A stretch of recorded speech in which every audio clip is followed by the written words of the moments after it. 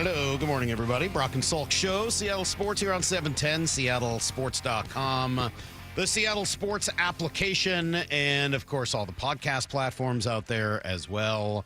And then YouTube and 97.3 HD2, and then I think I got everything. I don't know what's going on in this studio today. It's like somebody put some, like, DJ equipment in here or something. Like, we're going to have a rave or I don't know what the heck is going on. There's a whole bunch of weird cameras. I can't see Lyle Mora. I have to, like, peer around what's going on over here. I'm totally out of sorts. I don't know what's going on in this studio. There's a whole, like, it looks like somebody's decided to use it for storage or something. I don't know. It's very strange. I can't see you guys. You guys okay? I believe I was told we're upgrading our video equipment. All right. Well, at the moment, we're downgrading the style. We're downgrading the sight lines from me to you. Lyle, can you see me okay? Are you back there? I can see you. I think it's tougher for you to see us. All right. I just want to make sure you guys are okay. I get concerned if I can't see you in the other room. It's lonely in here by myself, and you guys are in there, and I can't even see you. Oh, my gosh. I hope everything ends up being okay. All right. Let's see. Where do we want to go today? Today's going to be kind of a fun day. Today's going to be Friends Day. We do that sometimes on a Friday. We just have friends that hang out. And let's see, just to kind of run through the friends, Hawkblogger Brian Nemhauser at 7:30, and he'll stick around for Blue 88 today, so we'll have some fun talking Seahawks with him. At 8:30, friend G. Scott, and the guy who's been more right about more things in his life than anyone I've ever met. No matter what it is you say to him, he says, yes, it's just like I've been saying. And so it's great that G is so correct and so right about everything all the time. And he will join us at 8:30 to tell us about how right he's been about JSN and probably the NBA betting scandal. You name it. G's been right about it, so that's all to come. And then a friend, Stacy Rost, is going to come in at 9 o'clock and hang out for a little bit as well. So all of that before open phone lines, and you're all friends, and you're all a part of this. So, yeah, big friend day here on the show. All right, I have so much Mariner sound. Oh, my gosh. So Dan Wilson, Jerry Dipoto, Justin Hollander all spoke yesterday. Oddly, we're barely asked about any injuries from the guys in the postseason. So, that was sort of the number one thing I was hoping to hear, and I was not there. It happened right after our show. So it's not, I couldn't get down there to be a part of that. It was basically like 3 media scrums, if that makes sense. Like, rather than having them all up at a podium where everyone asked questions at the same time or like one after another, they had each guy just sort of hanging out in a big room. I think it's the Ellis Pavilion at T-Mobile. And, the media sort of gathered around and had individual sessions with each of the 3 guys. So I don't know. Maybe there was some sound of it, but we don't have it. So I have not heard anything about injuries, which is a bummer. I was really hoping to hear, what was going on and what happens next with Bryce Miller, what happened and where's Logan Gilbert at? Anybody else have anything that they've got to get cleaned up arm-wise or anything else? So we didn't really get any of that information, which is a bummer. Maybe we did, and I just haven't seen it. But I've looked, and I did not see anything like that. I would say that most of the focus was on how the season ended and a little bit on how the season went, and then some on what's going to happen next with the offseason, kind of where the plan is at.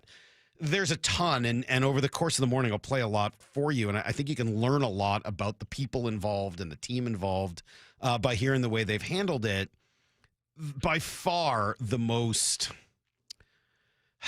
I don't even know. Look, it was all very authentic. I think that's one thing that I took out of this in a way that a few people, that a few years ago it was not like that, right? The big Jerry Dipoto 54% press conference.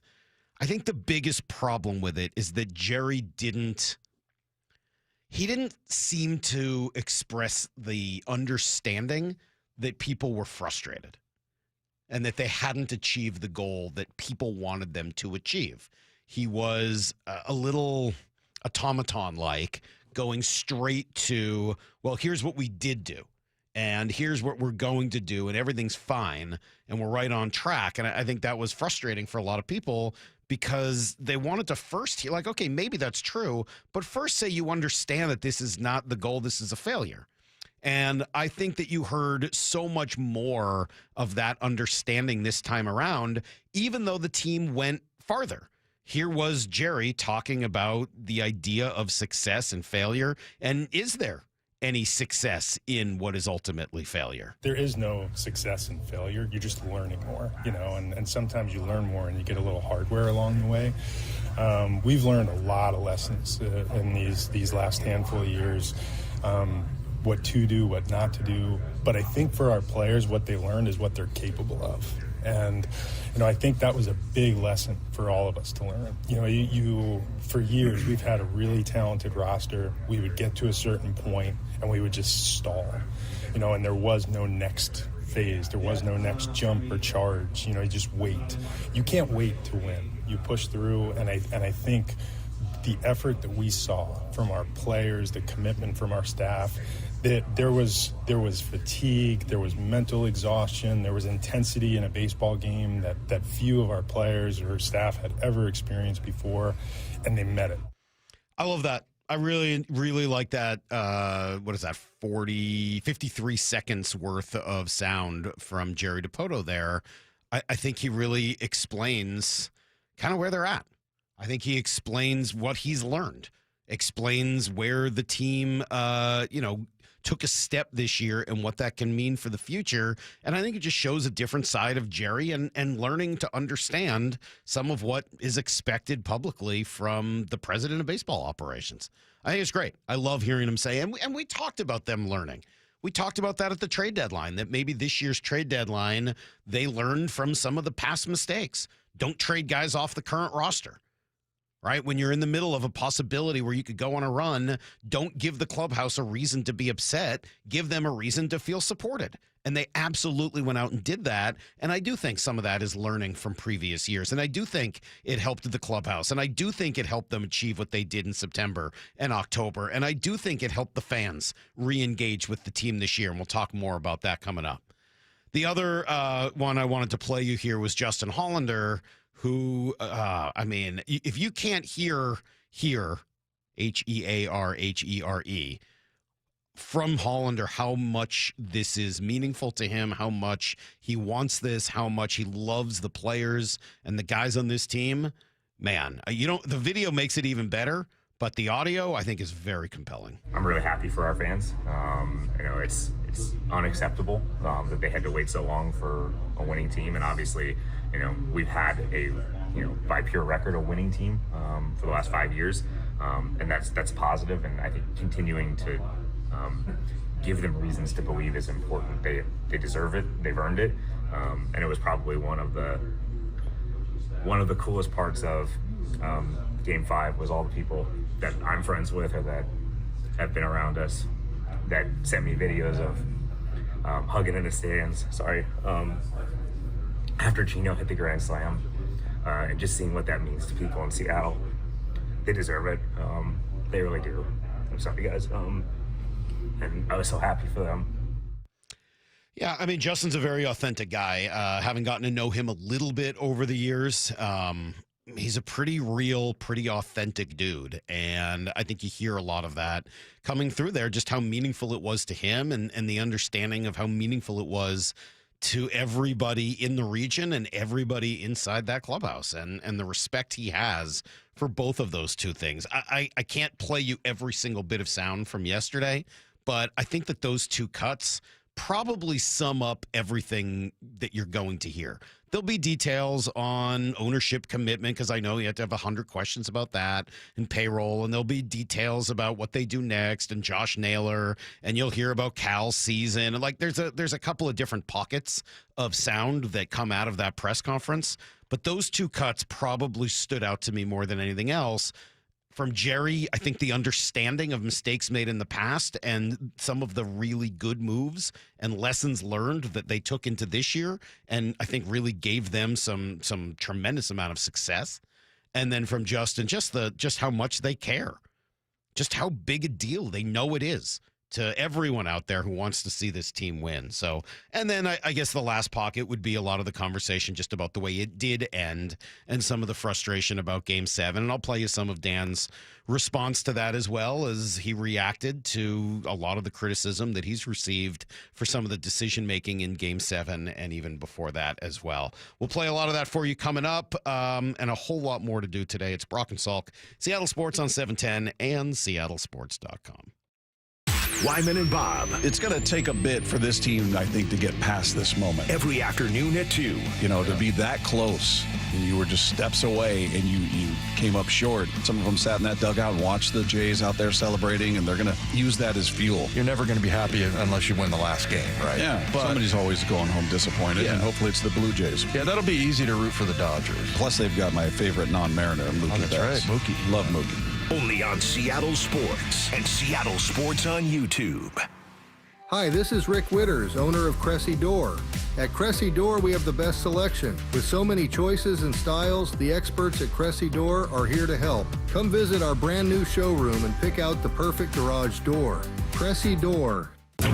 At Bible Law Group, our team reflects the same lessons learned by our founder, James Bible, while playing for legendary Husky coach Don James. Coach James always said it's amazing what gets done when nobody claims credit. That's the philosophy we carry into every case, because your victory is what matters at Bible Law Group. When your legal problems hit biblical levels and you feel like you're stuck in a lion's den of litigation, you need a legal team that won't back down. At Bible Law, we've secured over $40 million in settlements for our clients, and we're ready to fight for you. Find us online at BibleLawGroup.com. You gave years, maybe decades to your job. You showed up, worked hard, and planned for retirement. But now, the company's changed. Or maybe you've taken a buyout or been forced into early retirement. So, what happens next? I'm Jeff Jr., founder of Trajan Wealth. And if you've built up a 401k or thrift savings plan, now is the time to ask, is that money really working for you? Many workplace retirement plans offer limited options and even less guidance. At Trajan Wealth, we help people just like you roll over their accounts into IRAs with more flexibility and personalized investment strategies built around your goals. For households with $500,000 or more, let us build you a personalized plan. We operate on veteran values, service, trust, and doing what's right. Your next chapter starts now. Call Trajan Wealth, 206-466-3300. That's 206-466-3300. Advisory services offered through Trajan Wealth, LLC, an SEC-registered investment advisor. The birth of the American supercar is roaring into LeMay, America's Car Museum, starting October 25th. Curated by racing icon Steve Saleen, this electrifying exhibition showcases the evolution of American speed, style, and engineering, featuring icons like Hennessy, Shelby, Zinger, and more. From raw horsepower to groundbreaking design, this is the ultimate tribute to performance. Don't miss the birth of the American supercar, opening October 25th at LeMay, America's Car Museum. Visit americascarmuseum.org to learn more. Cars for Kids. No more stressing over your old vehicle. Donate it today and get it picked up tomorrow. It's the easiest service out there. Donate online at carsforkids.org. That's cars with a K. The post-crib assembly press conference, brought to you by Progressive. Michael, you had some trouble putting the crib together today. What went wrong? You know, those instructions can be tough, and, well, you saw the outcome. Were you upset when your wife pulled you and called in the backup? No, I mean, the baby needs a crib to sleep in, so whatever it takes. You've got a changing table to put together next. It's got a lot of drawers. What's your comment? You know what? We're done here. Like it or not, sometimes you need a backup. That's why there's Progressive to protect your home and auto. Progressive Casualty Insurance Company affiliates and other insurers. Not available in all states or situations. Hey, fans! Welcome back to Fansville's Cheers and Tears. Oh. Okay, so like everybody deals with losing, right? To a rival on a last-second field goal. Whatever, it's fine. I'm totally fine. But I cope with losing with an ice-cold Dr. Pepper. Those 23 flavors are like so delicious. They totally wash away the pain of your college football team taking a big fat L. College football, it's a pepper thing. Headed outdoors or on the water this weekend? Check in with Joey and Nellie on the Outdoor Line from 6 to 8 a.m. every Saturday on seattlesports.com. Front Row Card Show is returning to Tacoma. Join them at the Greater Tacoma Convention Center October 25th and 26th. Baseball, football, basketball, and hockey cards, plus collectibles such as Pokemon, Marvel, Star Wars, and comic books. Beckett, CGC, and JSA will be there, so bring your cards, comics, and autographs to sell, trade, or get them graded. More than 400 tables, thousands of dollars in free prizes. Front Row Card Show, Greater Tacoma Convention Center, Saturday and Sunday, October 25th and 26th, 11 to 5. For more info, go to frontrowcardshow.com. Hey, Brock Ewart here. It's such a joy for me to be joined by Shannon O'Kelly, President and CEO of IRG Physical and Hand Therapy. Shannon, I've heard so much about traveling physical therapists. What's that mean to you and IRG? That's a great question, Brock. Traveling physical therapy right now, I think, is a fad, and a lot of young therapists are doing it, but they're missing opportunities that we provide here at IRG. And those things we provide at IRG are really important, and that's being part of a team and treating patients, building relationships, engaging with our community. That is so important. The other thing is they're not getting paid time off. A crew are paid time off, and they do not get continuing education, professional growth, and that is so important as a young therapist to have access to professional growth. The other thing is we have an enhanced compensation program here at IRG that our physical therapists, our occupational therapists can increase their earnings by engagement, outcomes, and intervention. That's what we're all about. We're about building a great culture for young therapists and all clinicians to work here. Openings across the whole company. Head over to irgpt.com/careers, irgpt.com/careers. University Reprographics reminds parents 460,000 children are reported missing in our country every year. Please plan with your kids a safe, visible route to and from activities with at least one friend. Coach your kids to stay alert and be aware of their surroundings, and caution your children to never accept gifts or rides from strangers. Best wishes to all our kids from the entire team at University Reprographics. Family owned since 1973. Online at universityrepro.com. Need to know. 15 minutes past every hour with Brock and Salk. Here's what you need to know. Up first. Well, baseball season officially over in Seattle. We know that. The offseason can begin, and in order to do that, we needed some level of closure. Dan Wilson, Jerry Dipoto, Justin Hollander meeting the media yesterday, answering a variety of questions, looking back, looking forward.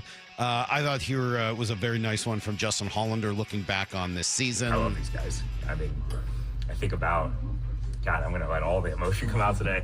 I think about the place that Brian Wu was 2 years ago and where he is today, and the strides he's made in his career, and not just on the field what you guys see, but as a leader in our organization, and what message he sends to everyone about how much he cares about winning. And I think about Cal and how far he's come since he came to the big leagues and where he is now. I mean, he's the MVP of the league, and you know, that's a big distance he's come, and he's done it through will and work and determination. And then guys like Gabe Spire, who last year, 2 years ago, 24, had, you know, about as tough a year as you can have, with a lot going on, and he put a lot of pressure on himself, and he kicked the door back open for himself with the work he did last offseason. And, you know, so it was important for me to tell those guys how I feel about them, how much I care about them, how much that, you know, Jerry and I recognize what they go through every day to go do this for the organization, for our fans. Yeah, I think that's another nice one of Justin, just really understanding where the team is at, where people are at, and understanding the human connection part of it. I think if you were to ask 100 Mariner fans what their biggest offseason priority would be, 99 of them at least would say to bring back Josh Naylor. Jerry Dipoto was asked about that. Obviously, it's a priority. And, you know, we will take a step back from where we are before we truly assess, and we'll communicate with the players before we say anything publicly. But you know, we're still, like I said, in grief mode, and so are they. But loved every minute with those guys and with others who are pending free agents or potentially pending free agents. And you know, we've obviously been in planning mode and competitive mode, and trying to put together plans and rosters to win games. And you know, we've discussed 2026 and beyond, and we do that fairly regularly. So it's not going to sneak up on us, but it is appropriate to communicate with those guys before we do it publicly. Yeah, good stuff from both of those guys, and an understanding, again, of where I think the fan base is at and what needs to happen next. And, yeah, we'll play you more of those cuts, more of that sound over the course of the morning. World Series Game 1 will be tonight. No, the Mariners won't be in it. Be in Toronto. Trey Yesavich going to pitch Game 1. Now, why are they going with Yesavich instead of Gausman? You think it's a matchup thing? Seems really odd. Wouldn't you go with Gossman in game 1? Gossman did throw 3 times in the ALCS, so maybe it's that. It's like a week ago. They haven't played since Monday. 1 extra day of rest.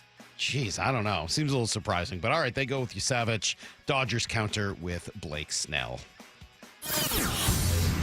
Here's the second thing you need to know. Interesting roster move for the Seahawks yesterday. I will admit it kind of bummed me out. They released tight end Eric Saubert, who I like, who I thought was playing pretty well in his blocking role as a tight end, but maybe finds his way back onto the practice squad on the roster again. We'll see. Likely to get a couple of injured guys back. Maybe his release makes room for either Christian Haynes or Robbie Utes. I guess. I think I would have expected those moves to be more of like a lineman and or Brady Russell. But we'll see, obviously, where all of that happens and goes here over the course of the next week or so. A lot of people talking about the Seahawks, obviously. Here's Steve Smith, former wide receiver on the 89 podcast, very impressed with what Clint Kubiak is doing. Because you have a coordinator who he likes the rhythm and how he calls plays. Mm-hmm. One of the surprising things, and I have it on my notes, when you watch the Seattle Seahawks, you can comfortably say they will never abandon a run. I love that you said that. Right? I wrote that at the top. It says they will never abandon a run because that's what I see.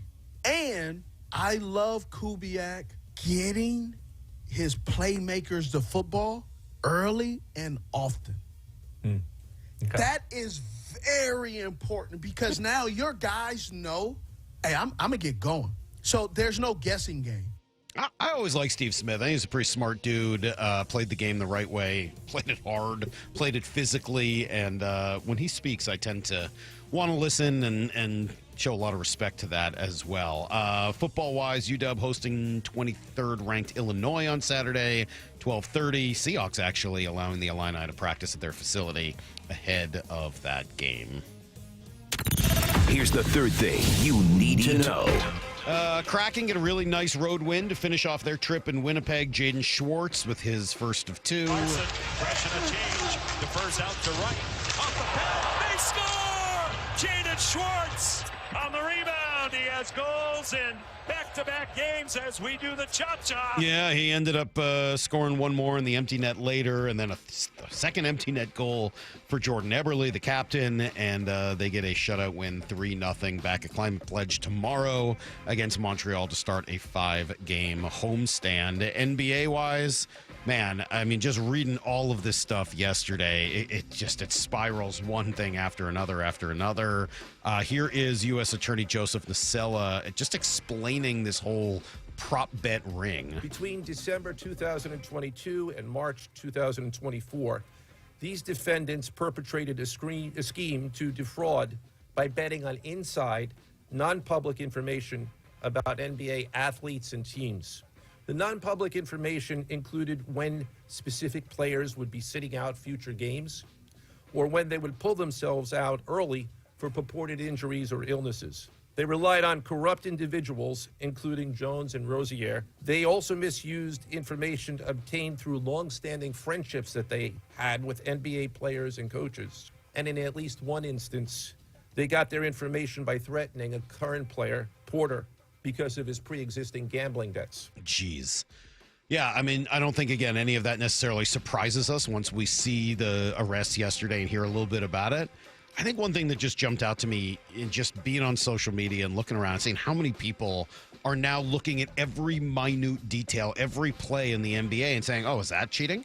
Oh, is that faking it? Oh, is that throwing the game? Oh, is that, I mean, and I must have seen a dozen of those videos. Oh, this guy's clearly tanking. Look at this.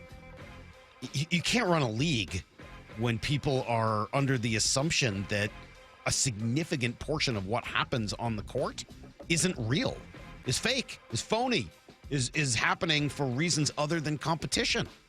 I don't know how you run a league like that, and I'm very, as much as we're right now focused on what the FBI and the U.S. Attorney's Office is doing, what is the NBA going to do? Apparently they didn't even know this was coming. What are they going to do in response? I'm sure they're in crisis mode. And they had done their own investigation and they blew this one, man. Okay. Yeah, I bet they did. They are in full-blown crisis mode, I would think, but I am very curious to see how they're going to try to restore public trust in their league. I don't know what you do to ensure that it's legit. Just too many I scandals. was under the impression yesterday that Chauncey Billups was only involved in the poker ring No, and no, not no. the on-the-court stuff. And that is not the case. On the court as well. Yeah, the whole thing is a mess. That's everything you need to know. 1/4 every hour here on the Brock and Salk Show. As I said, over the course of the morning, our friend Brian Nemhauser, Hawkblogger at 7:30. Our friend G. Scott at 8:30. Our friend Stacy Rost at 9 o'clock. Your phone calls at 9:30. Right now, though, some Joel Klatt next on Brock and Salk. It's the Hawks Player Spotlight. Tight end A.J. Barner is with us. How are you, man? Doing well. It's good to be on here. Brought to you by Three Tree Roofing. The rookie on this O-line, Gray Zabel, is with us. Sam is an elite quarterback. Going deep with a different Hawks player every day at 3:30 with Wyman and Bob on Seattle Sports. Every time he walks into the huddle, we know we got a chance for a big play. Nick Eamon-Wari is with us. I felt good physically going into the game. Catch up on every Hawks Spotlight on Seattle Sports on YouTube and the Seattle Sports app. Okay, I have to tell you, I was just looking on eBay where I go for all kinds of things I love, and there it was. That hologram trading card. One of the rarest. The last one I needed for my set. Shiny like the designer handbag of my dreams. One of a kind. eBay had it, and now everyone's asking, ooh, where'd you get your windshield wipers? eBay has all the parts that fit my car. No more annoying. Just beautiful. Millions of finds, each with a story. eBay. Things people love. Let's go! You're still glowing, flirting, grooving. You still got it. But your immune system weakens as you age, making it harder to fight flu, pneumococcal pneumonia, RSV, and COVID-19. Vaccines are a key part of any health routine and help strengthen your immune response. Ask your doctor or pharmacist which vaccines you need. Schedule in minutes at vaxassist.com. Sponsored by Pfizer.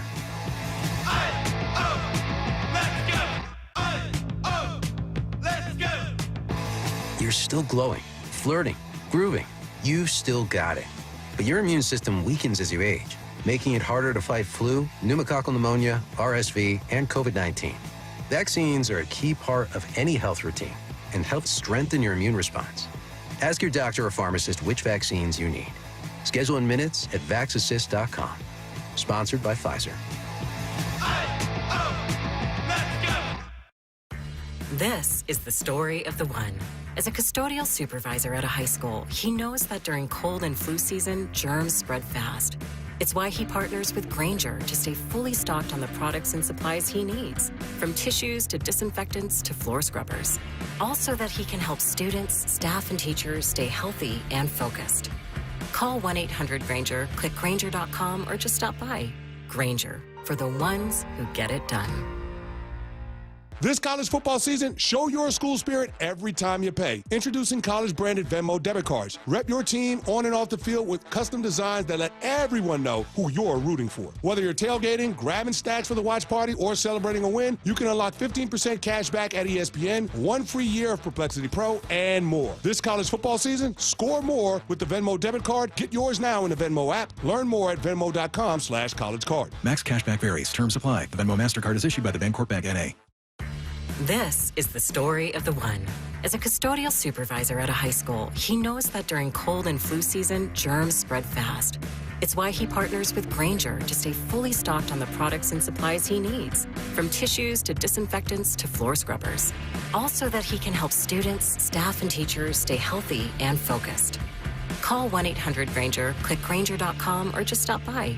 Grainger, for the ones who get it done. Bonneville International radio station contests are open to participants 18 years of age or older that are residents of Washington State unless otherwise specified. Employees or agents of the station, Bonneville International Corporation, other area radio stations, or any entity associated with the contests are not eligible to win unless the station otherwise specifies at its own discretion. Persons who have won in the last 60 days from a station contest or event may not be eligible. Full general contest rules are available on seattlesports.com or in person at the station during regular business hours. Want more Seahawks content? Join me, G. Scott, on The Reset. New episodes of the podcast every Monday and Thursday on YouTube or on the Seattle Sports app. Free consultations, no fee guarantees, 5-star reviews. J.P. Pendergast with Pendergast Law explains the importance of going beyond these familiar offerings. Accident victims want an attorney, Tom, that satisfies their needs. Someone who handles those needs with the highest degree of care. Pendergast Law offers the no-fee guarantees and free consultations, but these only scratch the surface. Okay, explain more. We make sure that every member of our team is genuinely passionate about helping others.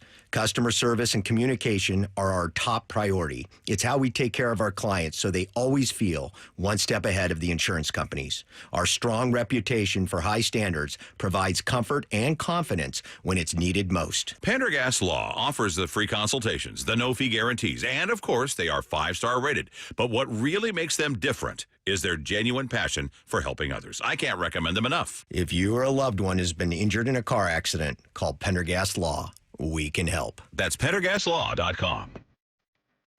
What if you had the smartest Wi-Fi? If you did, it'd be Xfinity, of course, and it'd come with their best state-of-the-art equipment. It would boost speeds to the devices that needed them most, prioritizing your most important connections, whether you were streaming, gaming, or gaming while pretending to work. And it would let you stream 4. That's right, 4 games on one screen. It would even power your mobile connection so you could bring faster, secure Wi-Fi speeds with you where you use it most. It would be proactive and fix problems before you knew you had them. Impressive, right? And it would have security features that protect you from threats at home and online. Kinda like a force field for your life. If you had the smartest Wi-Fi, well, everything would work together seamlessly to keep you connected, no matter what. Xfinity. Imagine that. Restrictions apply. Brock and Salk's Rewind is presented by Toyota of Kirkland and Toyota of Renton. He's Daniel Jeremiah. I think he's really, really good. And he's with Brock and Salk every week during the NFL season. He could win an MVP. Daniel's really smart. Daniel's probably the best in the business. It's time for the Daniel Jeremiah Show, presented by Marquee Data. Yeah. How about that? A whole open for the Daniel Jeremiah show. You like that, DJ? You like that? I'll tell you what, I've known Klatt for a long time, and all I can tell you is AI's come a long way to put that in the formula to get him to say something like that. No, Marquee Data had nothing to do with that, man. Wow. Actually, they do a little bit with AI. Pretty, how about that? Pretty impressive. That was very nice, guys. Before you ask me questions, can I ask you a couple questions? Yeah. Because this is serious, because I know I'm sure everybody's bummed out the way that it ended in Game 7. But first question, is this the best baseball team that Seattle's ever had? Talent-wise? Well, just what they accomplished this year. What they accomplished, yes. Factually, yes. They had never been to a Game 7 of an ALCS, not even the 116-win Mariner team of 2001. Yeah, I knew they had that crazy year. In terms of belovedness, though, just my gut says it's still going to take a while to get over 1995.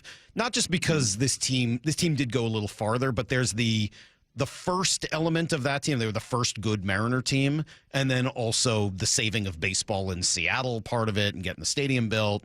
I still think that's a great question, but this one's going to be right there. And we were just talking about this right before you came on. I do think this team will go a long way to changing some of the conversation around the Mariners, which for the last few years has been a lot of frustration from the fan base. I think this allows the fans to re-engage in a positive way with the team again, and I think that will hopefully be its everlasting legacy that leads to more here over the next couple of years. Yeah. So I think that's all fascinating. Like, one of my favorite things is I'll read books on great teams. I'll always ask questions. If I get a chance to be with a general manager from a team that's just had an incredible season, I think it's fascinating to see, learn from those teams. So I just wrote down a couple things. I was just curious. A lot of times you talk about, and they talk about this with the Dodgers a lot for all the advantages that they have. But Mookie's kind of like been their leader, but him and Freddie are their best workers. So your best players are your best workers. I was curious on this team, like the leadership of that group. Has that culture kind of established itself where the best players are the best workers? Yeah, that's Julio and Cal, right? I mean, they got the star power. They're both uniquely different than their peers in many ways, and both those guys, absolutely, and especially Cal. Yeah. I mean, with what he does physically, the selflessness of it. It's funny, DJ, you go here, because on Tuesday, and I tried to set up Mike McDonald as best I could. So my setup rate at 1 to 10. It was decent, right? I mean, I tried. I said, Coach, I'm going to Did you land the plane? No, I said I'm going to take you to some deep waters. It's hard to here, land you the know? plane when the runway is as bumpy as this one is. You need a seaplane? Yeah. Yes. So I'm trying to take him to deep waters. I'm setting it up. And I just basically said, because what you asked there, and I think what you and I both love, Daniel, is teams that cultivate a care factor, a unique care factor. Is that kind of what you're digging at a little bit? That's 100%. That's I've been using that term, care factor. This has kind of been my phrase this year, and asking all kinds of people about scouting. We've talked about, you get background on players, and what do they say? What kind of information do you want to get from those around the players as you build up your scouting report? And I said, to me, you sum it all up, boil it all down. You need players with a high care factor. Isn't that what you were saying last week, DJ? I mean, essentially, I feel like that's what you were getting at when you said, Little's the tackle and Big's that run. Like, isn't that just all about care factor? If you're undersized but are willing to come up and stick your nose in the fan, then that's a care factor. If you're a big dude running, on defense who's running 25 yards downfield to make a play, that's just effort. That's just care factor. 100,000%. And that speaks louder than anything, they can tell you about a player, is just watching that and seeing that evidence. And I just think when you look at teams, and I know, again, it's like, gosh, didn't end the way you want. That was an incredible season. And there had to be something to that team with why they did what they did. And it seems to be some of the connective tissue there is best players, best workers, the care factor. Like, I'm just fascinated to kind of study those things. Well, I would add to that, and we can start to transition this into football, but I would add to that the pitching staff in terms of the really hard workers and leaders. Those starting pitchers those guys work really hard. That is Logan's reputation. I've heard quite a bit behind the scenes about Luis Castillo and the amount of work that he puts into it. Obviously, what I think what Brian Wu has done, mental preparation and that kind of hard work. Yeah, I think that you're absolutely right to bring that up. And Dan Wilson cultivated that culture. It's one of the reasons he was just named, Sporting News Manager of the Year. Congrats to Dan. That just came out a couple of minutes ago. And he did create a culture on this team where they did work really hard and they did get along very well. And he did allow them a lot of the space to lead. And it worked out very well. Hard work. That's fun. Fun. It's a fun year, man. It's a fun year for your baseball team. And I heard passing on with you guys the other day saying that this is the beginning of something, not the end of something. So that's exciting. Baseball is great. It's not football, but it is great, especially when you have a competitive team like that gave you guys a great summer and into the fall. Big guys running. Did you see the play Leonard Williams made on the sideline near the end of that game on Monday night? Oh my God. He's been doing it though. He's been chasing like that the whole year. I felt like I didn't get a chance to listen to the entire broadcast. I watched the game on tape. I saw some of the broadcast, but I did hear they gave him some love. A lot that I felt like hasn't really been there. His name hasn't been mentioned as much as I thought it should be, but it felt like during the broadcast they loved him up pretty Can good. you slow your roll? Okay, he was the 11th graded Seahawk according to PFF Monday night defensively. He had a 61 grade. Can you stop throwing your flowers at Leonard, please? 61 grade DJ. What do you got to say about that? I love PFF for all the information they provide. I don't know anyone who really looks at the grades. It's just, I feel like they probably feel like they have to do that, but it's not really a valuable thing. So that's a great example. That would be in the trial. That would be probably exhibit, maybe not A, but it would definitely be B, C, or D. All right. So as much as we've spent, I think every time you've come on here, we've talked about Leonard Williams, and for good reason. He's leading the way. But we have not talked nearly as much about the veteran player. We've talked about Byron Murphy a little bit. What about the other veteran player on this defensive line who we should be incredibly familiar with? We've been watching him play for what feels like forever, and that's Jaron Reed.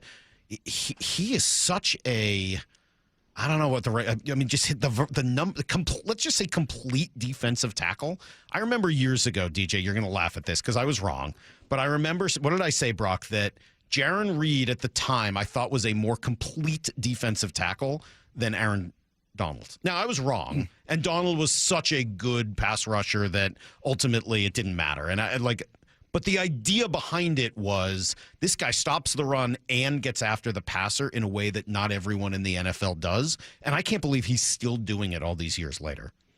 It's funny because I just pulled up his numbers because it's one of those things where I kind of look at him as you refer to him as like a glue guy, where you've got your young, exciting players, you've got your star players, and then the teams are kind of held together by those guys in the middle.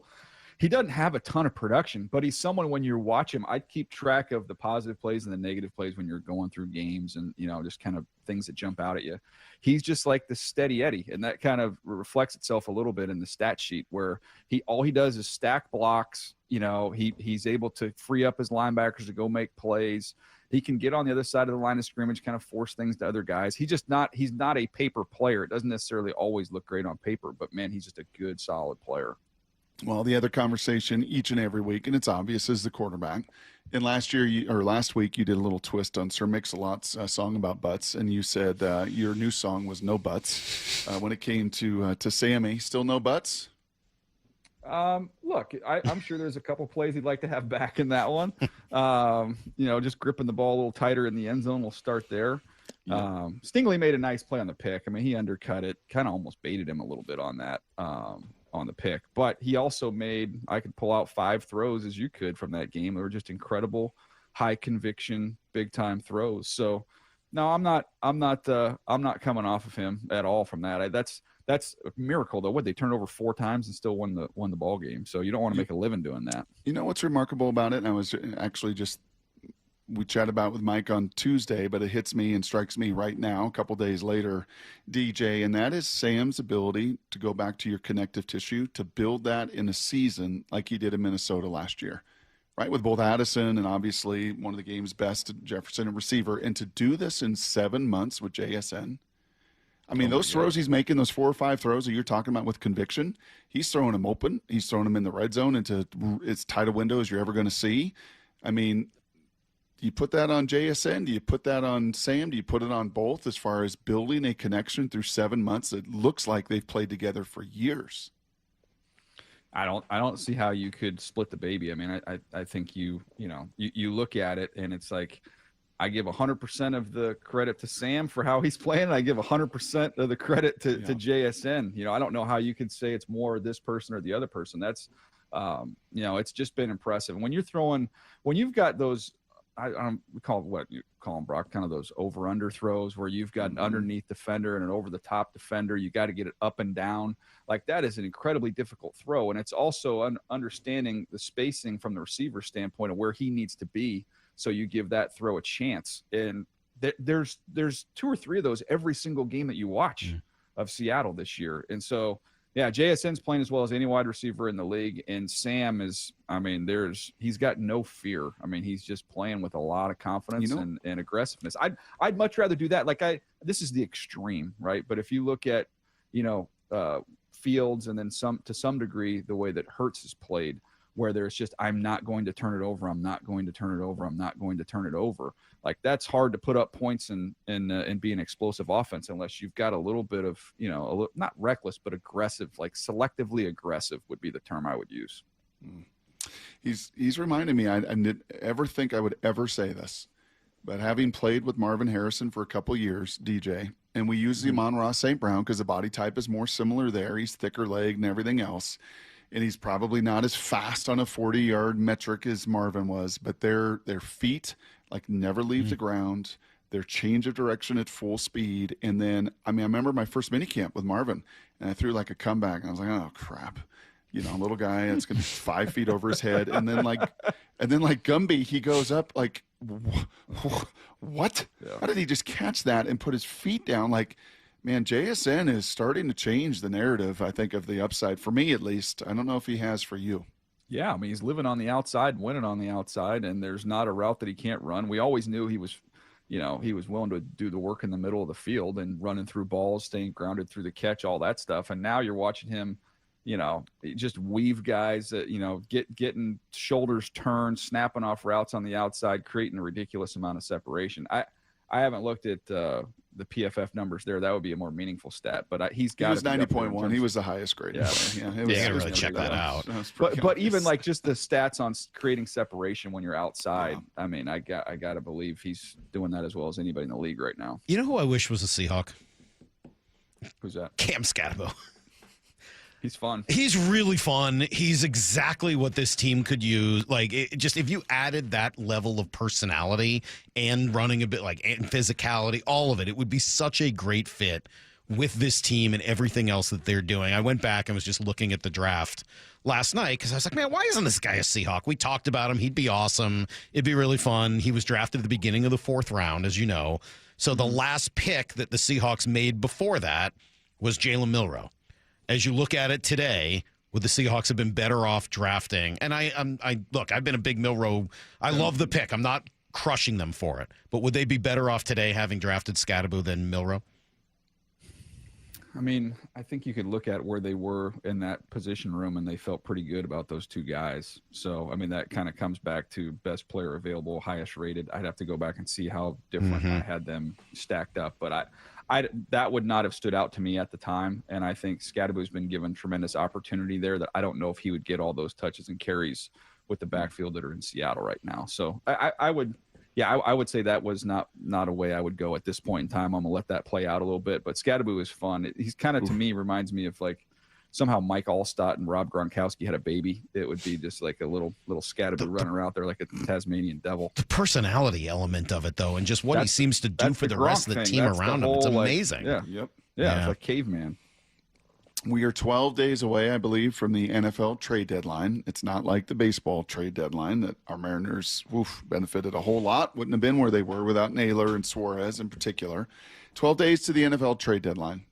Do you expect a bunch of action and significant moves? I think so. I think there's some teams that have already signaled by some moves that they're willing to be active, and I don't know, Cleveland doing what they did with Flacco, and you see some of these other trades. I think there might be some, vet for vet stuff too. I can help you, you can help me type things. But this is a totally different era of GM. There's just a lot more willing and a lot more active, looking at the big picture. I think one of the things that's taken place over the last 5 years that I think has changed and made this way more fun and way more active is that teams have really got into pick swaps. So the whole thing is like, well, I want a player, but I don't want to lose a pick. So now you can justify it by saying, well, maybe I'm sending out a 4, but I'm getting a 6 back. At least I still have my same allotment of draft picks, even though they might be a little bit later on in the draft. But that has made it a lot easier for these moves to get made instead of just player for pick. All right, so how do you handle it if you're the Seahawks and your secondary is about to get a whole lot healthier? You're going to get Spoon back. You're going to get Love back. You really like what you've gotten so far from the rookie, Eamon Worry. I mean, we could spend a whole while talking about him. He was awesome the last couple of weeks. You got Woolen, you got Job. Like, how does all of that shake out? And specifically, what do you do with Reek? Do you try to trade him at the deadline, or do you say, hey, depth is more important. I want him and Job just in case there's another injury?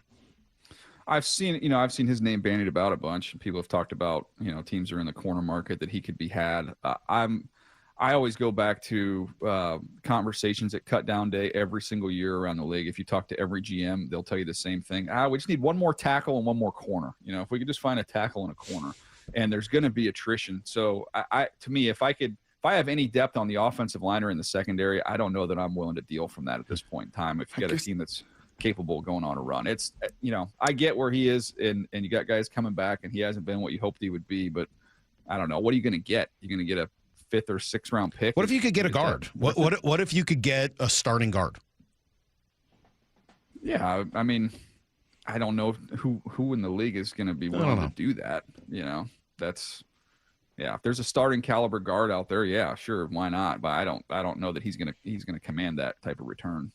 Yeah, I guess that becomes the challenge, DJ, as well, it is a baseball perspective. Like, okay, is he more valuable for us the rest of this season? Because they're not going to re-sign him. I don't think there's any world where Reek Woolen is going to be re-signed as a Seattle Seahawk. It's going to be Cross, it's going to be JSN, it's going to be others you're going to take care of before him. And I don't think he's shown the maturity or the kind of guy, care factor that they want. So if there's an opportunity like baseball, he's not coming back here, can we trade him as a rental? But to your point, probably not enough trade value back compared to the depth that you have. Yeah, I wouldn't think so. But, you find a team out there that suffers a couple injuries this week and you get desperate, and then maybe that changes the math a little bit. But, as it stands right now, I don't know that you're getting much more than that. Okay, bigger picture. You watch the tape of these Seahawks as you do each and every week on the Daniel Jeremiah Show, presented by my buddy at Marquee Data. So you do it every week. Anybody else pop, other than the just characters that we know? Anything stand out to you like, ooh, ooh, this guy's kind of intriguing because I had an NFL guy text me about the Seahawks, and I'm curious if your eye ever got to this guy. Well, I'm still an Ernest Jones fan, so watching him buzz around that would be pick he one that made. Yeah, it was pretty sick. That was a pretty athletic play. I'm trying to think. I'm going through looking at the roster and seeing what other names pop. Oh, I need your binder, DJ. I need your binder. Do you have your binders handy? No, I packed up everything because I'm going up to LA. Literally, I'm doing this, knocking out a podcast, and I got to do this Thursday night game. So I don't have your binders. Brock just wants to ask you about someone named Drake Thomas because most people don't know who he is. Okay, and Brock just figured out his first name because he kept calling. No, I knew Drake, but right. I was like Drake Rogers, Drake Smith, Drake what? Why am I blanking on him? Give me, what are the... Yeah, so, and then I'm like, well, maybe he's Zach Thomas's little cousin. He talked about the birth child. 42. Yes, Yeah. bro. He was everywhere. Did I do him? Yeah. Hold on. Let me see. I have my Excel sheet here. What you year? go. This year? Ooh, no. He's been a couple years. I believe he was out of NC State. Unbelievably productive. He has like 29-inch arms. He's got like, just really short Brock Purdy Tyrannosaurus Rex arms. And so I think the length scared. He was a college free agent in 23. He does not ring a bell. I'm going to look real quick. I don't think that He strikes me as, and Brock, maybe I'm wrong, as one of these sort of modern linebackers that might have been a safety 10 years ago and now he's a linebacker because that's what they're looking for is more of that run around, get into the secondary kind of linebacker. But what's been great is he does tackle pretty darn well for that size. I mean, he's able to stick his nose in there and actually tackles pretty well. And reading between the lines, by the way, and this was the one cool little nugget that Coach McDonald gave us on Tuesday talking about him, because he was a lot of the talk and the numbers popped and he played, and he and Tyrese Knight had been splitting and not on Monday night. Like, it was his job. And McDonald, if you listen to him, DJ, basically said the scouts just pounded the table for this guy. He can play. Don't look at the height. Don't look at the length. He can play. He can hit. He can get off blocks. He's not. And sure enough, man, he was right there with EJ at the second level, just a game changer on Monday night. Yeah, I did not. Unfortunately, I went back through my sequence list from that year. So be better, DJ. He didn't make the 400. He didn't make the 4. He didn't get picked. Come on. What does that have to say? Somebody that doesn't make the top 400 can start a Monday Night Football game. Like, honestly, like that's it happens every week. It happens every week. Why? Because guys have fallen through the cracks, and I'm going off of what teams have told me. So in terms of who to watch, so when when names don't come across my desk of you need to watch this guy because you could talk about him when he gets picked, when everybody assumes they're going to be undrafted. That's how that happens, and it's exactly the reason why you mentioned it. There's two types of undrafted players that hit. You get the unbelievable, height, weight, speed, athleticism with no production. So you're betting on the athlete who has no football, history, or you get the incredible football player with none of the height, weight, speed, athleticism. And it's a debate that rages in the draft room every year when you get to the 6th or 7th round. And I've been on teams that have believed in one thing, and I've been on teams that have believed the other. We're taking all traits and we'll coach him up into a football player, or let's just take a football player. He'll find a way to make our team. Which do you prefer? And help us out. It depends by the position. If I'm taking corners, I'm always going to bet on the traits and just say, if you're 4'6'5", that's going to be tough for you to hide that person, and his deficiencies are going to be exposed. If you're an interior offensive lineman with little T-Rex arms, but you're a really good player, they have a chance. If you're an inside linebacker, same thing we're talking about here, you've got a chance. But usually edge rushers, if you got an edge rusher who's got 15 sacks at Montana State, but he's got a slow get off, he's got a 28-inch vertical, like that, congratulations on the Big Sky accolades, but that's not for me. DJ. I'm going to go ahead and go with the trait. There he is, the great Daniel Jeremiah, who I accidentally called Joel Klatt. Sorry about that. That's DJ. And, of course, he joins us every single week for his unbelievable insight into the NFL, Seahawks, and everything else. All right.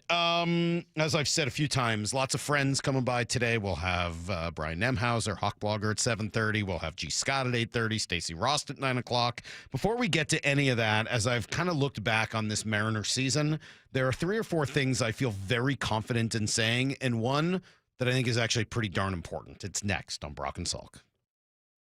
Sean Payton is a bully. Bump and Stacy. He went out, tried to bully Russell Wilson on the low. Weekdays 10 to 2. I don't care how you feel about Russell Wilson. I think that Sean Payton, he saw an opportunity to take shots at a guy that he felt like wasn't going to say anything back to him. I've heard that he's a decent guy, but in that moment, that was some bully activity right there. Russell, I'm proud of you. Clap back. back at him and called out some facts, too. So I'm proud of Russell in that moment. Only on Seattle Sports on 710. Seattle Sports on YouTube and the Seattle Sports app. If you use carpool or toll lanes along SR 167 without a Good-to-Go account, you'll now receive a bill in the mail. That is a change. A Good-to-Go pass saves $2 on every toll. That is not a change. Learn more at goodtogo167.com. Stacy Rost here from Seattle Sports. Ladies and gentlemen, this is for you too. Stubborn fat is really hard to get rid of. And then there's all those gimmicky lasers, fat freezing methods, prescriptions. But imagine a simple solution that takes just one day and provides immediate, noticeable results. Introducing ProSculpt. ProSculpt uses air-assisted technology that's safe and gentle, yet powerful, delivering instant fat-reducing and skin-tightening results. Performed by board-certified plastic surgeons while fully awake, ProSculpt contours your body with minimal downtime. It's designed to target problem areas: waistline, face, neck, arms, thighs. ProSculpt gently removes unwanted fat and tightens loose skin with FDA-cleared plasma technology, all in a simple, guaranteed one-day procedure. ProSculpt is one and done. For your free consultation and $250 off, visit ProSculpt.com for powerful permanent fat removal and skin tightening that works for ladies and you men. It's ProSculpt.com. Seaport Airlines. If airport slowdowns and delays have you rethinking your trip, well, there's an easier way to fly. Seaport Airlines flies TSA free with service between Portland Business Aviation and Seattle's Boeing Field. No delays, no stress. Book today at flyseaportair.com. Life's expensive enough, isn't it? Groceries, gas, kids' activities. Sometimes your roof needs replacing, but your budget says not now. Hi, I'm Justin Shirley, CEO of State Roofing and Exteriors. We want to help with an offer to lift that weight off your shoulders. Get 0 down, 0 payments, and 0 interest for up to 24 months. Or save up to $3,000 on a new roof today. Call 866-ROOF-ROOF or visit stateroofing.com. At Fisher Investments, we may seem like other money managers, but we're different. Are you really that different than the rest of us? We are. As a fiduciary, we always focus on what's best for our clients. What services do you offer besides investing? We have a team of specialists in financial planning, estate planning, and more. Your clients rely on you for all that? Yes, we ensure clients receive unparalleled service at every step of the relationship. Okay, but you still sell commission-based products, right? No, because we believe that's a conflict of interest. We prioritize service over sales goals. So, then how do your fees work? We have a simple and transparent fee that's a percentage of our clients' portfolios. So we do better when our clients do better. Wow, we're more different than I thought. At Fisher Investments, we're clearly different. Learn more at fisherinvestments.com. Investing in securities involves the risk of loss. Comcast Business can help turn your small business into a connected, secure, modern business. It's how restaurants become reliably up and running neighborhood favorites. How healthcare offices become the data-protecting caregivers that we all depend on. And how wealth management firms become cyber-securing guardians of your information. With reliable connectivity, enhanced cybersecurity, and Wi-Fi backup, your business can stay connected and get threat-ready with Comcast Business. Powering possibilities. Now through November 16th, new Comcast Business customers can get started with 150 megabit internet plus security for $59.99 a month for 12 months with a 2-year agreement. Plus, ask how to get a $500 prepaid card on a qualifying gig package. Call today. Restrictions apply.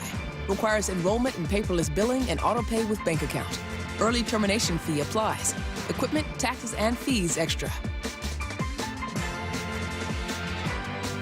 The post-crib assembly press conference, brought to you by Progressive. Michael, you had some trouble putting the crib together today. What went wrong? You know, those instructions can be tough, and, well, you saw the outcome. Were you upset when your wife pulled you and called in the backup? No, I mean, the baby needs a crib to sleep in, so whatever it takes. You've got a changing table to put together next. It's got a lot of drawers. What's your comment? You know what? We're done here. Like it or not, sometimes you need a backup. That's why there's Progressive to protect your home and auto. Progressive Casualty Insurance Company affiliates and other insurers. Not available in all states or situations. Hey, fans! Welcome back to Fansville's Cheers and Tears. Oh. Okay, so like everybody deals with losing, right? To a rival on a last-second field goal. Whatever, it's fine. I'm totally fine. But I cope with losing with an ice-cold Dr. Pepper. And those 23 flavors are like so delicious. They totally wash away the pain of your college football team taking a big fat L. College football. It's a pepper thing. Let's go! This is Seattle Sports. Streaming through the Seattle Sports app. KIRO AM Seattle. KIRO FM HD2 Tacoma. Home of the Seahawks, Mariners, and everything Seattle sports. Get it freaking out! From the Quantum Fiber Studio, this is Brock and Salk on Seattle Sports. I don't read the internet, guys. Take the bull by the hands. And Brooke, you are. And Brooke, you are. Now here are your hosts, Brock Eward and Mike Salk. We continue the postmortem on the 2025 Mariners, and while obviously it ends in great destruction, everything leading up to it was really, really memorable in so many of the right ways. And as I think through it, I do feel very confident in saying that this was, if nothing else, an incredibly important year for the Seattle Mariners, their fans, their players, the organization, for a whole bunch of different reasons. You know, they went to the playoffs in 2022, right? And then fell short 2 years in a row. I do think that this season, making the playoffs again, winning the AL West, getting as far as they did, to me, it did legitimize that playoff run in 2022 that otherwise was starting to feel like more of an anomaly than, you know, the beginning of what could be a consistent run at the postseason for this for this team. And for them to get back to the postseason. I know it was 3 years later than anybody would have liked. I'm not blind to that, or 2 years later than anybody would have liked. But I do feel like it starts to legitimize what happened in that first playoff year in 2022. I think that this year they established a new culture. They established a new leader. There's no doubt. Dan's ability to kind of back off and give the clubhouse over to the players seemed to work very well, especially for Cal, but certainly for the team in general, as a lot of guys really flourished under a different style of leadership, I mean, more than just a different style of play. And I think that was a huge step forward for them. And obviously what we got with Cal this year was the best story of the season, and seeing 60 home runs and seeing his leadership on a day-to-day basis and the aw-shucks nature of it, combined with all of the hard work and the toughness and the grit and determination and everything else that Cal brings to the table, I do think that there was some very real space opened up for him to do that. And he made that pretty clear over the course of the year. And it does seem like it's really, really helped. I think that this year erased some of the frustration from the previous two seasons. All of it? No, of course not. But some of it? Yeah, I would hope so. And if it didn't, then I would suggest that you look inward a little bit. I would hope that the run they went on for a huge portion of this fan base brought them back in love with the Mariners again. And I think that happened both in the clubhouse and among the fan base. And Lyle, I guess that's where I am a little curious to talk to you about it. And I know you're 5 days out now from your trauma, so hopefully you're ready to talk about this a little bit. Am I right there? Did this bring back some of the fan base and almost like pressing a pressure valve to just release some of the energy and pressure that had been stored up over the last couple of years of frustration with a huge segment of the fan base? I would hope that this releases some of that pressure. I think it does. I would say at least post-deadline it does. For the team they put together from August 1st and on. And going on a run in the postseason, winning 6 playoff games, getting to the ALCS, winning the division. I would hope that releases some of the frustration. I don't mean that it entirely dissipates and entirely goes away. The team is still the only one not to make the World Series, and you heard a lot of that from Jerry and Justin yesterday, the frustration about failure and not getting as far as they want to be. But I also hope that there is that element of understanding that they are trying. They are hoping to get as far as they can. Jerry very clearly said it yesterday. We've talked for years about wanting to build a sustainable team, getting here, being at this in this position every year. I'd like to win more than 90 games and not have to squeak through. But, this year we charged through. And, to do it with players that we've known since they were 16, 17, 20 years old, it's an amazing feeling, when you're walking around the clubhouse and they feel like family. Every player, I said this near year's end, Justin and I have been together here 9 years. Dan has been here for his baseball life, at least. So I think what you hear there from Jerry, he said in another cut that we played earlier that, he's learned lessons from some of the mistakes of the past. To me, that cut is the perfect example of it. You know what Jerry just said? The teams that win 54% or more have a sustainable product. But he said it in a much better way, right? He just said, yeah, we won 90 games. I'd like to win a whole lot more than that. But we've been wanting to build a sustainable team that can compete for this every year. That's what Jerry was trying to say 3 years ago. But he said it so much better yesterday, and kudos to him for doing that, for learning that lesson, for understanding the way that hit the fan base at the time, and for coming back a couple of years later with a completely different way of delivering the message. Kudos to him. And I really do hope this erases some of the frustration from the previous couple of years. And again, not just with the fans, but I think in the clubhouse, where clearly there was some frustration. Those guys are mad that they lost. They're frustrated by the way the season ended. But I don't think there's any comment about the commitment or the direction that the team is going. And then that leads, hopefully, and this may be important, to guys like Naylor and other potential free agents, showing them that something good is happening here and that you might want to be a part of it.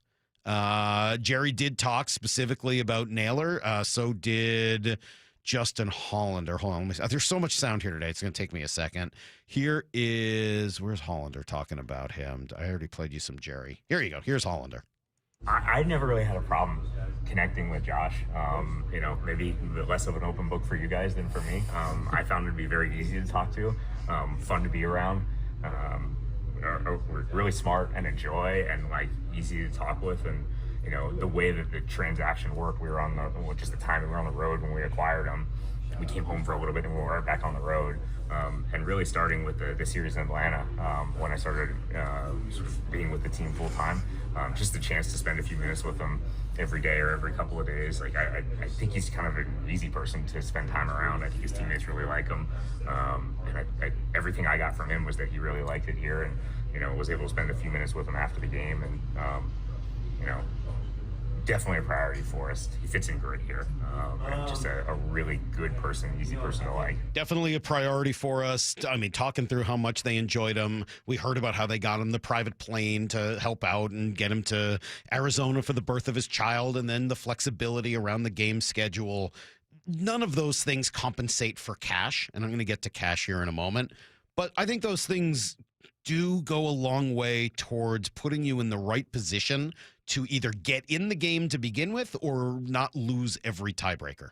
And I think that's what we were talking about over the last few years with the Mariners, right? Hey, you were willing to offer more than the Red Sox did for Trevor Story. What happened? Well, he chose to go to Boston, right? We talked about, and there's been a whole bunch of other scenarios like that, including even just this past year with Carlos Santana.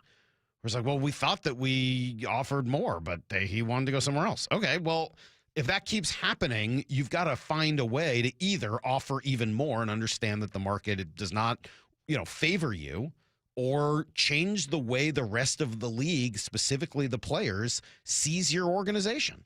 And I think that you saw some of that this year with Josh Naylor and some of his comments and the way that he talked, not just about being here himself, but hearing it from other players and almost proselytizing what it means to be a Seattle Mariner and to play in front of these fans. So I thought that was another real positive that comes out of this year, and specifically the last 2 or 3 months. As I said, that doesn't compensate for cash. You're not going to get somebody for a $10 million discount just because they like it in Seattle. And so you do need cash if you're going to re-sign people. Jerry was asked about it about 100 times yesterday. The commitment that we get from ownership is real. And this year, the uniqueness was that we added 2 of those types of players, and I think it shocked people. But, we have the support of our ownership group, and they've always been open to us pushing in. And, we did push this summer in a way that maybe we didn't quite push before. But we think that's, again, part of our roster building model, is to really lean into what we can access in July and lean on our city, our ballpark, our fan base, and our atmosphere to really help seal the deal, because it's the best recruiting tool we have. Yeah, so if you've got the commitment he says he has from ownership that he says is real, and Jerry's never really lied about any of that stuff. I've never heard that. I think Jerry's always been very honest about those things. You add to it, obviously, the recruiting tool that he mentions, and seeing this team be just a couple of innings away from going to the World Series. And with a pretty good nucleus and a guy like Cal that folks want to play with, and if you can bring back Naylor and show that commitment and the Julio factor, pitching that's here, yeah, I would hope that there is a pretty good story to tell to try to go out there and recruit some players to continue to drive this thing forward. And they know they want to drive it forward. They want to be even better than they were this year. So yesterday overall is a really positive experience hearing from Jerry and Justin specifically. Dan spoke to that a little bit less just because of the nature of the job he has. But everything I heard from Jerry and Justin yesterday was right on point. It was all about understanding the fan base, understanding the success of the year while still recognizing the failure of the way it ended and wanting to do more than they've had so far. I don't know what else you could ask from an end-of-the-season press conference. I thought it went very well. We'll take a break, come back here. As I said, we'll talk to Brian Nemhauser, Hawkblogger in 20, as we bounce back and forth. A little baseball, a little football, a little everything. We'll give you everything you need to know next. Wyman and Bob. It's going to take a bit for this team, I think, to get past this moment. Every afternoon at 2. You know, to be that close, and you were just steps away, and you came up short. Some of them sat in that dugout and watched the Jays out there celebrating, and they're going to use that as fuel. You're never going to be happy unless you win the last game, right? Yeah, but somebody's always going home disappointed, and hopefully it's the Blue Jays. Yeah, that'll be easy to root for the Dodgers. Plus, they've got my favorite non-Mariner, Mookie Betts. That's right, Mookie. Love Mookie. Only on Seattle Sports and Seattle Sports on YouTube. Are your investment dollars working as hard as they should be? You've spent years building your future. Don't let outdated advice put it at risk. Hi, I'm Jeff Jr., founder of Trajan Wealth. We're a veteran-owned firm proud to bring a new standard of financial care to the Seattle area. Our nationally recognized advisors are fiduciaries, ethically bound to put your interests first. That's the highest standard of care in the industry. As a privately held company, we answer to you, our valued clients, not shareholders. For households with $500,000 or more, let us build you a customized plan. From Bellevue to Tacoma, get advice you can count on. It's time to take a fresh look at your financial plan. Call Trajan Wealth, 206-466-3300. That's 206-466-3300. Trajan Wealth. Plan smarter, dream bigger. Advisory services offered through Trajan Wealth, LLC, an SEC-registered investment advisor. Change is always happening. It's part of life. And when it comes to music, change is all around us. Songs are rewritten, classics are remixed, bands and artists come and go. Even our taste in music changes. Here at Xfinity, we know there's still good in keeping some things the same. That's why we want to do our part with a 5-year price guarantee on our internet. It means no matter what changes, you get 5 years of the most reliable Wi-Fi with our best equipment included for a price that stays exactly the same. Surprised? Life is full of them. One internet price, 5 years, guaranteed. Learn more at xfinity.com/deals. Restrictions apply. New residential customers only. Taxes and fees extra and subject to change. Most reliable Wi-Fi based on Open Signal Awards USA. Fixed Broadband Experience Report, August 2024. Need a break from everything? Escape to a place where anything is possible and the fun never stops. At Silver Reef Casino Resort, you'll discover world-class dining, championship caliber golf, a full sports book and bar, over 1,000 top-rated slots and table games, and so much more. Come join the fun and see why we've been consistently rated one of the region's top destinations. Visit silverreefcasino.com to book your stay and discover all the exciting events and promotions we have in store for you. Silver Reef Casino Resort, located off I-5, exit 260. This is the story of the one. As a custodial supervisor at a high school, he knows that during cold and flu season, germs spread fast. It's why he partners with Grainger to stay fully stocked on the products and supplies he needs, from tissues to disinfectants to floor scrubbers. All so that he can help students, staff, and teachers stay healthy and focused. Call 1-800-GRAINGER, click Grainger.com, or just stop by. Grainger, for the ones who get it done. Confidence is knowing you're ready to handle whatever comes your way. That's what it feels like to take on your workday with Cintas. They make sure your AEDs are up to date, your fire extinguishers are tested and inspected, your floor mats are cleaned and delivered, and your workwear looks good, feels good, and is freshly laundered with the Cintas Apparel Plus program. So are you ready to take on today? Visit Cintas.com. Oh, I'm ready! And get ready for the workday. Heading outdoors or on the water this weekend? Check in with Joey and Nelly on the Outdoor Line from 6 to 8 a.m. every Saturday on Seattle Sports and the Seattle Sports app. Looking for a high school that nurtures both the mind and spirit? Archbishop Murphy High School is where academic excellence meets faith-based education. With a 100% graduation rate and a college prep program designed to challenge and inspire, our students are prepared for whatever the future holds. But it's more than just academics. Archbishop Murphy's robust athletics, arts, and co-curricular activities ensure that every student finds their passion and thrives. Archbishop Murphy High School believes in educating the whole person. That's why we offer a vibrant campus life where students grow not only academically, but also spiritually, socially, and physically. Don't just take our word for it. See it for yourself. Schedule a visit and discover how Archbishop Murphy High School can help your students succeed. Visit am-hs.org. IRG Physical and Hand Therapy proudly supports Archbishop Murphy High School, where your story begins. am-hs.org. Comcast Business can help turn your small business into a connected, secure, modern business. It's how restaurants become reliably up and running neighborhood favorites. How healthcare offices become the data-protecting caregivers that we all depend on.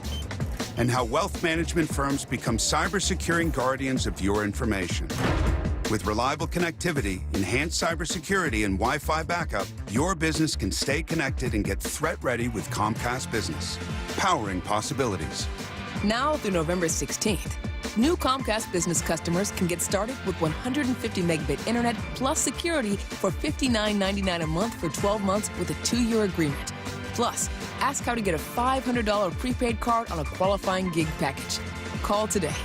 Restrictions apply. Requires enrollment in paperless billing and auto pay with bank account.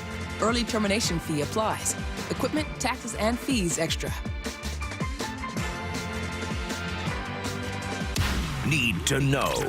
15 minutes past every hour with Brock and Salk. Here's what you need to know. Up first. All right, big end of the season conversation yesterday with Jerry and Justin and Dan Wilson as well. They answered a whole variety of questions, looking back, looking forward. There wasn't a lot on bumps and bruises and health and kind of surgeries for the offseason, but Jerry did address some of that. We had nicks and bruises throughout the year, some real setbacks for a couple months at a time with multiple of our starting pitchers. You know, they all look great right now, so don't anticipate anything on any of those fronts. I'm sure something's going to arise, but right now, for the players that were on our active roster who weren't already injured, you know, obviously there's a longer road for guys like Thorny and Ryan Bliss, etc. But, you know, guys who finished the season healthy, we believe are healthy, and I don't think we're anticipating anything, you know, in terms of off-season surgeries or such. See, it does surprise me a little bit. I was curious and in some ways almost hoping to hear that there was a little something going on with some of the starting pitchers just to explain some of the challenges they had in the postseason. We'll see where this goes. I'm not convinced that means everybody's 100% and that there won't be, even if it's just rehab or whatever, over the course of the offseason. They also talked a lot about what happened this year and where they go next. Here's Mr. Hollander. We should have big aspirations. We have a really good team. We've been working for this for a long time in our front office with our coaches, in PD and scouting. I didn't feel like I walked in the front door and we'd achieved what we should have, whatever night that was 2 nights ago. Like, there's still more meat on the bone. There's things we want to accomplish that we need to accomplish. Yeah, I think that was the prevailing thought yesterday. Proud of what we did, don't feel like the job is done. And then Jerry added to that a hearty thank you to the fans who really made October special. Can't say enough about our fans and the way they showed out, from the workout days to putting people in the bowl, and the environment, the atmosphere that we played in both the ALDS and the ALCS was unlike anything I've ever experienced. And I've experienced a lot of cool things, and it was unbelievable. So hopefully we've taken a huge step this year. Hopefully we take another big one next year. Just to run through some of the other stuff, we heard that they are very interested in re-signing Josh Naylor. Obviously that conversation will come, and they know they got some work to do. They're excited about their young players, excited about getting Colt Emerson into the fold in 2026 and some of the other youngsters as well. They like what they got from Cole and from Ben Williamson this year. So, yeah, they have a lot of very good and hard decisions to make. But again, the decisions they have are made complicated because they have good options rather than because they have no options. World Series Game 1 tonight in Toronto. Trey Savage against Blake Snell. Here's the second thing you need to know. Maura, I was so bummed when you sent me the email yesterday that Eric Saubert had been released. I love that guy. A big Eric Saubert fan. Yeah, he's like a really good third tight end, but apparently... we're marveling at his physique in training camp. Dude looks like a tight end. He is a tight end looking tight end. In any event, he got released yesterday. Kind of a bummer. Maybe finds his way back to the practice squad. We'll see. It does sound like Christian Haynes and Robbie Oots will both return from IR after the bye. So maybe you just need some space cleared for that, although you would think a lineman and maybe Brady Russell would have been obvious choices for that. We'll see where this ends up going next week. Let's see. Who do I have? Oh, DJ. We played you some DJ earlier. Trade deadline is under 2 weeks from now, and Reek Woolen is a name that you keep hearing as a possibility to be dealt. Would he do that? I've seen his name bandied about a bunch. People have talked about, teams are in the corner market that he could be had. I always go back to conversations at cut down day every single year around the league. If you talk to every GM, they'll tell you the same thing. We just need one more tackle and one more corner. If we could just find a tackle and a corner, and there's going to be attrition. So to me, if I have any depth on the offensive line or in the secondary, I don't know that I'm willing to deal from that at this point in time. If you got a team that's capable of going on a run, it's, I get where he is, and you got guys coming back, and he hasn't been what you hoped he would be, but I don't know. What are you going to get? You're going to get a 5th or 6th round pick? Well, I would hope you could get more than that, and maybe a player that could help you along the way for this final run. But I don't know. We'll, again, a couple weeks away here from the trade deadline. And he's probably right that the depth there, just because you've seen what happens and how quickly guys can get hurt, probably better to have depth than have good players sitting on the sidelines. But if they're going to be sitting on the sidelines every week and they have value to another team, maybe there's an opportunity to get a deal done to try to improve the rest of your roster at the same time. Here's the third thing you need to know.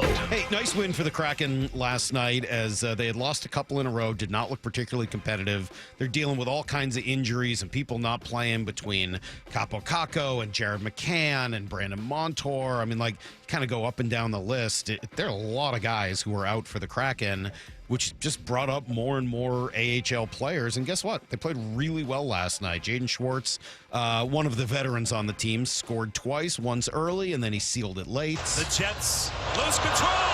Schwartz is away with a yawning cage. Bullseye! With a $1:40 left. Jaden Schwartz, his second goal tonight. 2-0 Seattle. Yeah, that was with the empty net, and they kept the net empty, so got one more for Jordan Eberle, the captain, scores to close it out. 3-0 win over the Jets. They'll be back at Climate Pledge tomorrow against the Canadiens, starting a 5-game homestand. We've been talking about this FBI NBA case, and you guys have heard most of the details by now. They're really unbelievable. I thought this was really well said from Shaquille O'Neal reacting to it last night. I'm ashamed that those guys would put their families and their careers in jeopardy. There's an old saying in the hood, all money ain't good money. So if you're making $9 million and you're dealing in certain things, how much more do you need? Especially if you know you get caught, you can do jail time, lose your career. Put a bad image on yourself or your family or on the NBA. I agree with you, Chuck. They dropped the ball. Yeah, it's not the last point is the one that rings probably most true to me today is the bad mark that you've put on the league. I don't know how anybody can take the league seriously. I haven't taken the league seriously for a long time for different reasons, but like you watch how much, Lyle, you're much more online than I am. How many social media posts have you seen since yesterday morning with people putting out videos of bad plays from various players saying, oh, this guy must have money on this one. This guy must have money on this one. There was even, I read a USA Today report this morning asking if referee Scott Foster was involved, and the answer was no, but they had to put it out there because so many people were like, Scott Foster, bad ref, obviously involved in the gambling scandal. Like, you start to delegitimize your entire league. Yeah, I've seen a ton of the posts, and then they're all getting quote tweeted with people adding the FBI with the gif of LeBron bringing the ref over to the sideline to kick the fan out. Yeah. Everybody's quote tweeting with that. Oh, and I don't blame them. I mean, like, again, you start to turn your league into the WWE. I don't know how you come back from that, and the NBA is yet to really make much of a response. We'll see what they do. That is everything you need to know, 1/4 every hour here on the Brock and Salk Show. It is, let's see, high school football tonight? Is that what we got? Final Seattle sports game of the week presented by STSPN. The Mount Lake Terrace Hawks hosting the Edmonds Woodway Warriors live from Mount Lake Terrace High School. You can watch the game live tonight at 7:30 exclusively on the Seattle Sports app, seattlesports.com, and Seattle Sports YouTube page. For full matchups, go to seattlesports.com/high school. I was out yesterday hanging with the Glacier Peak Grizzlies. Go Grizz, 6-1, top 10, I believe, in the state. That away, Coach Keck. The rest of the crew out there was nice to meet a bunch of those guys. Every single player there, Lyle, looked me in the eye, shook my hand. How about that? Oh, they're all bigger than me, so they had to look down in order to look me at the eye. But still, they all looked me in the eye. They all shook my hand. Very impressive group of young men. Brian Nemhauser, you know him better as Hawkblogger. He's going to join me, talk through where these 5-2 Seahawks are at. Are they top 10, top 5? He's got the numbers. We're going to ask him about it next on Brock and Salk.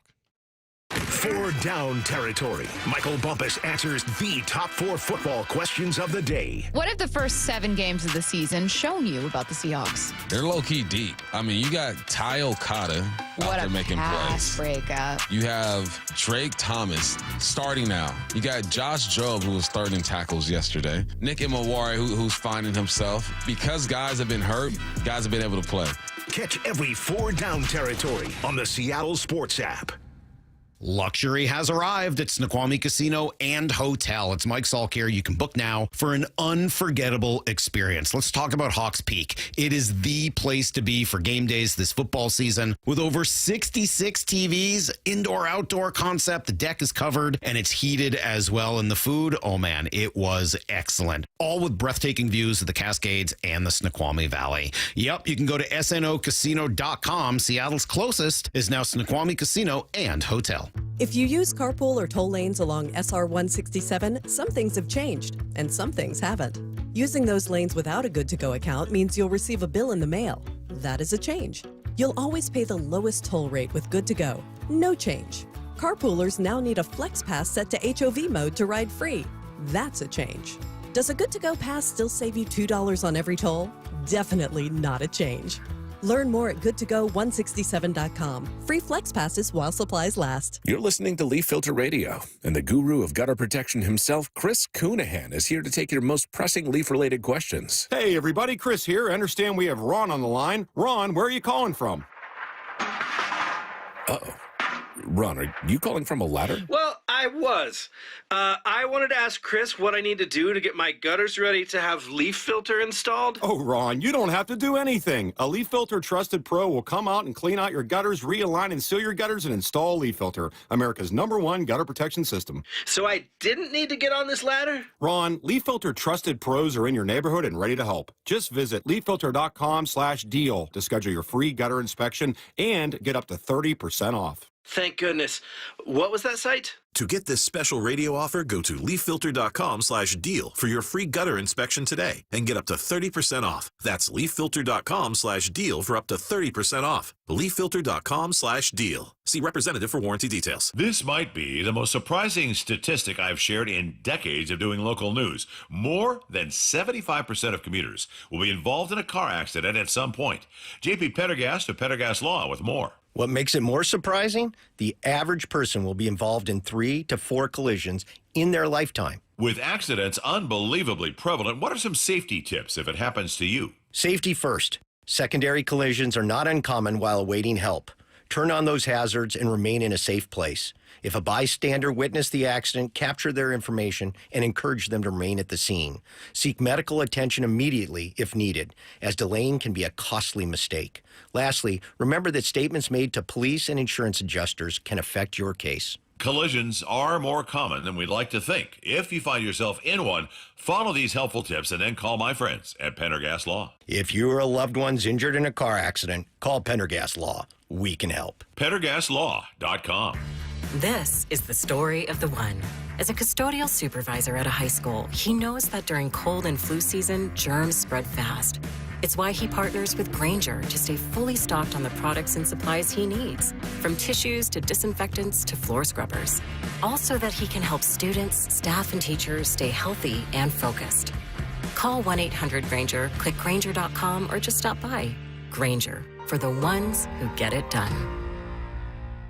The home of the Seahawks, Seattle Sports. Touchdown! Seahawks! Ken Walker III! Get everything Seahawks at seattlesports.com. Cancer impacts so many families, including mine. Former Washington Husky Mario Bailey here. My mother was treated for cancer at UW Medicine. As devastating as cancer is, there is hope, because the Cancer Vaccine Institute is developing vaccines to treat and prevent the deadliest cancers. Patients who received vaccines over 20 years ago are still alive today. Please join me and make a donation to the Cancer Vaccine Institute at local Safeway stores. Learn more at uwcvi.org. Stacy here, and I have had a horrible experience selling and buying a car. That's real. So trust me when I say I know a good experience when I see and feel it. Selling that old car or getting a new one from a place you can trust does make a difference. And that's been my experience at Wayscar Ford in Auburn. These are real people I'm talking about here. Mark and Chris have been absolutely wonderful. I also met The Way himself. They all care about making sure you have a hassle-free, low-pressure experience. And they mean it, because you can sell your old car to Wayscar Ford, get paid for it that day, and then get a second check when they split the profit of selling that car with you. You can also explore a competitive selection for your new ride and upgrade like I did. I upgraded to a 2025 Bronco Sport, heated steering, all-wheel drive, leather interior. I'm obsessed. Wayscar Ford is family-owned and operated for 103 years in Auburn. Lifetime powertrain on all new Fords, never any pressure. If you change your mind within 5 days or 500 miles, take it back for a 100% refund. WayscarFord.com. Big Nation Station reminds parents to enroll your kids in a positive youth program. Sports, hobbies, and community activities improve overall health and performance in school. These programs decrease drug use and violence and develop self-discipline and leadership skills. Let's team together this year to help our kids reach their full potential. A message from the entire team at Big Nation Station. They've got a complete stock of beverages, snacks, hot food, and more, and are wishing all our kids a safe and successful school year. This hour of the Brock and Salk Show is powered by Star Rentals, preferred supplier to the West's best contractors. From the Quantum Fiber Studio. This is Brock and Salk. Weekdays 6 to 10. On Seattle Sports and 97.3 FM HD2. All right, an hour away from G. Scott, who apparently has an HR nightmare he would like to bring to our air. Great. Thanks, G. That's just what I need on a Friday. An HR nightmare. Oh, awesome.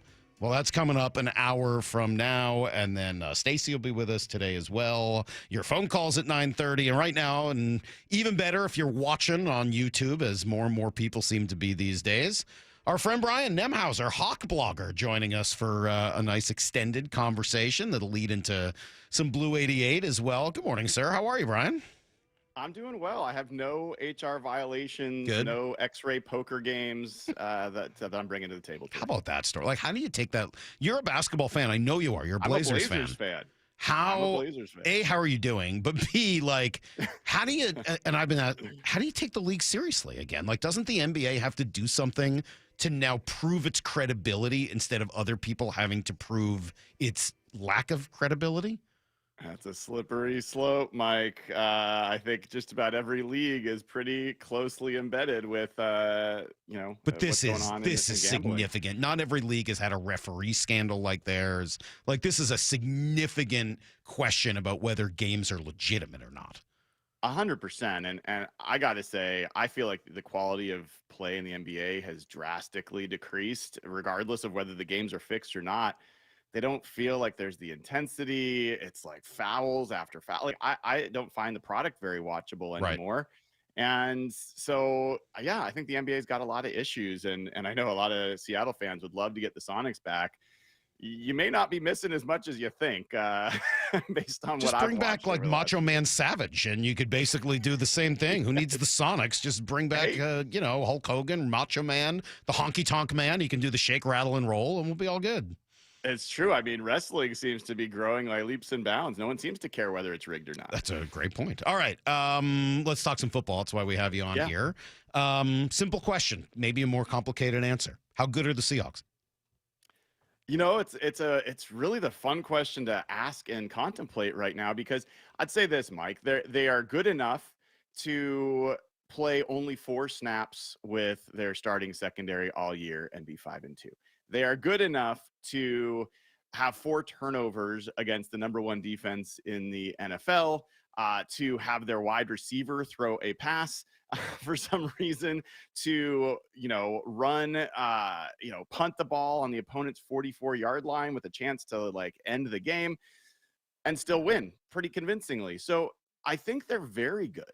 The question is, can they just do the obvious things? Can they run the ball from the 1-yard line to win the Super Bowl with Marshawn Lynch? Can they put Andres Munoz in, their closer, with the top of the order coming up to get to the World Series?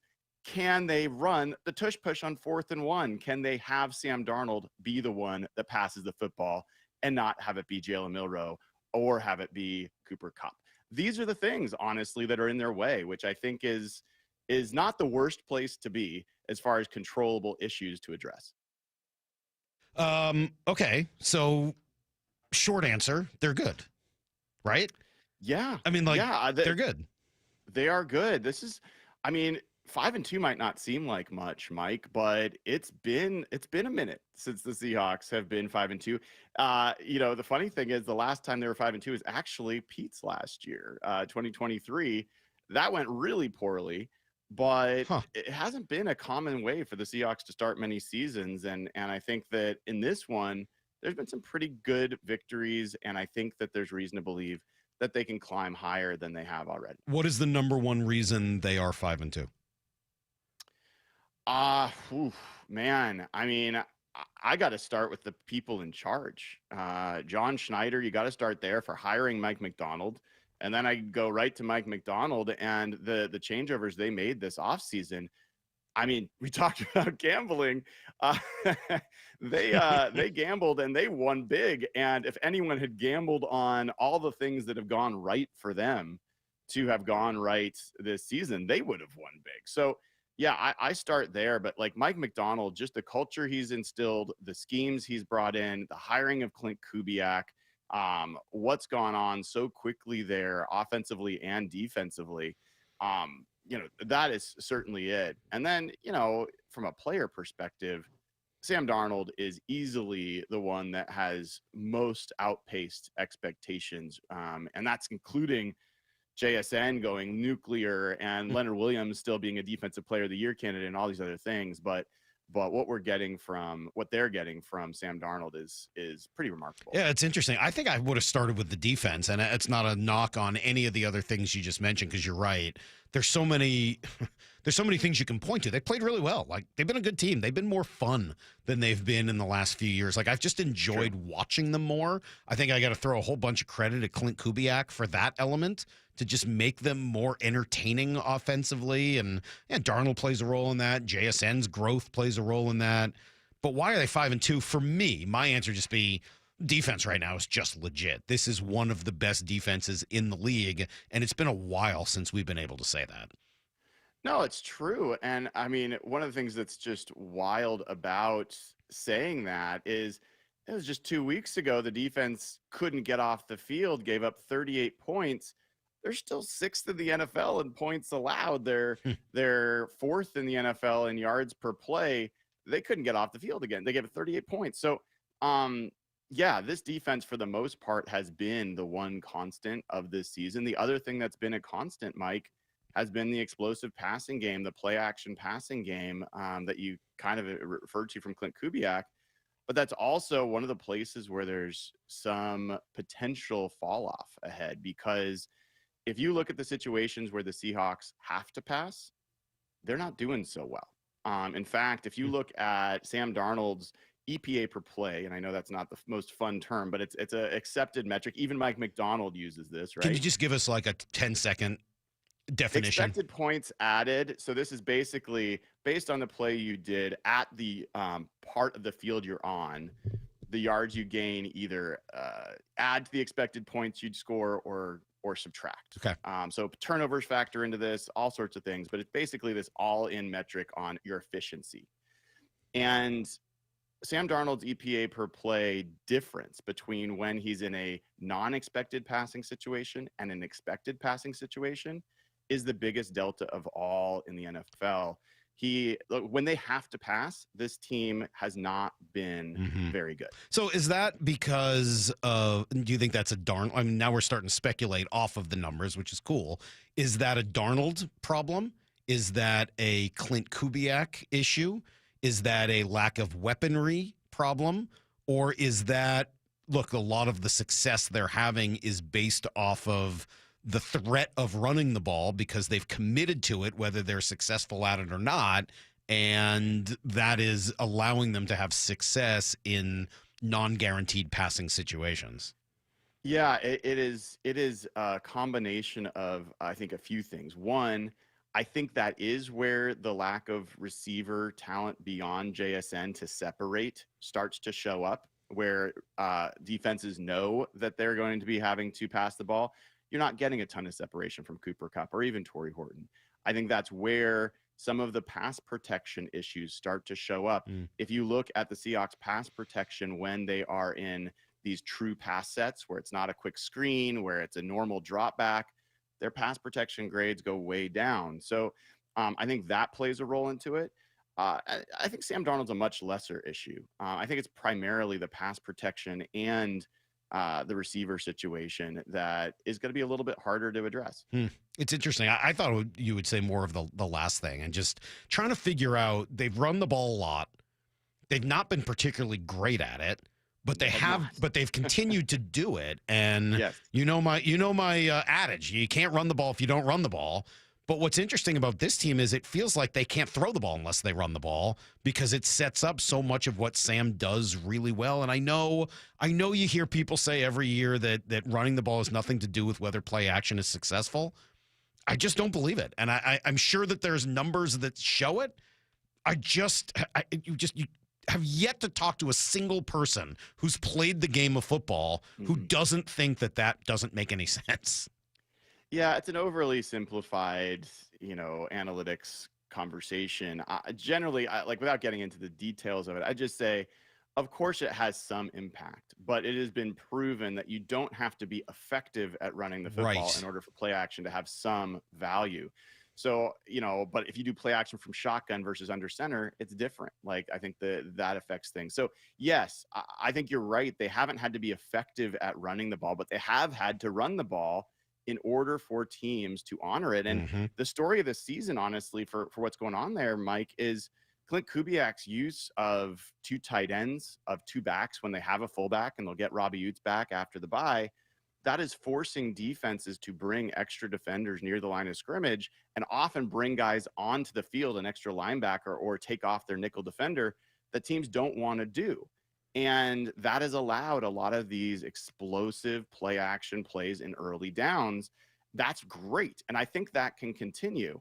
And I think also you're going to see some teams start to do what the Texans did, which is they left their nickel defender on there, Jalen Petrie. And guess what? It might not have seemed like it on the surface, but the Seahawks actually did run the ball better against the Texans than they have for most of the rest of the season. So teams are going to have to try to pick their poison. Do you want the Seahawks to be more effective running the ball? Do you want to risk these explosive play action passes? The Texans got caught in the middle. They gave up both. So I think it's a hard problem to solve for defenses too. Hawkblogger Brian Nemhauser with me here for a few more minutes. Brock and I debated this yesterday. Are you ready to commit to Sam forever? You're going to put a ring on that? Are you ready to say he's the guy? I am ready to say that forever's a long time, Mike. I only got one forever ring, in but football. not forever. Forever in football terms. Like the next 3 or 4 years. Like, is he your guy? Are you willing to commit to Sam and say, I'm not on the hunt for another quarterback. This is my quarterback for this year and moving forward? Yeah, I think it's a yes on that. And I would say there were some troubling things that showed up the last 2 games that he's got to eliminate, and he had mostly done. I think toward the end of the Jacksonville game where he got hit and decided to try to throw the ball, it got up in the air. He was very fortunate there wasn't a Jacksonville defender there to pick it off and maybe turn that game over. Mm-hmm. And then in this game, he made 2 decisions. You could argue he made 3 bad decisions on the touchdown, the sack strip. Like, why he didn't throw it away initially, why he chose to break the pocket, and then why he chose to hold the football that way. That's 3 bad decisions that were really, really costly in a game that they had control of. So it's less about the fact that he's got this amazing ability to play the game in a really efficient and really explosive manner, and more, you still got to see him eliminate those, because against a good team, against the Rams, against a playoff team in a playoff game, any one of those decisions could be the difference between, we've seen it in other sports, right? We just talked about it. You can't make those decisions and win big. So that's the part that he's got to work on. But give me another guy that you'd rather have at his contract for the next 3 years than Sam Darnold. I don't think it exists. No, I think that's a good point. And you do have him in that way. So it's not like you even really need to make a decision on him. He's here. And then it's really more about whether you're searching elsewhere. I think you're right. I just want to see what he does in those late game situations. Right now it's 1-2. I've said it a bunch of times. Whether you believe in quarterback wins or not, those final few minutes do come down to a quarterback's ability to move his team up and down the field and not turn the ball over in those spots. And unfortunately, right now, 1-2, there are 10 games left to play. He's probably going to have 5 or 6 more opportunities in that last minute or 2 to win or lose games. And by the end of that, I think we'll have just a much clearer idea of who he is in those spots.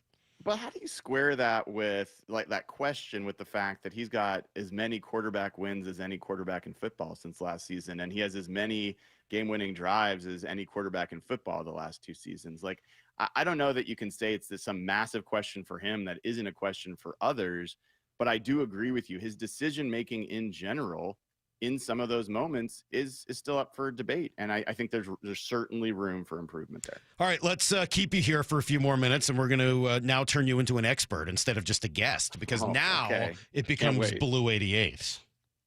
This is Brock and Salk's Blue 88, powered by Xfinity. We're going to go red, right, tight, close, sprint left, G, U corner, halfback, flat, on one. Ready? Brock Heward tackles 3 football questions as only he can. Blue 88.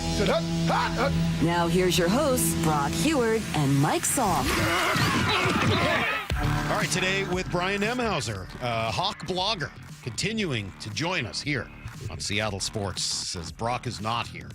We are, as we've said before, rocking out with our Brock out. Question 1. Sorry. We already asked that one. Question number 1. How does the secondary shake out here with everybody healthy over the next couple of weeks? What do they do now that Emmanwori has really started to prove himself? You get Spoon coming back. Who's at nickel? Is there a battle at corner? What happens? I think you're going to see something that nobody's really expecting. I think what you're going to see is the Seahawks go to a heavier use of the dime package. And this is something that's a trend across the NFL for a number of defenses. The Rams did this a lot last year. But the Seahawks, I think, are going to play both Devin Witherspoon and Nick Emmanwori inside. And they're going to play Josh Jobe and Tariq Woolen outside. And they're going to go with just one linebacker on the field, and that'll be Ernest Jones.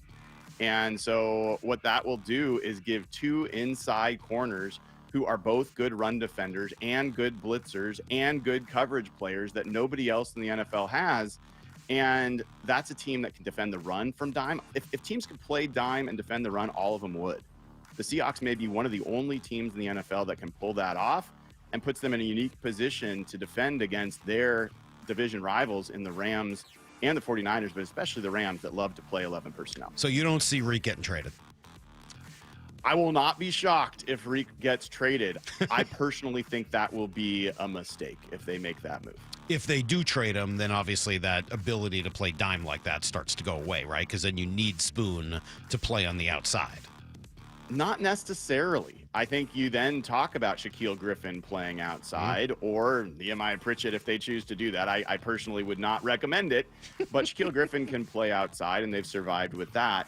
I really do believe this dime package is part of what Mike McDonald wants to unveil on the world. And they've only played 4 snaps with those guys all available. I think you're going to see this come up right after the bye. All right, question number 2. Other side of the ball, you mentioned Robbie Oates. Sounds like Christian Haynes is going to return here in the next week as well. Can those two guys play a role in fixing the run game?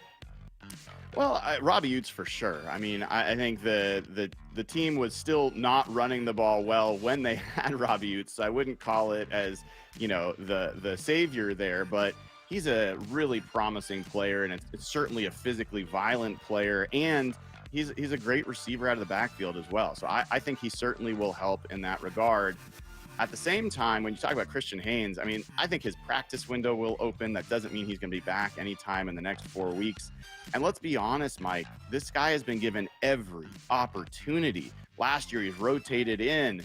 This year, he was given the starting right guard position in spring all the way through until later in training camp. And Anthony Bradford beat him out.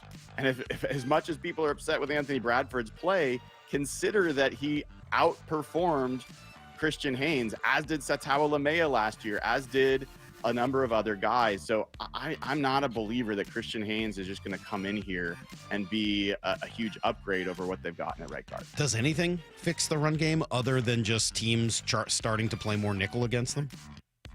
I think there's 2 possibilities there. One, it is a reality that it does take time for run game, in particular for a new offensive line with a new coach to gel, and especially the zone run game where there's a lot of coordination and harmony that has to be realized between these players. If, we told you last year that it took Mike McDonald 8 games to get into his defense, and it took him 8 games to get into it in Baltimore. Clint Kubiak's got off to a really quick start in the passing game. I think it's realistic that it's going to take more than 7 games for that run game to come together. The other option is maybe you can pry away a veteran guard from the Browns like Joe Bitonio or Wyatt Teller, or maybe you can get Kevin Zeitler from Tennessee. But I think that's a wish and a hope, and I'm not confident that that's going to happen. All right, question number 3. Who's the biggest threat in the West when you think about winning this division? Who is the biggest competition to do it? Don't say the Cardinals. I don't think it's any question that it's the Rams. Matt Stafford, I'll count myself as one of the people that looked at the way he played last year, looked at his age, looked at him in a Airstream trailer outside their training camp and said, this guy's not going to bring it this year. He's been really good. He hasn't been amazing, but he's been really good. And when they have Puka Nacua and Devontae Adams and Tutu Atwell and Kyron Williams and that offensive line, they're a very, very challenging offense to stop, not to mention Sean McVay going against the, quote, Sean McVay of defense. And Mike McDonald is must-see kind of TV. So I think that team has had a really good pass rush, and their coverage has gotten so much better than I expected it to be. So, the 49ers, I think Kyle Shanahan and Robert Saleh, I think Robert Saleh has probably been the best coach overall in the NFL this year, but I just don't see them having enough horses to really be the team that challenges in the NFL. I love me some Robert Saleh. I think he's a really good coach. I hope he gets another chance somewhere other than with the Jets, because he just seems like a really good coach who was yet another person thrown into a ridiculous situation with that franchise. That is today's Blue 88 with Hawkblogger, Brian Nemhauser. What are you working on? What do you want to tell people about? You usually have something cool going on. What's going on with the ticket exchange these days? Oh, yeah, HBTix, hbtix.com. So I started that as a way to help Seahawks fans who have tickets make sure that they can sell their tickets to other Seahawks fans. Because when you sell them on secondary markets or through, Ticketmaster or whatever, you can't guarantee that those are going to go to Seahawks fans. We want to protect the home field. So I take no fees for it. It's just something actually I pay out of my pocket to run this service. I built the app myself. So you go to hbtix.com, and we've sold, helped people connect Seahawks sellers with Seahawks buyers thousands of times already, and continuing to do that the rest of the year and through as long as it takes to make sure we keep giving people an option there. So yeah, it's a great place to go for people to do that. Is that a Mariner stash you're rocking? What's going on there? It is a Mariner stash. It doesn't have to go now. I mean, like, the season's over. You're going to keep that sucker? Looks like a big slug. You and Dave Pearson are needing to know the answer to that question. So, my many things we have in common. I know, right? You and Dave. My wife was not a huge fan of it when it first came, and so I fully expected to be growing out my beard again. Yeah.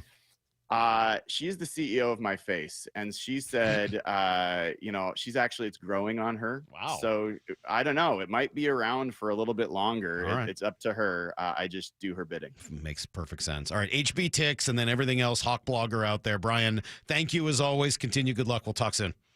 Appreciate you, Mike. All right, there he is. Brian Nemhauser, Hawkblogger, a tremendous job, I thought, today on Blue 88. All right, as I said, G. Scott's going to come in here at 8:30. Stacy's going to stop by at 9 o'clock. Your phone calls at 9:30. With Stacy coming in at 9, we had to move some things around, and I love this. This is another great Maura Dooley idea, and we'll do it next on Brock and Salk. Wyman and Bob. It's going to take a bit for this team, I think, to get past this moment. Every afternoon at 2. To be that close. You were just steps away, and you came up short. Some of them sat in that dugout and watched the Jays out there celebrating, and they're going to use that as fuel. You're never going to be happy unless you win the last game, right? Yeah, but somebody's always going home disappointed, and hopefully it's the Blue Jays. Yeah, that'll be easy to root for the Dodgers. Plus, they've got my favorite non-Mariner, Mookie Betts. That's right, Mookie. Love Mookie. Only on Seattle Sports and Seattle Sports on YouTube. Change is always happening. It's part of life. And when it comes to music, change is all around us. Songs are rewritten. Classics are remixed. Bands and artists come and go. Even our taste in music changes. Here at Xfinity, we know there's still good in keeping some things the same. That's why we want to do our part with a 5-year price guarantee on our internet. It means no matter what changes, you get 5 years of the most reliable Wi-Fi with our best equipment included for a price that stays exactly the same. Surprised? Life is full of them. One internet price, 5 years, guaranteed. Learn more at xfinity.com/deals. Restrictions apply. New residential customers only. Taxes and fees extra and subject to change. Most reliable Wi-Fi based on Open Signal Awards USA. Fixed Broadband Experience Report, August 2024. Have you tried the dining district at the Bellevue Collection? Grab lunch with friends, meet up for happy hour, and stay for dinner and beyond. You can sample international flavors and local favorites from talented chefs. Try a new cocktail on a rooftop bar or watch the game with friends and explore the lively nightlife scene. The Dining District at the Bellevue Collection, where your taste adventure begins. Learn more at BellevueCollection.com/dining district. Happy 40th birthday to us at Pacific Power Batteries. Since 1985, we've learned that our customers seem to appreciate product knowledge and helpful advice about anything battery related. At Pacific Power Batteries, we like to sponsor smaller community causes and teams because they have a real community connection, sort of like a battery to a starter. Does that make sense? I'm Steve Alman, and all of us hope to connect with you soon at one of our Pacific Power Batteries stores. Hey, it's Reese Davis. Let's be honest, you can't keep an eye on everything unless you've got Blink Outdoor 4 cameras. While you're focused on the game, Blink's keeping an eye on your home. With up to 2-year battery life and with Sync Module XR, you can cover more space without constant maintenance. No wires, no worries. Blink helps keep an eye on what matters most. Get Blink today at the Home Depot. How doers get more done. Hey, I'm Mike Slater. My dad passed away at the age of 63. It's out of nowhere. Had a stroke. Super hard, obviously, for the whole family, but my dad had life insurance. This is why I have life insurance for my family, for my wife and 4 kids. And the best place to get life insurance is ethos.com because you can do it in 10 minutes. And there's no medical exam and no blood test, just a few health questions. Get life insurance in 10 minutes so your family is protected. Ethos, ETHOS, ethos.com/play.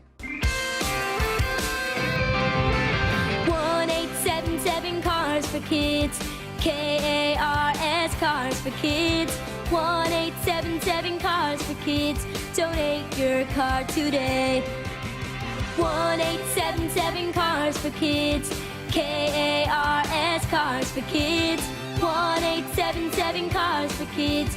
Donate your car today. Ready to get rid of that old car? Donate it to Cars for Kids. Call 1-877-CARS-FOR-KIDS to reach a friendly live agent. Donation is super easy, and your car can be picked up as soon as tomorrow. Call us now, 877-CARS-FOR-KIDS. That's Cars with a K to donate your car today. 1-877 Cars for Kids. KARS, Cars for Kids.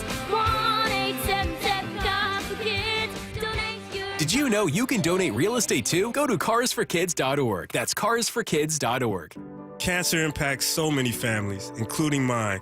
Former Washington Husky Mario Bailey here. My mother was treated for cancer at UW Medicine. As devastating as cancer is, there is hope because the Cancer Vaccine Institute is developing vaccines to treat and prevent the deadliest cancers. Patients who received vaccines over 20 years ago are still alive today. Please join me and make a donation to the Cancer Vaccine Institute at local Safeway stores. Learn more at uwcvi.org. When the heat's in 11, Cool AC would be heaven. dayandnight.net. It's the final month to save 30% off an air conditioner or heat pump while supplies last at Day and Night. Hi, I'm Bruce with Day and Night Plumbing and Heating. Call us about installing a high-efficiency cooling system or servicing your existing one so you're cool when you need it. Save 30% off an air conditioner or heat pump, plus no payments or interest for a year OAC. Call for details. dayandnight.net. This is Seattle Sports. Streaming through the Seattle Sports app. KIRO AM Seattle. KIRO FM HD2 Tacoma. Home of the Seahawks, Mariners, and everything Seattle sports. This hour is brought to you by Trajan Wealth Management. Give me a freaking auto! From the Quantum Fiber Studio, this is Brock and Salk on Seattle Sports. Brock Heward and Matt Marcus. Sorry about just getting Mike. Heward, not exactly Joe Cap there in the pocket. Now here are your hosts, Brock Heward and Mike Salk. All right, that's unnecessary. 701 saying Salk shouldn't be commenting on excessive hair.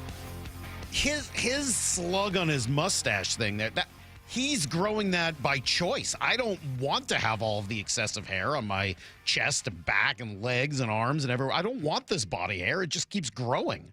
He's choosing to grow the mustache. That's totally different. 206 saying more Hawkblogger, please. Been following him since 2011. Yeah, he is great. Love the guy, and he's been awesome when we've been having him on recently. And then 206 says, I'm listening to G. Scott on 97.3 right now. He's a complete idiot. Well, he's going to be a complete idiot on our show coming up here in just 30 minutes, and we always look forward to that every Friday at 8:30, giving most of the people, apparently not everybody, but most of the people what they want.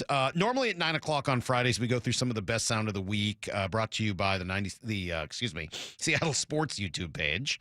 I was almost giving more credit to our sister station over there. It's our YouTube page, Seattle Sports.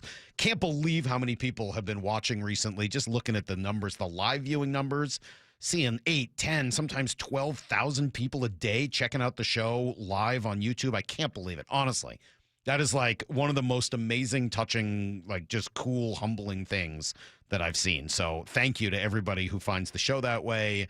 And then we put up all the clips as well from great guests, and a bunch of them are on video, like Hawkblogger was, and like a bunch of these guys were this week as well, starting with Mike McDonald, who we talked to on Tuesday. And he said a lot, but I was pretty blown away by the level of respect he had for Jaron Reed and the way he talked about his importance to the team, not just on the field, but off of it. Well, first of all, he's a complete D tackle, so he can do everything you ask. I mean, it's not like he's not just a third down, 3 technique rush. He can play the A gap when you need him to. He can play he can play all across the front, which gives us some versatility with those guys, which is great.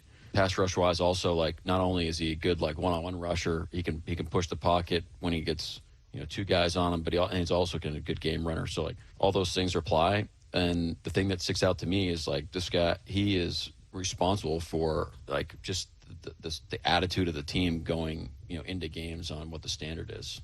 So he's kind of an enforcer on that level. But obviously the guys love him, and he's himself, but he's a heck of a leader too. Yeah, put all of those things together, and I think you realize just how impressive and how important Jaron Reed is. We don't talk about him a lot. We get caught up talking about Leonard Williams for obvious reasons, and Byron Murphy is a young player, first-round draft pick, obvious reasons. But Jaron Reed just continues to do it day after day, game after game, year after year. Just very impressive. Also on Tuesday, Jeff Passan. What a great time to have Jeff on the day after Game 7. And he was very specific in what he thought happened in the 7th inning on Monday night. It was a distinct lack of acknowledging the leverage of the situation, and frankly, a sort of move that I would think a manager would have made 10 or 15 years ago. But the vast majority of managers these days understand that sometimes the most important outs in the game are not in the 9th inning, they're in the 7th.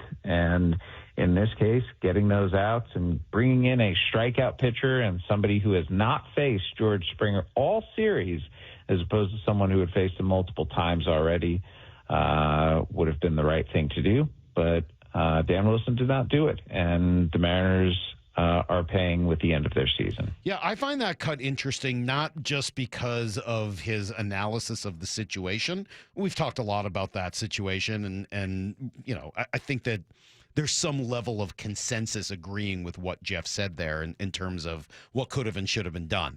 What's interesting to me is the idea of something that someone would have done 10 or 15 years ago, because I do think it brings up some level of a conversation about just some level of consistency in the decision-making process for the Mariners, and something I think can very easily be fixed heading into next year.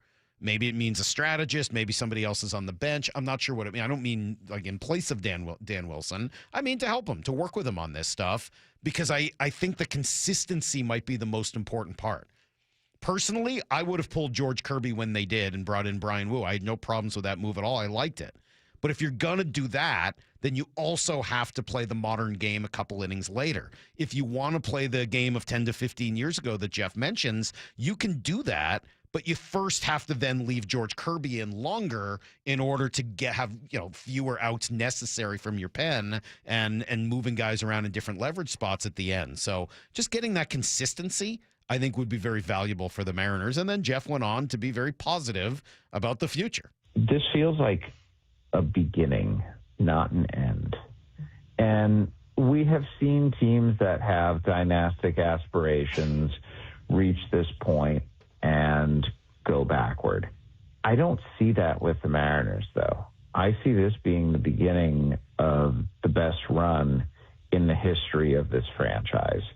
And look, for all that we think that Colt Emerson can be and Johnny Farmello can be, and Kate Anderson and Ryan Sloan and Gerangelo St. John and Laz Montez and Felnine Celestin and Michael Arroyo and on and on and on and on. The sheer number of really good prospects that the Mariners have lead me to believe that they're going to be in this position again. Yeah, so really great news in terms of not just where they are now, but where they can be over the next couple of years. Joel Klatt. I heard Wyman and Bob playing that one the other day, and they were like, do you think he has notes in front of him? Like, does he really know the Mariners farm system that well? Yeah, he does. It's impressive. I mean, it's what he does for a living. It's his job. Of course he knows all that stuff. He's not some hack. Jeff knows what he's doing.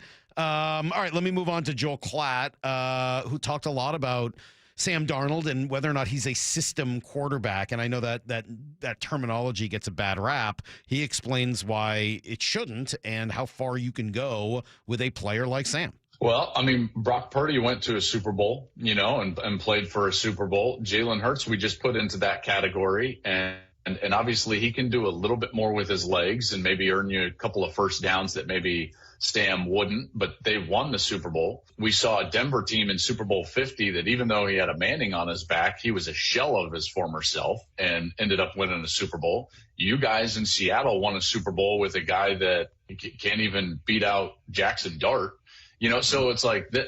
You can go play at the top end. You can. That's not meant to be a shot. It's just that I guess it's a little bit. I mean, it's a little bit, but it's true. I mean, Yeah. So, I mean, again, I think what you hear there is the ability of this team to succeed with Sam Darnold at quarterback. And part of it is what you have around him and the buy-in that Mike McDonald has gotten. DJ spoke to that yesterday. 100,000%. And that speaks louder than anything, they can tell you about a player is just watching that and seeing that evidence. And I just think when you look at teams, and I know, again, it's like, gosh, didn't end the way you want. That was an incredible season.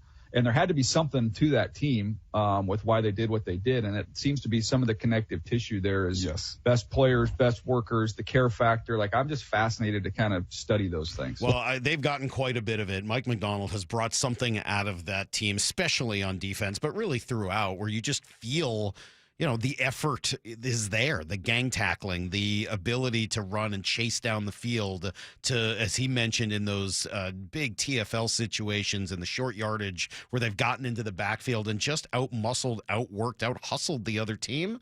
All of those things, really, really good signs for where the Seahawks could be headed. All right, that's for you in review. Generally, we do that 9 o'clock on Fridays, but doing a little early to make room for Stacy a little bit later.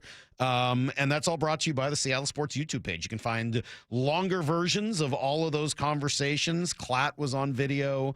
DJ was on video. McDonald is on video. Passam was not this week, but sometimes he is. And you can only see Mike McDonald on video there because the Seahawks don't usually have us live stream that stuff. So I get text all the time while you're interviewing him, like, why can't we see Coach? But you can see him later. See it later. Yes, if you go later, you can go watch the entire thing and see Mike McDonald, which is very exciting to be able to see him talking, not just hear it. Anyway, all available at the Seattle Sports YouTube page. Make sure you go subscribe, and then you can watch the show live every morning and check out the clips later. We'll be right back with everything you need to know next. It's the Hawks Player Spotlight. Tight end A.J. Barner is with us. How are you, man? Doing well. Good to be on here. Brought to you by Three Tree Roofing. The rookie on this O-line, Gray Zabel, is with us. Sam is an elite quarterback. Going deep with a different Hawks player every day at 3:30 with Wyman and Bob on Seattle Sports. Every time he walks into a huddle, we know we got a chance for a big play. Nick Emanwari is with us. I felt good physically going into the game. Catch up on every Hawks Spotlight on Seattle Sports on YouTube and the Seattle Sports app. The fall, well, it's a great time to reset your workouts on new stuff, and Top Fitness has some great deals going on right now. Hey, Brock Hewitt here, and you've heard me talk about working out in your home gym. It's the best. From flooring to everything that goes in that gym, like treadmills, ellipticals, and strength training systems, well, Top Fitness provides it all. Top Fitness represents the very best brands available, like Washington's own Precor, yes, the company that created the elliptical, and Inspire Fitness, the leader in strength training machines, along with so many others. Give Top Fitness your room dimensions right now, and you know what? They'll do the rest. They'll do a complete fitness room design. And right now, get 0% interest financing. Mention you heard it from me and receive an additional $100 off any new treadmill or home gym. It's no secret that everyone, from personal trainers to professional athletes, love Top Fitness. Top Fitness has locations in Tukwila, Linwood, and Bellevue, or visit them online at topfitness.com for more info. That's Top Fitness, your best place for home fitness equipment. This is for all you guys on Viagra. ED pills are no longer needed.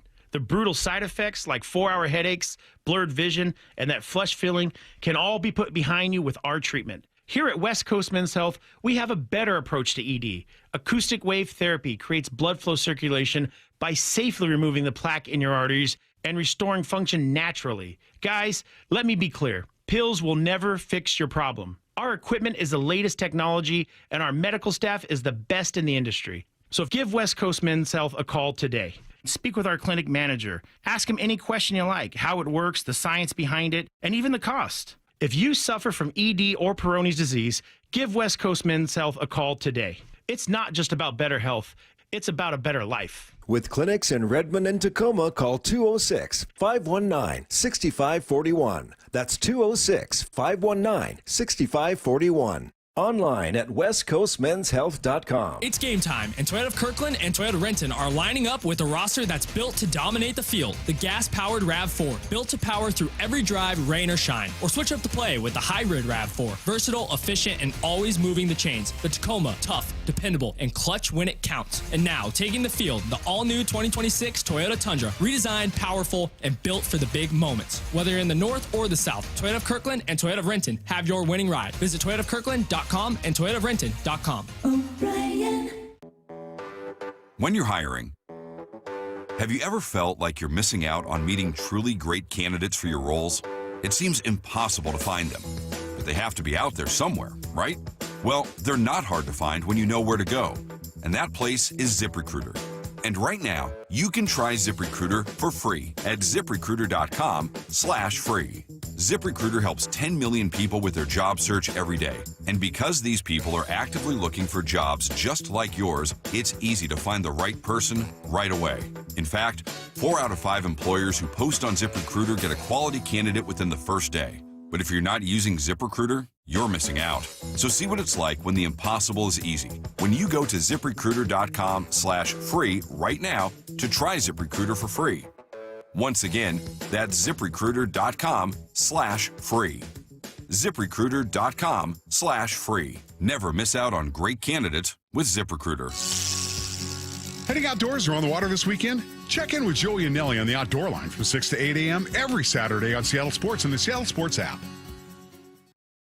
Endless hours of research, seeking referrals, dozens of calls. Hiring the right attorney can be a challenging process during an already difficult time. JP Pendergast with Pendergast Law explains. In Washington State, Tom, there are thousands of attorneys to choose from. Referrals and online research can be helpful, but discovering the right attorney requires a conversation. It can be hard to identify integrity and authenticity without that interaction. So, what do you recommend? We encourage anyone looking for personal injury representation to call for a free consultation with our team before making a decision simply based on referrals or online research. Accident victims need an attorney that listens, demonstrates honesty, and is genuinely understanding of their unique circumstances. The care, attention, and preparation that our firm provides throughout the case mirrors the effort involved when taking on the insurance companies. Save time and avoid mistakes after an injury. Contact the caring and compassionate team at Pendergast Law. If you or a loved one has been injured in a car accident, call Pendergast Law. We can help. Looking for a high school that nurtures both the mind and spirit? Archbishop Murphy High School is where academic excellence meets faith-based education. With a 100% graduation rate and a college prep program designed to challenge and inspire, our students are prepared for whatever the future holds. But it's more than just academics. Archbishop Murphy's robust athletics, arts, and co-curricular activities ensure that every student finds their passion and thrives. Archbishop Murphy High School believes in educating the whole person. That's why we offer a vibrant campus life where students grow not only academically, but also spiritually, socially, and physically. Don't just take our word for it. See it for yourself. Schedule a visit and discover how Archbishop Murphy High School can help your students succeed. Visit am-hs.org. IRG Physical and Hand Therapy proudly supports Archbishop Murphy High School, where your story begins. am-hs.org. Need to know. 15 minutes past every hour with Brock and Salk. Here's what you need to know. Up first. Season-ending meeting with the media yesterday for Jerry Dipoto, Justin Hollander, Dan Wilson. And I thought they did a really nice job of talking through the way the season ended, talking through some of the really positive things that had happened this year, dealing with the disappointment and failure in their words, and then obviously moving forward to this current off season and where it all can go from here. Let's see. Here's Jerry Dipoto speaking specifically to the fans. Can't say enough about our fans and the way they showed out. From the workout days to putting people in the bowl and the environment, the atmosphere that we played in both the ALDS and the ALCS was unlike anything I've ever experienced. And I've experienced a lot of cool things, and it was unbelievable. So hopefully we've taken a huge step this year. Hopefully we take another big one next year. Yeah, and I think those steps are, multifaceted. There's a step taken on the field. I thought that there was a step taken with trust earned off the field, both in the clubhouse and among the fan base as well. Afterwards, there were a lot of questions about Cal's comments that it was a failure. Justin Hollander addressed those. Is it a failure? We didn't achieve what we wanted to, and in our minds, what we probably should have. It doesn't mean that there weren't positive steps or good things that happened along the way. I said it earlier. I use the example again. Like right now, I'm closer to Cal that it's a failure than Giannis, which is there are no failure in sports. And maybe I'll evolve over the next couple days and weeks and think more big picture about where we are organizationally. Yeah, I think that's a really nice way of looking at it. Everyone wants, I don't know whether it's a pound of flesh or mostly just to believe that the people in charge share their same level of disappointment. And I think you hear that very clearly from really all three guys who were there meeting with the media yesterday. They also talked about the future, and there was a lot there about Josh Naylor because he really does feel like the biggest priority for most of the fans, and yes, for them as well. Obviously, it's a priority, and we will take a step back from where we are before we truly assess, and we'll communicate with the players before we say anything publicly. But we're still, like I said, in grief mode, and so are they. But loved every minute with those guys and with others who are pending free agents or potentially pending free agents. And, we've obviously been in planning mode and competitive mode and trying to put together plans and rosters to win games. And, we've discussed 2026 and beyond, and we do that fairly regularly. So it's not going to sneak up on us, but it is appropriate to communicate with those guys before we do it publicly. Yeah, it makes sense. I think we all know, though, that Josh Naylor feels a little different than some of those other offseason priorities, and hopefully that's something they're able to get done really before the rest of the offseason starts. World Series will start tonight. Game 1 in Toronto, Trey Yasevich against Blake Snell. Here's the second thing you need to know. I've been playing you a lot of football cuts over the course of the morning. There was a roster move yesterday. Seahawks releasing tight end Eric Saubert. I was bummed. I like that guy. I think he plays pretty well in that third tight end role, but we'll see. Maybe he finds his way back to the practice squad. They will get a few injured guys back. Christian Haynes, Robbie Utes, both expected to come off of IR before their next game.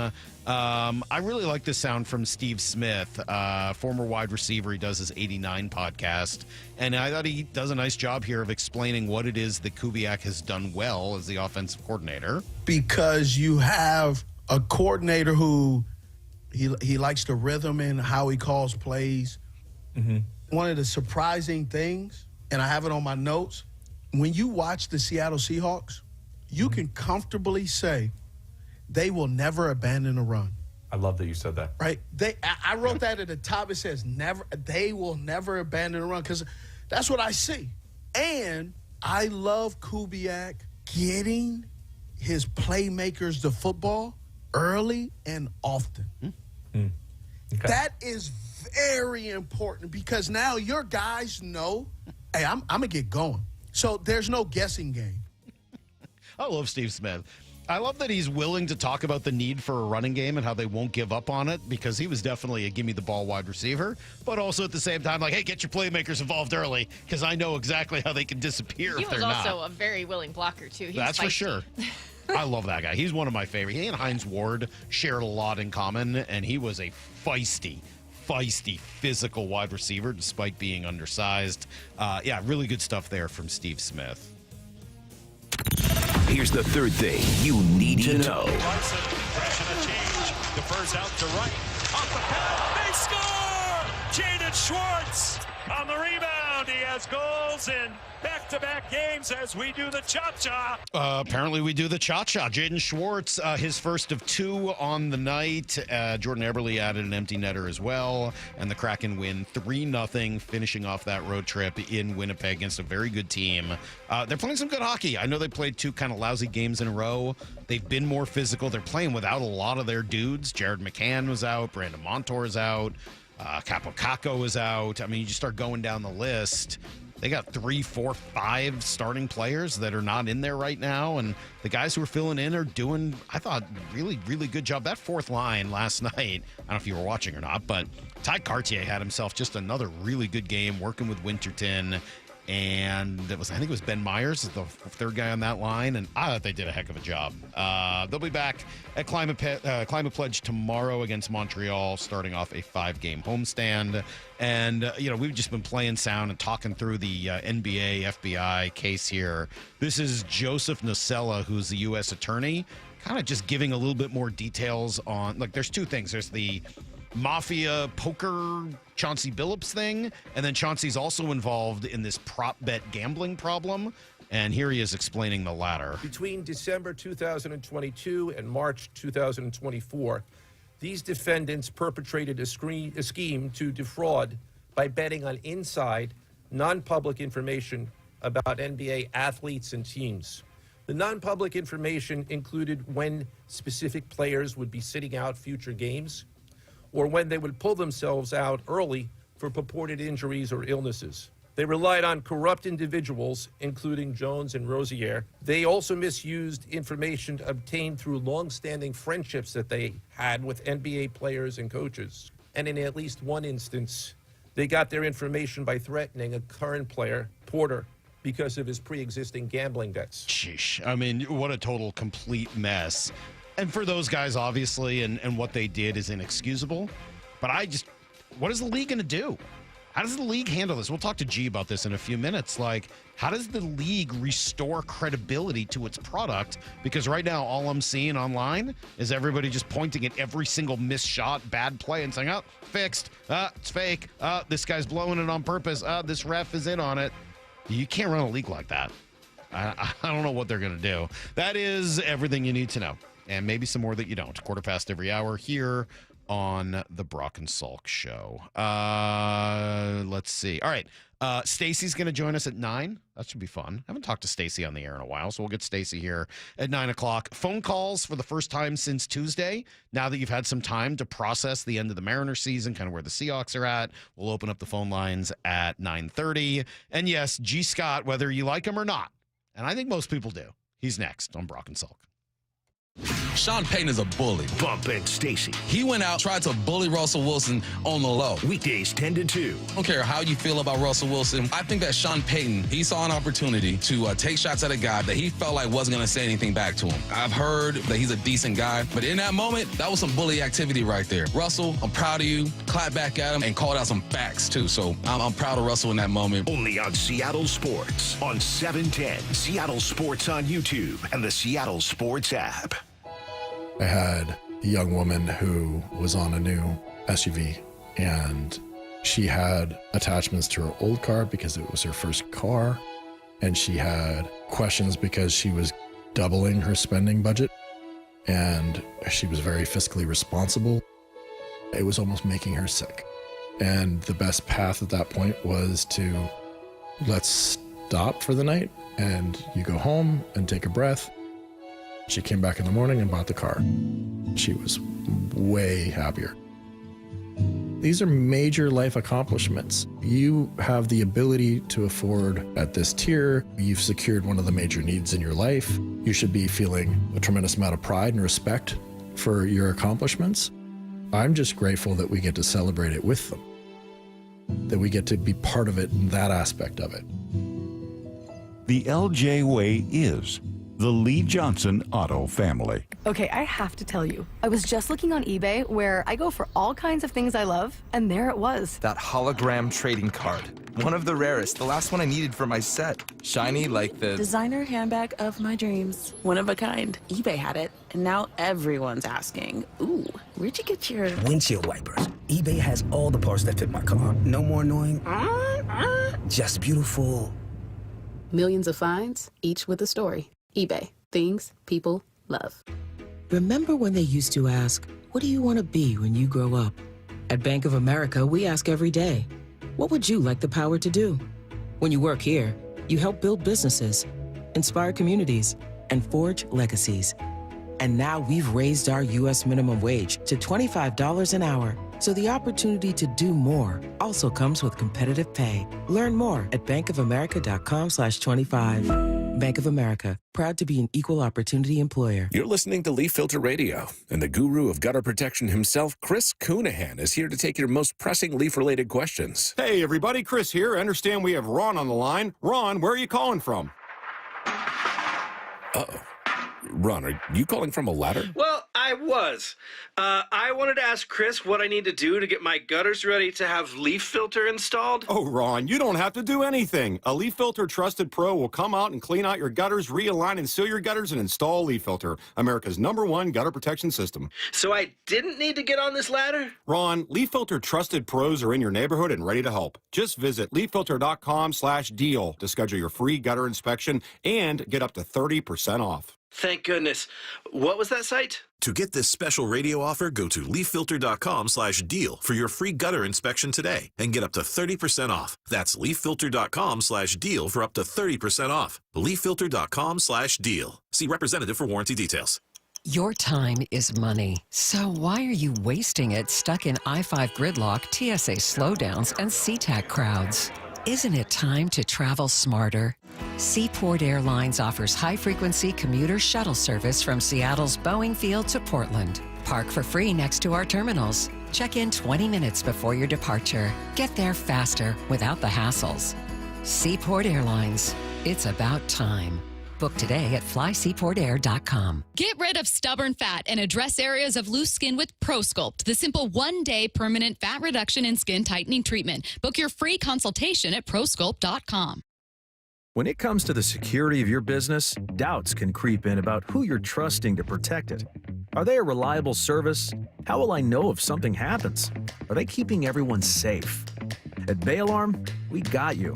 For nearly 80 years, we've been putting our customers' minds at ease with our advanced technology and personalized support. Feeling insecure about your current security service? Visit bayalarm.com today to talk to a local security expert. As a quarterback, you cannot run a winning play with a messy playbook. And most companies' data, well, it's a mess. AI is changing the game, but if your data is scattered, you're stuck on the sidelines. Brock Heward here, and this is where my friends at Marquee Data come in. They get your data in shape, clean, connected, ready to perform, so you can finally put AI to work for your business. Whether sales, finance, or operations, every smart move starts with the right data. So head to mydataqb.com to draw up your game-winning data play today. That's Marquee Data or mydataqb.com. 1-877 Cards for Kids. KARS Cards for Kids. Ready to get rid of that old car? Donate it to Cars for Kids. Call 1-877-CARS-FOR-KIDS to reach a friendly live agent. Donation's super easy, and your car can be picked up as soon as tomorrow. Call us now, 1-877-CARS-FOR-KIDS. 1-877-CARS-FOR-KIDS. Donate your car today. Did you know you can donate real estate too? The birth of the American supercar is roaring into LeMay, America's Car Museum, starting October 25th. Curated by racing icon Steve Saleen, this electrifying exhibition showcases the evolution of American speed, style, and engineering, featuring icons like Hennessy, Shelby, Zinger, and more. From raw horsepower to groundbreaking design, this is the ultimate tribute to performance. Don't miss the birth of the American supercar, opening October 25th at LeMay, America's Car Museum. Visit americascarmuseum.org to learn more. From the Quantum Fiber Studio. This is Brock and Salk. Weekdays 6 to 10. On Seattle Sports and 97.3 FM HD2. Yeah, this is already making me a little nervous because G told me that he wants to talk about an HR problem, which, I mean, generally you just are an HR problem, but now you want to talk about an HR problem. Well, first of all, good morning to everyone, Mara, Lyle, Mike, Salk, and all of the great Brock and Salk listeners. I need you all to help me out with something. So the other day, I come in to say hello to Mara, Lyle, and Brock and Salk, and all of a sudden, Mike's like, hey, I need to send you a video of Lyle in the shower. Stop right there, man. Like, you can't do that. You can't but that's what was the funniest part. You were like, okay, sounds good, send it to me, Lyle. And you walked out, and I was like, no questions about that? I mean, listen, man, if Mike Salk says, hey, I want to send you a video of Lyle in the shower. Yeah. What am I going to argue about? But right. I'm not comfortable with that. Oh, you're not comfortable. I was a little scared that our good buddy Marin was going to come down with a manila envelope. Mm-hmm. And then about 5 minutes later, Lyle was fast, and it's like, hey, G, here's me in the shower. Oh, jeez. Pause. Oh, my gosh. So pause. All right. So you watched the video of Lyle in the shower. Yeah. He is thankfully fully clothed. Yeah. But taking a what I believe is a cold shower following the Mariner loss on Monday night, fully clothed. What did you make of the video? Well, first of all, what I'm not going to do is be tone deaf like some people and tell you to get over it, that is only be in a few days. I won't do that to you, Lau. Somebody said that? Are you serious? I'm not joking. Somebody said get over it? Mariner fans? You didn't hear about this? No. Yeah, somebody said that. No. Somebody will text in and they'll tell you who exactly. I have no idea. I've not heard about it. They told people to get over it and then go Hawks. And at the same time. Dude, that's not right. Yeah, just get over losing in Game 7 with 8 outs left? Yeah, get over it. Just get over it. And go okay. Hawks. All right. Somebody on the text line will tell you. That can't be a real thing. Hey, I don't believe you. That's not real. That is among the most tone deaf. And I've said tone deaf things. Right. That is pretty tone deaf. Yeah. Wow, I had not heard that. That's Lau, crazy. had you heard it? Mar, had you heard it? You guys told me. Oh, man, 253. Anyway, so let's get right to the shower. I was going to say, because we talked about this the other day with Brock. Did you notice the empty shower caddy? You damn right I did. There's no soap. There's no shampoo. There's no face wash. That's the thing. Now, Lyle, bruh, I see you in the shower. You look like a backup extra from the movie Psycho when you're in there in the shower. There's no soap. There's no washcloth. There's no loofah sponge. You know what you are? You are bare hand bandit, ain't you? You know what a bare hand bandit is? It's a lot of bare hand bandits out here. Usually it's part of Salk's delegation. Now listen, all right. Bare hand bandits are folks that don't use washcloth, don't use nothing. You just come in there with straight soap and bare hands. That is assault on the body. You can't do that, Mike Salk. You got bare hand like you just Salk. Do you lose your loofah? No, yeah, no, Lau. Of course I do. Lau, use washcloth. I hate to break it to you. All the body wash and shampoo just wasn't in the shot. I just don't keep it on that shower caddy. No, because seriously, usually all of that stuff is towards near the shower. Right. I don't think you have a whole anything shower there. caddy that's empty and then you just leave your stuff on what, little shelves? Yeah. No, because all that stuff would fall off. I don't think you have anything. Why would I lie about I don't know. Well, because you're embarrassed now that everyone's onto you. Are you a bare hand bandit? No. I just want to know if you bare hand bandit. When you just go right, no washcloth, no loofah sponge, you just straight soap to the body, and you just physical assault on your body, just straight. With soap. That's what I was as a kid. That was all there was. I didn't know there was anything. Then beyond that. You grew up as a bare hand bandit. Absolutely. That's how I was taught to bathe. Was just take the soap, lather it up, and then rub it right on your body. That's what I'm saying. When I went to military school, and I went to school with folks like you know what I'm saying? Yes. That's what I found out. Like I'm like, bro, you ain't using a washcloth? It wasn't until I got into a serious relationship and started living with a woman that I found out that was not okay. And then I discovered body wash and a loofah. Bruh, it took your wife for you to figure out. How else would I know that? It's not like I was showering with other people. Lau, how did you know not to be a bare hand bandit? Because you're taught at a young age to use shampoo and body wash? No, I use shampoo and I use soap. No. That's not right. Lau, catch up, fella. We're talking about, is it a washcloth? Do you do a washcloth or a loofah sponge? Or do you just put soap straight onto your body? So you're See, that's what I'm saying. He's a bare How do you hand apply bandit. soap? Right. You just apply with your hand. Yeah, or with body wash, you do it with your hands. You're a bare hand bandit. Sure you are. That's what he's been asking. Yeah, you are a bare hand bandit. And I would submit to you, you're wasting a lot of money. If you are using body wash by itself without a loofah, you are using so much more. You need so much more body wash. Like, you ever stay at a friend's house or something and they have body wash in their shower for you to use as a guest, but they don't have, you're not going to use a loofah in somebody else's house. Right. So then you use just the body wash that they have. Or No, if you're on I'm not vacation. staying at your house. All right, well, but you're already at the house. You don't know. So now you got to go bare hand, and you need to use like half a bottle of body wash just to get enough lather to, soap up and feel clean. I've discovered the silicone body scrubbers because I like a loofah or like a poof or whatever, but they never completely dry, and you start to get kind of worried that like is it mildewing or they fall apart. They have these silicone body scrubbers that are like a little brush, and you don't have to worry about the mildew or falling apart aspect. Somebody texts in and says, "What is this segment? Have you not been paying attention to 8:30? What do you mean, what is this segment? You know it dang well. We're gonna get to the bottom of it. Plus, you got to exfoliate with that thing a little bit too. So let's get back to Lau. Bruh, what was you doing in the shower, fam? Sulking.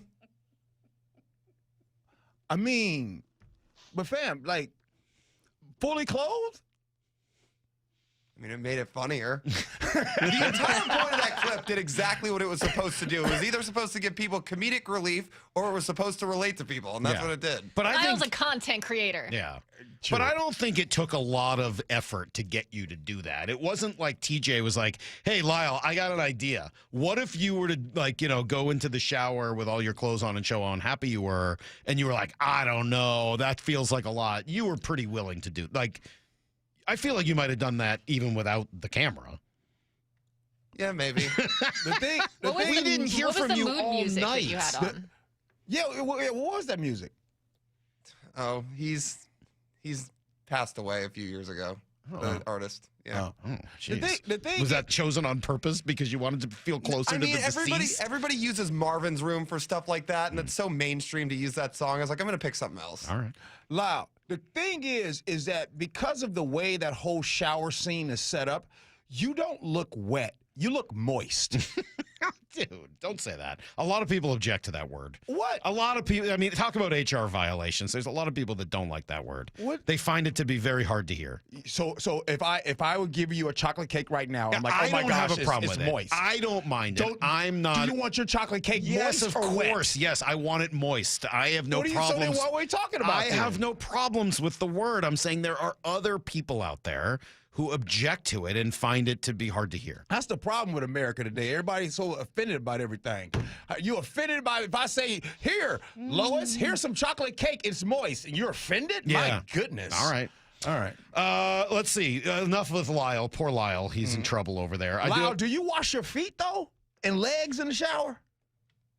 Yeah, aren't you supposed to? Okay, just make sure. All right, what do you but barehanded, though. all the way to the feet? I mean, like, doesn't the water just kind of take care of that on the ground? Like, do you really need to bend all the way over to get the feet? Yes, you do. Do you? Bruh, Salk, you don't wash your feet? No, I do, but I knew that would Do get you? you. I do. I don't think you do. I do, but I knew that would get. We've talked about this before. Do you wash your back? Because you know I that back can only get to some of it. I mean, like, how do I get to the whole back? That's a whole bushel. I know of there's bushes. a lot of hair there. I do the best I can. I try to shampoo it in order to throw a little conditioner back there in order to really, like, you know, I want it to look like Troy Polamalu or something in those Head and Shoulders commercials. All right. Are you ready to give me my? Are you about to give me flowers? Is that? Oh, you want to talk JSN? Is that what we're here about? Well, I mean, look, listen. You're a hard person to give flowers to because generally you're already holding some of the flowers you've picked yourself. So it's not like it's hard to hand you flowers because you've already given them to yourself. Like, I feel like you call 1-800-Flowers with your own delivery address, and you're like, yeah, those will just be delivered to me, thanks. Yeah, I'd like roses. I'd like some poinsettias.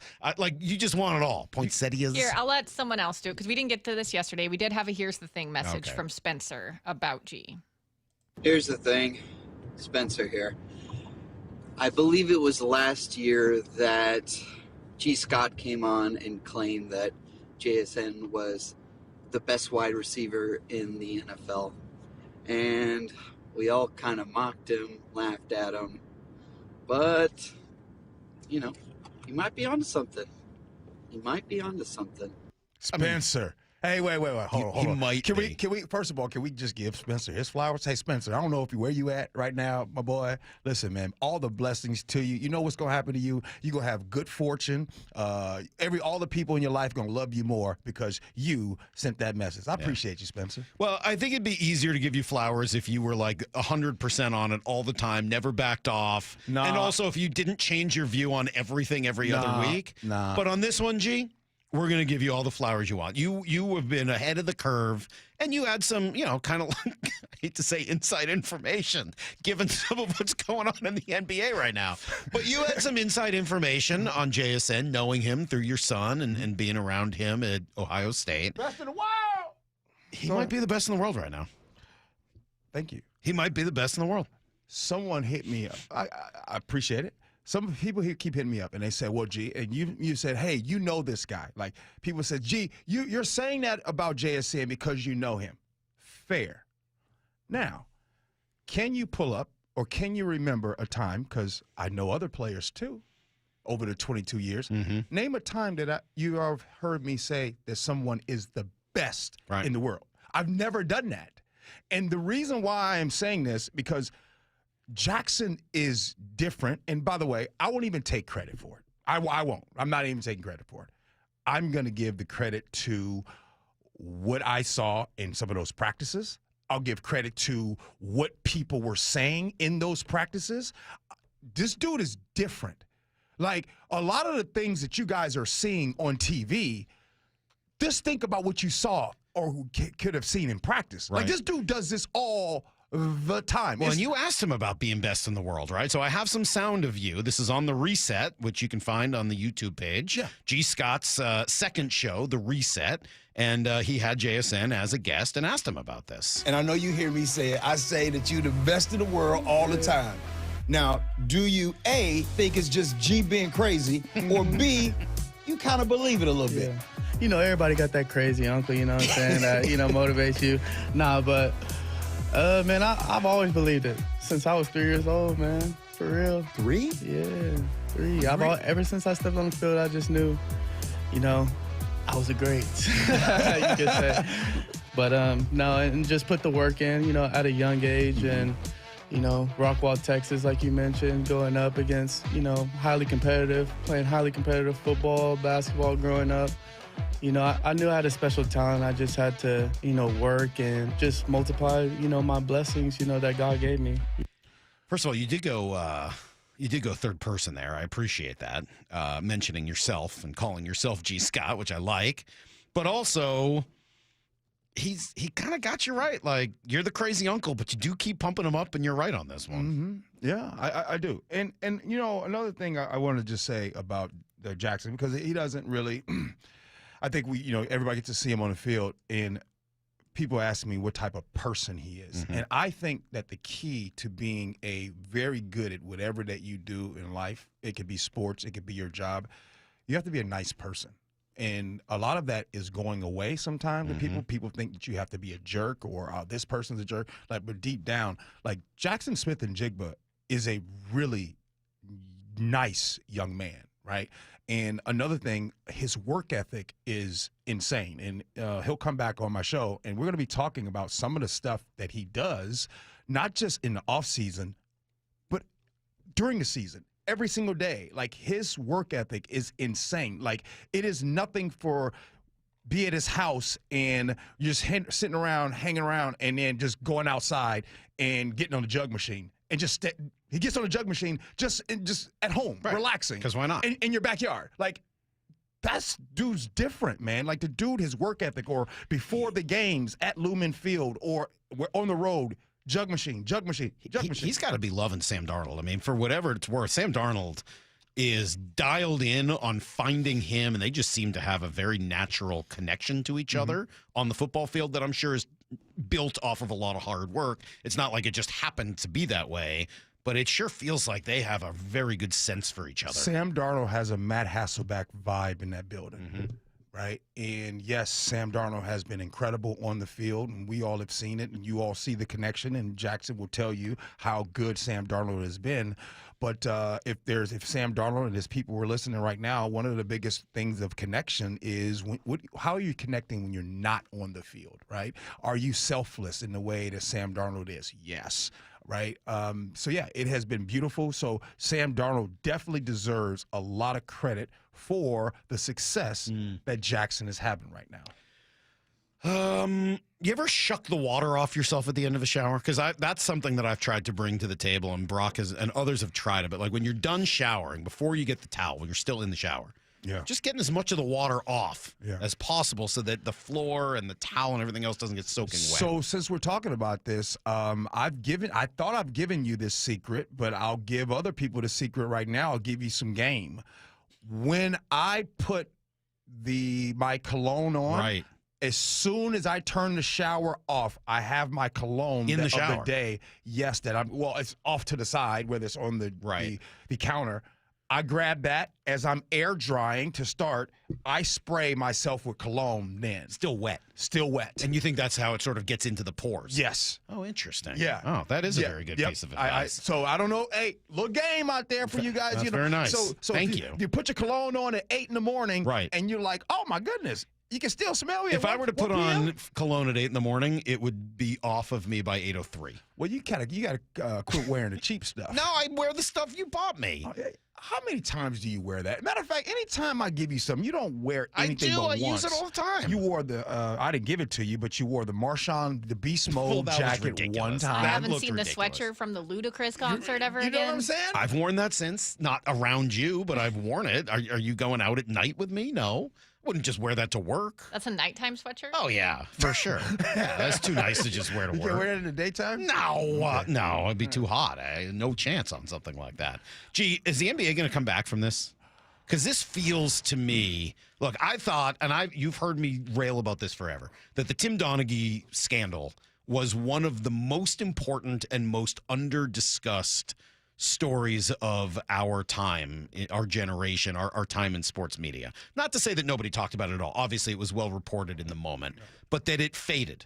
And it never really went away from me. It's like, are you kidding me? This guy's fixing games. He's the referee. He had control over everything. There's no way this is an isolated incident. Yeah. And here we are, a decade later, not even. And the news coming out yesterday is earth-shattering, I think, except that I already kind of expected it in the NBA. Yeah. You mind if I go off into the weeds real quick? Sure. You got about 5 minutes. Okay, cool. So you go to Vegas, right? Yeah. You and 9 of your homeboys. It's 10 of you. Yeah. You guys go there. You go there on the Thursday. You come back on the Sunday. You have a great time in Vegas. And then that next week happens, and then some of the spouses and the wives, and what ended up happening in Vegas is two of the homies got popped, right? Like they got caught with something. They got some stuff in their phones and stuff like that. They did something wrong. Against the law wrong? No. Oh, just something that's going to get them in trouble. Stuff that should have stayed in Vegas. It should have stayed in Vegas. All right. But they got popped. Yeah. Now, 2 have gotten popped. 10 of you guys went. There's 8 of you guys that are like, oh my goodness, you hear what happened to Larry? You hear what happened to Harry, right? So the 8 people that went to Vegas, they sitting there like, are they like, oh man, that's just on them? Or are they like, oh boy. You know what I mean? That's the NBA right now. Yeah, that there's a lot more of it to come. And it's not, do we all think it's only NBA? Like, this is what happens when you have sports be partners with betting. I don't think those two things are necessarily related. Like, I do think that it could be in other sports. I'm not denying that. Obviously, we've seen some with baseball this year, with some pitchers who have already been suspended. Have you guys noticed that we're seeing it more now? You're not going to correlate. You're not going to make that correlation right there. That we are seeing this whole betting thing happen more today than ever. Yes, but I don't know if that's because of the league partnerships so much as it is just because of the accessibility. Well, I mean, it was only so many years ago that sports betting was made legal basically throughout the country. I think that this would be a problem whether the leagues were in bed with them or not. No, well, I disagree. Really? I disagree. You're watching the NBA, and we go to commercial break. While you're commercial break, just so you know, go over to DraftKings right now. No, and scan this QR code, and you get $100 right now. But that's just advertising. I mean, that's advertisement. I think that's a problem. I don't think that the leagues should be advertising. That should be a disconnect. Okay, well, that's different. Okay, I thought you meant because like they were literally partnering with them. No, I see what you mean. Like disconnect that. And by the way, this is a simple quote. I said this yesterday. I'll say it again. When money becomes the message, then integrity is negotiable.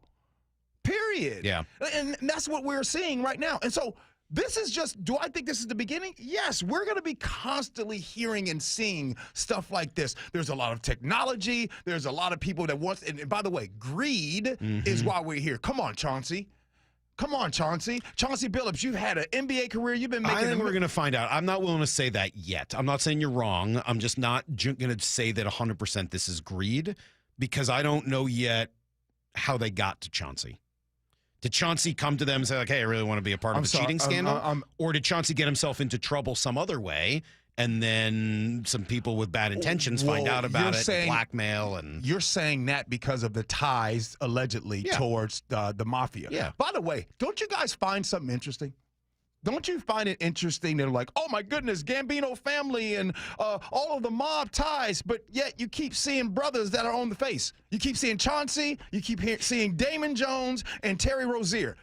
I ain't seen one mafia person. Right. Well, I'm assuming some of that has to do with those guys are famous, but I don't know. But that's interesting, right? Like, they just keep showing the same 2 to 3 faces. But the Gambino family, this was all organized, and this person, where are they at? Yeah. Can we see their faces? Yeah. But again, let me scale back. To keep it simple, being serious, we will see more of these topics because money. Well, the league's going to figure that out, dude, because you cannot run any sports league without the understanding that what we're watching is real. If what we're watching is suspect to being fake, you can't have it. So the leagues are going to have to really look themselves in the mirror. Do you think the league should be continuing to partner with betting? I don't have an answer for you on that today.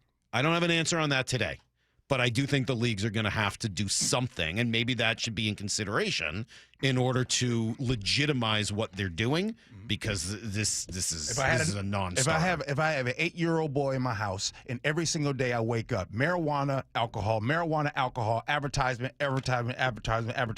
and then I get a call from the school 6 months later, hey, little Joy had marijuana and alcohol. Am I shocked? No. I'm sorry. There should be a straight disconnection between big sports and betting.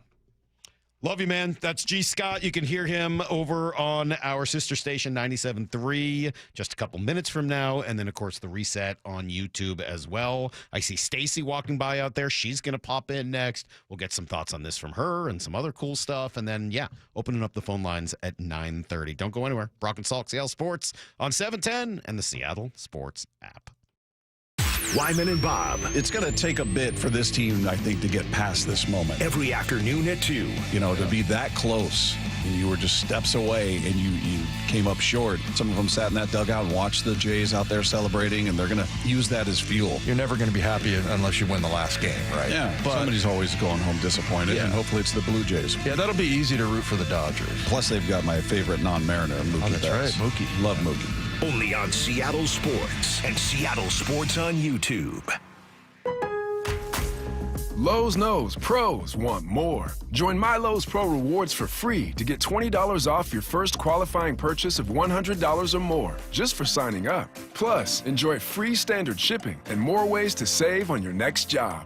Lowe's, we help, you save. Offer valid for new members only. Not valid with any other discount. Free standard shipping not available in Alaska and Hawaii. Exclusions and more terms apply. Loyalty program subject to terms and conditions. Visit Lowe's.com/pro loyalty for details. Subject to change. Hi, this is Rick Witters, owner of Cressy Door. At Cressy Door, we have the best selection. With so many choices and styles, the experts at Cressy Door are here to help. Come visit our brand new showroom and pick out the perfect garage door. Cressy Door. At O'Neill Plumbing, we don't just promise to get the job done, we back it up. No travel charge, no show-up fee, no overinflated pricing, and no out-of-town owners. Just clean, fast, and professional each and every day. O'Neill Plumbing. $5,000. That's the average amount of money people in the U.S. are now spending on gas in a year. $5,000. That's crazy. If you drive, you have to download Upside, the free app that gives you cash back every time you get gas. That's right. You can earn real cash back with Upside just by buying the gas you're already buying. You can literally start earning cash back today. I use Upside every time I fill up, and I've already made around $200-$300. You're putting gas in your car anyway. Why not get real cash back? If you like free money, download Upside. I'm saving the cash I earn from using Upside to help pay for a vacation later this year. Download the free Upside app now to earn cash back every time you buy gas. Use promo code BOOST25 to get an extra 25 cents per gallon on your first tank. You can cash out anytime right to your bank, PayPal, or a gift card for Amazon and other brands. Just download the free Upside app and use promo code BOOST25 for a 25 cents per gallon bonus on your first tank. That's code BOOST25 for a 25 cents per gallon bonus. Confidence is knowing you're ready to handle whatever comes your way. That's what it feels like to take on your workday with Cintas. They make sure your AEDs are up to date, your fire extinguishers are tested and inspected, your floor mats are cleaned and delivered, and your workwear looks good, feels good, and is freshly laundered with the Cintas Apparel Plus program. So are you ready to take on today? Visit Cintas.com. Oh, I'm ready! And get ready for the workday. How do you stay humble when you're America's #1 wiper blade? That's what we're currently dealing with at Rain-X. Is it even possible to humble brag when you bully Mother Nature like we do? Do we sound too conceited if we keep repeating how Rain-X is the #1 brand of wiper blades in America? No, we'll take a lesson from our wipers and just keep doing our job with humility. As America's #1 wiper blade. Rain-X. Outsmart the elements. When I was in Iraq, our convoy was hit. It was bad. After I came home, I could still hear booms and see tracer fire. Makes it hard to be a good mom. As America's veterans face challenges, DAV is there. I'm Naomi Mathis, Air Force veteran. With the right support, more veterans can reach victories, great and small. With help from DAV, I was able to begin to heal. DAV provides a lifetime of support to veterans of every generation, helping more than 1 million veterans each year. Today, I'm part of DAV. We're veterans helping veterans to get the benefits they've earned. And I give my veterans my all. But there's more to be done and more victories to be won. My victory is being able to be here for my children. Naomi Mathis, thank you for your service. May your victories inspire many more. Support more victories for veterans. Go to DAV.org. When you're hiring, have you ever felt like you're missing out on meeting truly great candidates for your roles? It seems impossible to find them, but they have to be out there somewhere, right? Well, they're not hard to find when you know where to go, and that place is ZipRecruiter. And right now, you can try ZipRecruiter for free at ZipRecruiter.com/free. ZipRecruiter helps 10 million people with their job search every day. And because these people are actively looking for jobs just like yours, it's easy to find the right person right away. In fact, 4 out of 5 employers who post on ZipRecruiter get a quality candidate within the first day. But if you're not using ZipRecruiter, you're missing out. So see what it's like when the impossible is easy. When you go to ZipRecruiter.com/free right now to try ZipRecruiter for free. Once again, that's ZipRecruiter.com/free. ZipRecruiter.com/free. Never miss out on great candidates with ZipRecruiter. This is Seattle Sports. Streaming through the Seattle Sports app. KIRO AM Seattle. KIRO FM HD2 Tacoma. Home of the Seahawks, Mariners, and everything Seattle sports. Get in the freaking auto! From the Quantum Fiber Studio, this is Brock and Salk on Seattle Sports. Brock Eward is my hero. Jay Buhner just punched me in the kidney. We're going to see you on the interview. Doesn't really work that way, Sherm. This is a show that has my name on it. It kind of does, though. Now here are your hosts, Brock Eward and Mike Salk. All right, Stacy Rost is here. Yeah, I told you it's Friend Day. 253 says, Salk, you know you're enabling Stacy's divaness when you rearrange your show around her. It's true. Yes, that's true. Trying to make her feel important. Yeah, well, what do you mean? I am important. I'm very trying to important. recognize your importance. This is actually my show. Yeah. I've allowed you to open for me for 3.5 hours. Wow. It's nice. That is nice of you. Thank you. Wow. I do always have felt like an opening act, so that's nice. Just trying to get the audience warmed up for you guys. No big deal. Stacy, we got to hang out and spend a couple of baseball games together, which was super fun. We did. It was so fun. What did you learn over the course of this year about baseball, about the Mariners, about just throughout this? I mean, it's a big experience that we all went through. Yeah. What do you think you learned? Okay, I'm going to isolate it to 2 things. What I learned about the Mariners and baseball, and then what I learned about postseason baseball, which is, from me complaining about you and then being wrong, or complaining to you and then being wrong, and then complaining to you the next day and then being wrong are 2 different things. So first, in terms of baseball, I think we already know that, you can't dwell too much on a low moment in the regular season. But I think also a reminder that you can turn certain things around. So I think of very specifically 2 instances. Coming out of that Yankees series was like an ultimate low for so many people. You had been swept. You lost a no-hitter into the 7th inning, up 5. It was devastating. And then they bounce back. They sweep the Tigers. And then Cal wins the home run derby, and the vibes are great. And then you go back to, the beginning of September where you've been horrible on these road trips. And then they win 17 of 18. So just kind of that this team is much more resilient than I thought, and that I would keep seeing people say same old Mariners, and it's like, sometimes that's fair, and then in other times it's not. Okay. And so they're just much more resilient than I thought. In postseason baseball, oh my God, that every single decision, pitch by pitch, matters. And that sounds silly, but I had not experienced playoff baseball to that degree before. And so when the marathon becomes a sprint. Exactly. So it's one thing to watch this team in a 2 games in a wild card and go, wow, how fun, how plucky, these plucky underdogs. It's another thing to be, you and I sat next to each other for game 1, right? And it was, because they won game 2. So for game 1, and we were debating, hey, basically everyone except for Cal and Julio wasn't hitting.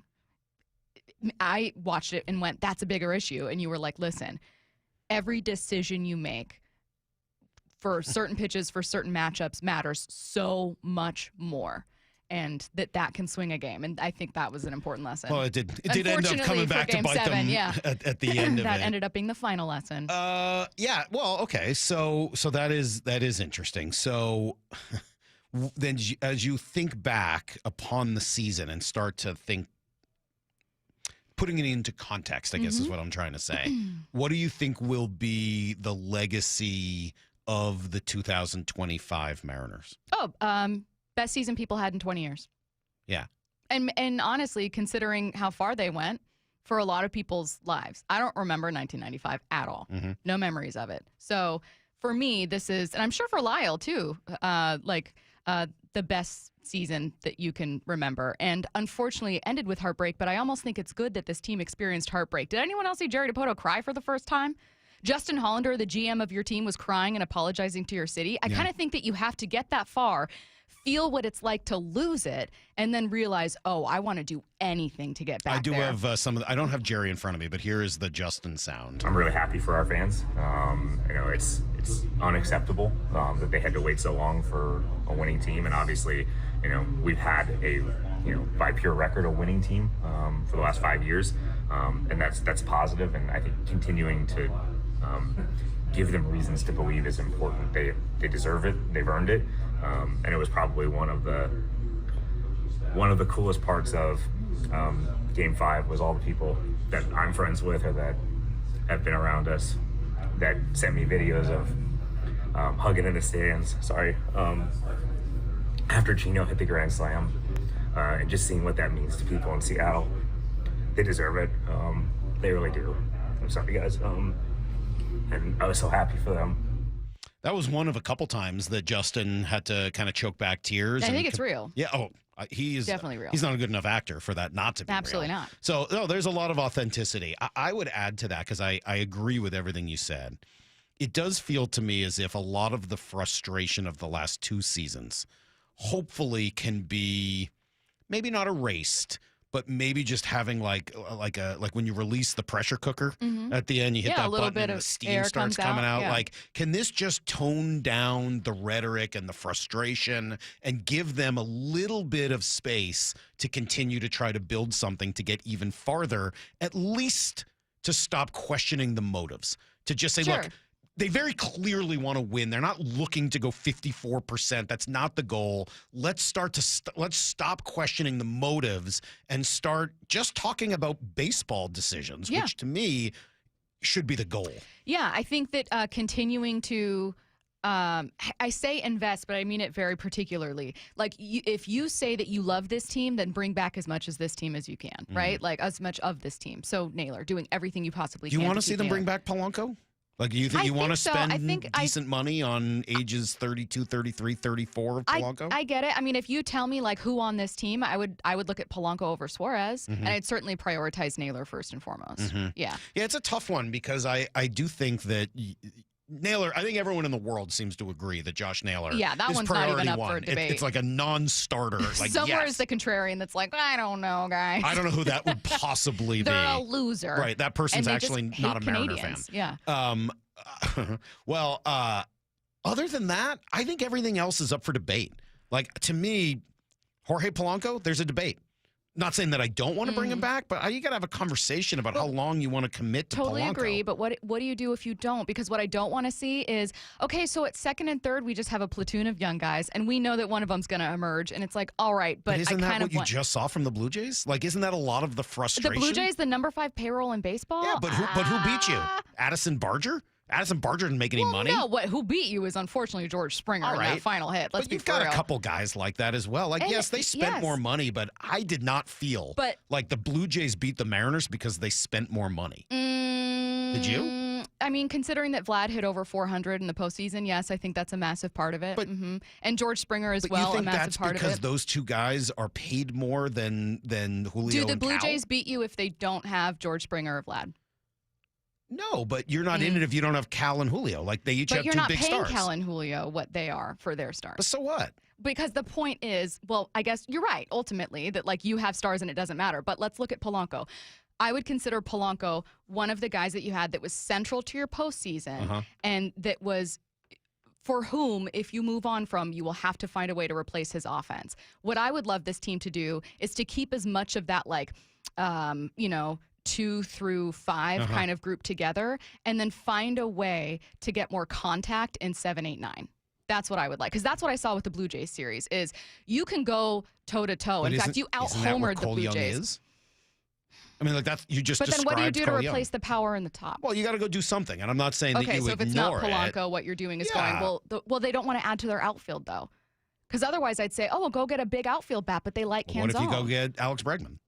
Well, then great. I mean, like, Co-sign. there's a lot of ways to do it. What if you... But do you think they do that? I don't know. I don't know what they're going to do. I think they've got some really big choices ahead of them. I do think that they understand that they've kind of recaptured a lot of the people that had been frustrated the last couple of years. Yeah, I agree. And you can't just walk away and not bring back anything. But at the same time, I hope they do learn some lessons from the Blue Jays, which is Addison Barger and Ernie Clement and some of the young players on that team, Lucas, like those guys played enormous roles in what happened. And you do have Cole Young coming as a first-round pick and Colt Emerson coming as a first-round pick, top 5 prospect. Cole Emerson's not going to be here in April. No, but... And those games matter. Do they? They absolutely do. They absolutely do. By how many games did you take the division? They matter. Do they? Mike. They matter a little. Salk won't listen to me when I tell him that you can lose a division in April. You just can't win it. Yeah, you can. And they didn't, like, you're not going to lose a division for the most part in April. Like, okay, I'll say the Mariners this. made I'll the say playoffs this. because they went nuts in September. No, let me add one more point here before we go.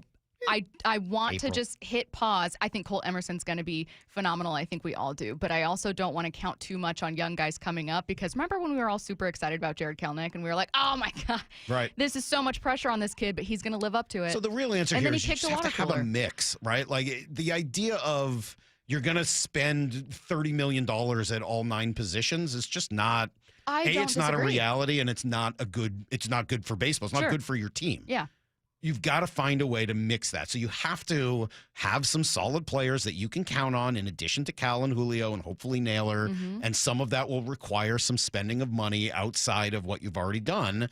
But at the same time, part of the reason they've built this whole farm system the way it is so that those players can start contributing, whether they're making money or not. To me, it's not about the money. It's about the production. Just get the production. And if the production is expensive, great. And if the production is cheap, great. My gut tells me if you re-sign Jorge Polanco next year, you're going to get less production for more money. What was so great about the Polanco signing this past year is you got a tremendous amount of production, regardless of how much he cost. And oh, by the way, it was a lot less than he cost the year before. Could you get more production from him, even if it was less than in 2025, than you would for someone making their debut? It depends who it is, right? I mean, like, I'm not going to say that in a Let's say vacuum. it's Young, because Young would be a second. Yeah, but I don't think... For me, you're not. Jorge Polanco's probably never going to play second again. Like, if you sign Jorge Polanco, he'll get 2 games he's out there. a DH. Like, that's kind of where he's at. So moving more from forward. Jorge than you would from like Leo Rivas. Well, yeah, absolutely. But I hope Leo Rivas is not in the cards to be your DH. Oh no, not your DH, but Right? maybe at second, like a utility guy. Yeah, Leo Rivas might have a role in this team until Colt Emerson is ready. Yeah. He might have a role in this team to balance it out with Cole Young until Cole's ready to take the job full time. But that's not a bad thing. That's preparing your young guy. We got to run. We could keep talking about this endlessly. for an hour. Oh, there was no Shrimpies, by the way. I know. Didn't make the World Series. Maybe if they'd made the World Series, they would have had some a of those whole Shrimpies. message ready for John Stanton about wanting Shrimpies in the press box. I know. Sad. Stacey, it was a lot of fun. Thanks for coming in and arguing. It's always great. Thank you. That's Stacy Rost. She can do that for 4 more hours starting at 10 o'clock. We'll be right back with everything you need to know and then some phone calls after that. 4 Down Territory. Michael Bumpus answers the top 4 football questions of the day. What have the first 7 games of the season shown you about the Seahawks? They're low-key deep. I mean, you got Ty Okada out there making pass plays. breakup. You have Drake Thomas starting now. You got Josh Jobe, who was starting tackles yesterday. Nick Imawari, who's finding himself. Because guys have been hurt, guys have been able to play. Catch every 4 Down Territory on the Seattle Sports app. Comcast Business can help turn your small business into a connected, secure, modern business. It's how restaurants become reliably up and running neighborhood favorites. How healthcare offices become the data-protecting caregivers that we all depend on. And how wealth management firms become cyber-securing guardians of your information. With reliable connectivity, enhanced cybersecurity, and Wi-Fi backup, your business can stay connected and get threat-ready with Comcast Business. Powering possibilities. Now through November 16th, new Comcast Business customers can get started with 150 megabit internet plus security for $59.99 a month for 12 months with a 2-year agreement. Plus, ask how to get a $500 prepaid card on a qualifying gig package. Call today. Restrictions apply. Requires enrollment in paperless billing and auto-pay with bank account. Early termination fee applies. Equipment, taxes, and fees extra. Northwest homeowners, when it comes to your roof, you need a name you can trust. Techline Roofing has proudly served the Seattle area for years, delivering exceptional results and lasting security. Choose Techline Roofing. Your trust is our foundation. Trust Techline.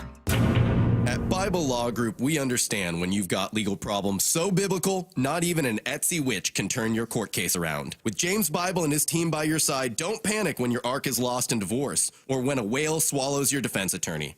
At Bible Law Group, we've secured over $40 million in settlements for our clients, and we're ready to fight for you. When your legal problems hit biblical proportions, contact Bible Law Group and let our talented team of lawyers get to work, no matter the problem. Find us at BibleLawGroup.com. The LJ way is.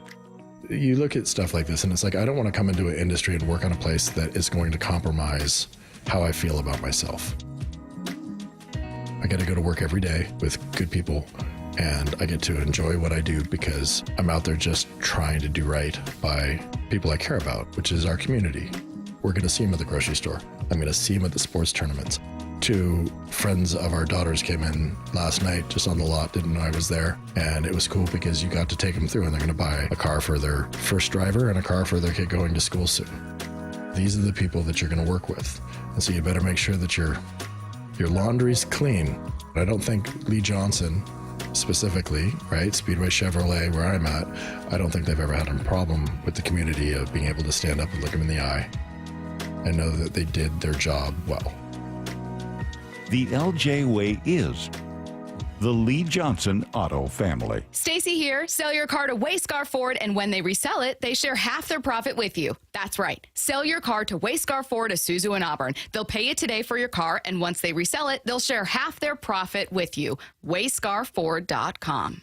Cancer impacts so many families, including mine. Former Washington Husky Mario Bailey here. My mother was treated for cancer at UW Medicine. As devastating as cancer is, there is hope. Because the Cancer Vaccine Institute is developing vaccines to treat and prevent the deadliest cancers. Patients who received vaccines over 20 years ago are still alive today.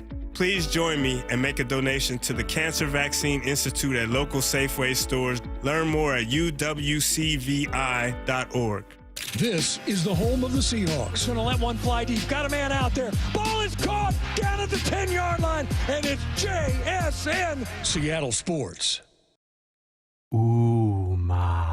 What was that? That is business phone bliss with the Ooma Cloud Phone System. It handles all our voice, video, and messaging needs. You sound very... Calm? I am. Ooma has everything I need to run my business more efficiently, like virtual receptionist, call routing, and video conferencing. And it starts at just $19.95 per month per user, plus taxes and fees. Ooma. Nice. Find your business comm at ooma.com/radio. Okay, I have to tell you, I was just looking on eBay where I go for all kinds of things I love, and there it was. That hologram trading card. One of the rarest, the last one I needed for my set. Shiny like the... Designer handbag of my dreams. One of a kind. eBay had it, and now everyone's asking, ooh, where'd you get your... Windshield wipers. eBay has all the parts that fit my car. No more annoying... Just beautiful.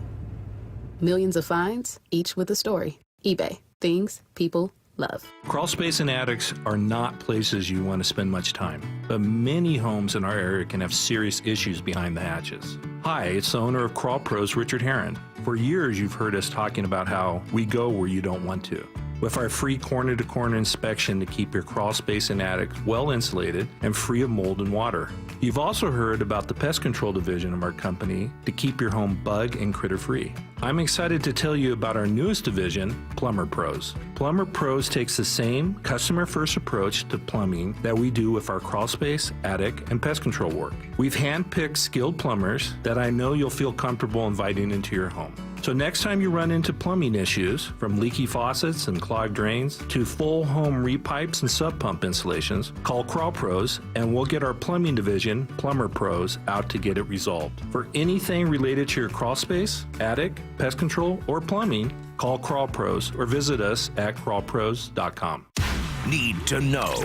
15 minutes past every hour with Brock and Salk. Here's what you need to know. Up first. I'll try to run through this very quickly and get back to your phone calls here in about 10 minutes. Mariners did meet the media yesterday. Dipoto, Hollander, Wilson all speaking, and I thought Jerry did a really nice job of understanding and thanking the fans. Can't say enough about our fans and the way they showed out. From the workout days to putting people in the bowl and the environment, the atmosphere that we played in both the ALDS and the ALCS was unlike anything I've ever experienced. And I've experienced a lot of cool things, and it was unbelievable. So hopefully we've taken a huge step this year. Hopefully we take another big one next year. I love the way he says that. A huge step this year. Let's take another one next year. Justin Hollander also sort of putting into context the success and failure at the same time of 2025. Is it a failure? We didn't achieve what we wanted to, and in our minds, what we probably should have. It doesn't mean that there weren't positive steps or good things that happened along the way. I said it earlier, I use the example again, like right now I'm closer to Cal, that it's a failure, than Giannis, which is there are no failure in sports. And maybe I'll evolve over the next couple of days and weeks and think more big picture about where we are organizationally. Yeah, I think, again, just trying to put it all into context, understanding the positives while still not being satisfied with where the team is at. I thought really nicely done by everybody yesterday. World Series Game 1 tonight, Toronto, L.A., Trey Yasevich, Blake Snell. Here's the second thing you need to know. I've been playing you some Seahawks sound this morning, and one thing that is coming up is a trade deadline a little over a week from now, and Rick Woolen has been at least out there as a possibility to be traded, just given some of the crowded nature of the Seahawks secondary. DJ, when we talked to him yesterday, was not necessarily wild about the idea of making a deal. I've seen his name bandied about a bunch. People have talked about, teams are in the corner market that he could be had. I always go back to conversations at cut down day every single year around the league. If you talk to every GM, they'll tell you the same thing. We just need one more tackle and one more corner. If we could just find a tackle and a corner, and there's going to be attrition. So to me, if I have any depth on the offensive line or in the secondary, I don't know that I'm willing to deal from that at this point in time. If you got a team that's capable of going on a run, it's I get where he is, and you got guys coming back, and he hasn't been what you hoped he would be. But I don't know. What are you going to get? You're going to get a 5th or 6th round pick. Yeah, and then I thought Hawkblogger Brian Nemhauser made some good points this morning about the possibility of playing more dime, which really, is made possible by Eamon Warry's safety-like build and experience. right? It's almost like playing big nickel, but with a dime package. So, yeah, maybe you do end up needing Rick Woolen long-term in order to kind of build the type of defense that you'd like to build. Here's the third thing you need to know. Nice win for the Kraken last night on their way home. They stopped in Winnipeg and got a win over a pretty good Jets team. Jaden Schwartz scored early, and then he iced it late. The Jets lose control. Schwartz is away with a yawning cage. Bullseye! With a $1:40 left. Jaden Schwartz, his second goal tonight. 2-0 Seattle. Yeah, they get the nice win, 3-0, and now head home. They'll take on Montreal tomorrow night, part of a 5-game homestand. We've played you a ton of stuff from the NBA, but we will take a break from that now. That is everything you need to know. 1:15 every hour here in the Brock and Salk Show. I do a bunch of texts, and they come in after the conversation with Stacy. And look, I'm just going to tell you, I just don't really like the debate over the payroll. I find it boring. I don't think it's really all that relevant. Somebody says they want me. I got a text here saying, Salk, we need you to be an advocate for Mariners fans this offseason. That's not what I do. That's not my job. I'm a radio host. I come on here and talk about the reality of what's happening. Would I like the Mariners to spend more? Sure. But they're not going to be the Dodgers. Like, that's not going to happen. They're not going to spend $350, $400 million a year. They can't bring back that amount of revenue in the town that we live in. And so do I think that do the Dodgers have an advantage at 350? Yeah, of course. I don't know that I see a huge difference between spending 165, 180, 190, 210.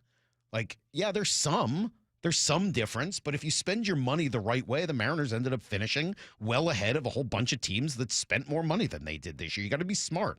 I'm not saying that spending money doesn't help. Sure, it'd be great. And it allows you to make mistakes, probably more than anything else, and can provide more depth. There's positives to it, don't get me wrong.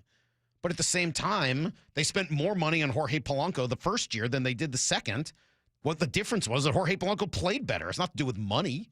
It has to do with getting your players to play their best and choosing players at the right point in their career where they are going to give you the maximum amount. So I'm just not that interested in the money debate, especially day after the season. Like, I just don't find it interesting right now. Let's see what they do. Let's talk about the players you want, regardless of money, regardless of how you would acquire them. Go talk about the players you want to get, and let's have a conversation. They can figure out the money. I'm much more interested in the job Jerry and Justin do than the job John Stanton does. I just don't find it that interesting. I'll step in here. Come on home, Kyle Tucker. But that'd be fine. Like, it's not like I'm against signing Kyle Tucker. That'd be great. I'm into that. That'd be awesome. I don't have any problem with signing good free agents, but the idea of just money, like, I just think that conversation is people boring. Feel like the reason you ended up with like a Mitch Garver and a Mitch Haniger is because you didn't have the money to go after those free agents. Yeah, but instead you spent money on Mitch Garver and Mitch Haniger, which ended up being a huge mistake. Don't do that. Spend money on good players, not bad ones. Well, I think people think they need a little more money to get those good players. They could be wrong, but that's the argument. Come right back. We'll take phone calls. Let's go. 866-979-3776. 866-979-3776. Open phones. Your thoughts on the season that was, the way it ended, what happens next, where the Seahawks are at, JSN, Sam Darnold, are you committing long-term? Kraken off to a nice start. Whatever it is you got, the gambling scandal in the NBA. Throw it all out there, man. Whatever you guys want to talk about. 866-979-3776. We'll take your calls next. 4 Down Territory. Michael Bumpus answers the top 4 football questions of the day. What have the first 7 games of the season shown you about the Seahawks? They're low-key deep. I mean, you got Ty Okada out there making plays. Breakup. You have Drake Thomas starting now. You got Josh Jobe, who was starting tackles yesterday. Nick Imawari, who's finding himself. Because guys have been hurt, guys have been able to play. Catch every 4 Down Territory on the Seattle Sports app. Man, as it gets harder and harder to read my phone, to figure out some of these times and details as I'm getting older and older, yeah, I'm thinking about retirement on a near daily basis. How about you? It's not easy, and you really do need help. That's why I recommend Trajan Wealth. They understand how to help you individually with these kinds of questions, concerns, and long-term planning. Set up a complimentary introductory meeting to learn more. Call 206-466-3300 or go to TrajanWealth.com. Their core philosophies include low expenses, manager tenure, again, that's experience, and then tax efficiency. You got to know how to play the tax game while you're trying to plan for college, for retirement, for anything else that puts money in your pocket. These are just a few key qualities that differentiate a Trajan Wealth portfolio from their competitors. Call in today. Schedule that complimentary introductory meeting to learn more. 206-466-3300. That's 206-466-3300. Or go to TrajanWealth.com. Advisory services offered through Trajan Wealth LLC, an SEC registered investment advisor, paid advertisement. What if you had the smartest Wi-Fi? If you did, it'd be Xfinity, of course. And it'd come with their best state-of-the-art equipment. It would boost speeds to the devices that needed them most, prioritizing your most important connections, whether you were streaming, gaming, or gaming while pretending to work. And it would let you stream 4. That's right, 4 games on one screen. It would even power your mobile connection so you could bring faster, secure Wi-Fi speeds with you where you use it most. It would be proactive and fix problems before you knew you had them. Impressive, right? And it would have security features that protect you from threats at home and online. Kind of like a force field for your life. If you had the smartest Wi-Fi, well, everything would work together seamlessly to keep you connected, no matter what. Xfinity. Imagine that. Restrictions apply.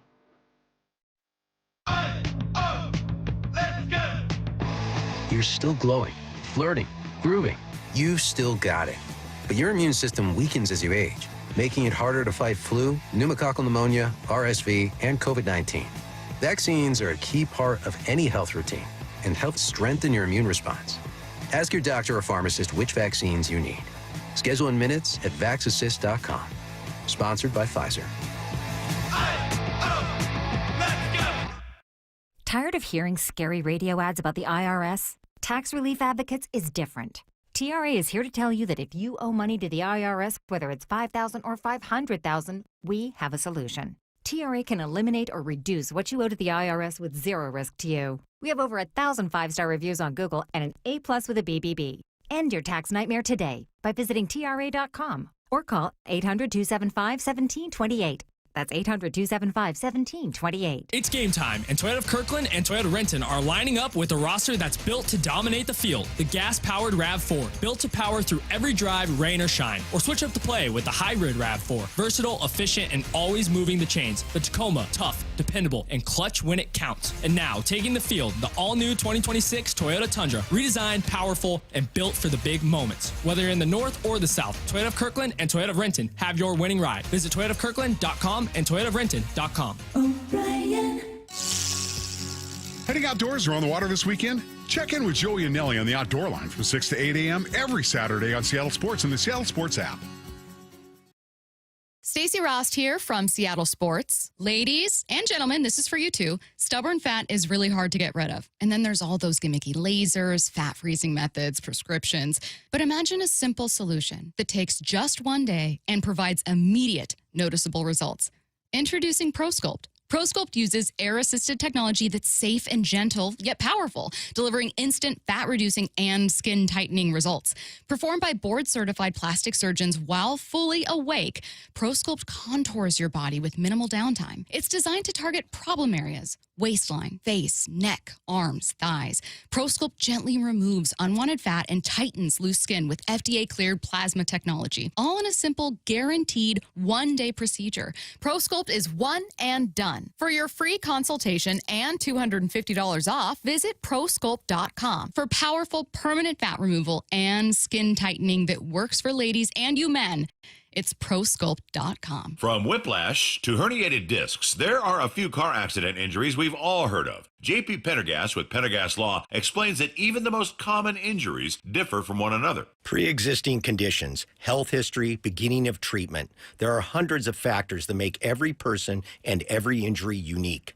While these variables aid medical treatment, the strongest case recoveries must also take them into account. Could you explain a little bit more? Our team at Pendergast Law is obsessed with turning over every stone to differentiate each case. This requires thorough investigation, diligent listening, and relentless research. We never pursue cases with a one-size-fits-all approach. We built our success by treating every injury and every case with the individualized attention our clients need and deserve. Pendergast Law's individualized approach to even the most common injuries makes the difference in case outcomes. It's another reason why I can't recommend them enough. If you or a loved one has been injured in a car accident, call Pendergast Law. We can help. From the Quantum Fiber Studio, you're listening to Brock and Salk. Weekdays 6 to 10. On Seattle Sports and 97.3 FM HD2. I love my wife. You know what she does in the morning? She just sends me pictures of my dog. Makes me happy every day. Just sends me pictures of Gertrude just sitting at home in her nest. She likes to build a little nest with pillows for herself, and I don't know, makes me laugh every morning. So thank you, Heather. I appreciate that about you. 866-979-3776. Going to open up the phones here and see what comes out of it. Tons of great conversations in Seattle sports today between the end of the Mariners season, what comes next, what we've learned, off-season approaching, thoughts on what you heard from Dan and Jerry and Justin yesterday, NBA betting scandal, Seahawks 5-2 at a bye. What do you want to do long-term? Are you ready with Sam Darnold? I'm just throwing out some ideas, but you guys jump into whatever you want. We'll start with Mike and Edmonds. I know where Mike's going to go. Mike, how are you doing on Monday night? Did you survive the whole ordeal? I don't know if you could call it survival. I thought about calling in Tuesday, and I thought, no, I can't do it. You weren't can't ready. do it. Yeah. Yes, still kind of beat up. So I thought about how to phrase this comment to you, and at this particular point, you could go negative, but I'm going to try to go positive. And here's 3 wishes. Men left on base drives me nuts. It's been an issue for a couple of years. I'd love to have a couple more hitters. See Polanco re-signed, and I think that ultimately, to me, that was the difference in the series. And number 2, I hope Wilson gets smarter. I thought his pitching coach would have advised him better, but I hope he gets more creative and flexible next year. Mm-hmm. And 3, God knows what 3 was. I forgot. I know. Mike, I was thinking about you on Monday. Honestly, you were one of the people on my mind for all the years you've called in here, passionately talking about the Mariners and what a fun run it was. Forgetting about the sort of those details, because those are detail things. Overall, what did you take out of this season? Because you're as good a Mariner fan as I know, and I don't even know you personally. But, like, what did you take from the year as a whole? Well, other than the men left on base thing, I love the season. It was frustrating for a while, but I think all baseball seasons are. Mm-hmm. That's kind of the nature of the beast. And that September run was so inspiring, and to see it come crashing down on one play, it broke my heart, so well, see, that's the I thing. love the season. I appreciate that, Mike, and I'm glad you said it that way. And that is the one thing that is keeping me from trying to make too many large-scale statements or whatever it is regarding the team and their failures this year. Because for all of they didn't do this well enough. They didn't do this well enough. And they were one bad decision away from being in the World Series. So, it's hard for me to point at those things and say that they were fatal. They weren't necessarily. It ended up coming down, I think, and most seem to agree, to one decision made in the final moments of Game 7 of the ALCS. I appreciate that those things were troubling. I'm not saying that it wouldn't be a good idea to add more contact or to bring in, some people to drive runners in once they're on base. Those are really good observations. But I hope that there's not an overemphasis put on any of those things when a lot of what they did this year really worked well. 866-979-3776. That clears a line. I'll go to Lisa in Olympia. Good morning. Good morning, Lisa. Hey, thanks for taking my call, guys. I'm a longtime listener. Love you guys. Appreciate that. I just am, I hear everybody talking about the decision that Dan Wilson made to put Brazzardo in and that it was the wrong decision. But do you think any of his decision was based on the fact that he was thinking that we could potentially be going into extra innings and he was going to be needing all those guns to come out to do extra innings? No, I don't. And here's why. I appreciate the thought, but here's why. You're up by 2 at that point. If you shut the door, you're not going to go to extra innings. If you don't use Bizzardo and you use, let's say, Miller and or Munoz or whomever else, you still have Bizzardo later in extra innings, which you could use in a better pocket, not against the top three guys in their order. And you could come back to use Castillo or anybody. I mean, your entire pitching staff is essentially available to you. So you got to play for where you're at right then, and then you can figure out later. And I think the thing that jumps out to me is having Bryce Miller potentially available to close that game if you need to. I think that's a pretty relevant part of it. And I've said this a couple times. I think there are ways that you can do this, but I think it's hard to justify the combination of using Bizzardo the day before when you're down 5-0 or 5 runs, whatever it was, and then for 2 innings, and then trying to use them in a leverage spot the next day, and taking out Kirby early, quote unquote, which I didn't mind, but it does leave you susceptible to having to play it differently later. If you're not going to play it the way you normally would in the regular season early, then I don't see how you can play it that way later as well. It's just some consistency. 866-979-3776. Try Jesse and Linden. Good morning, Jesse.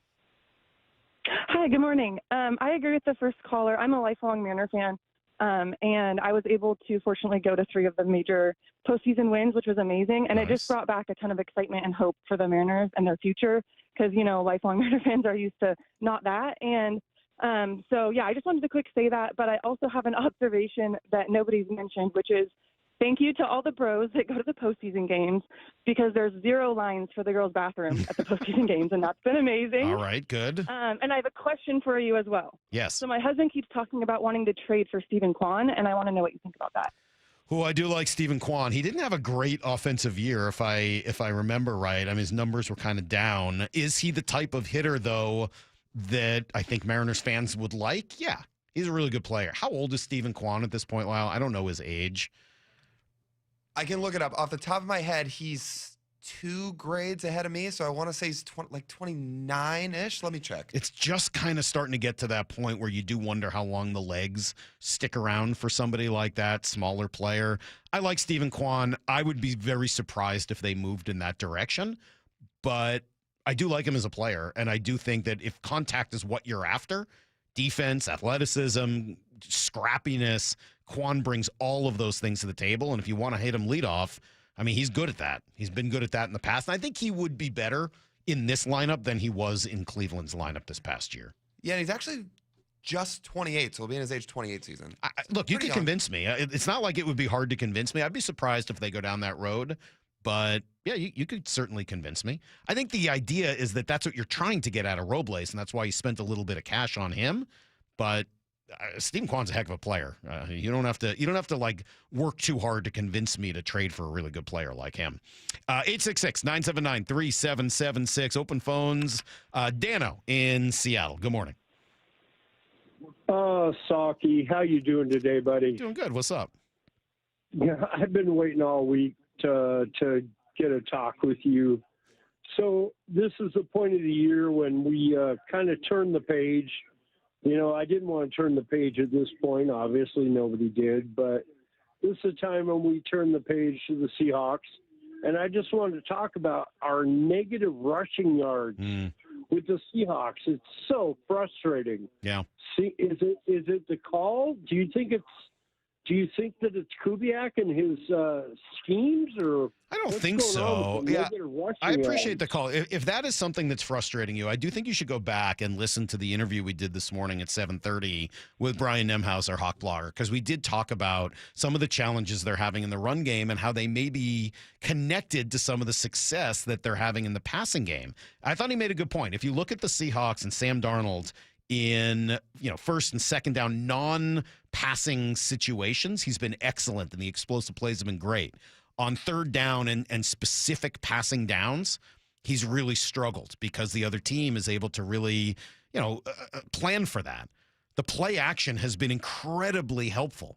Getting the other team to bring a safety down into the box or get out of nickel coverage has been really helpful for the Seahawks, and that's only possible by attempting to run the ball, whether it's successful or not.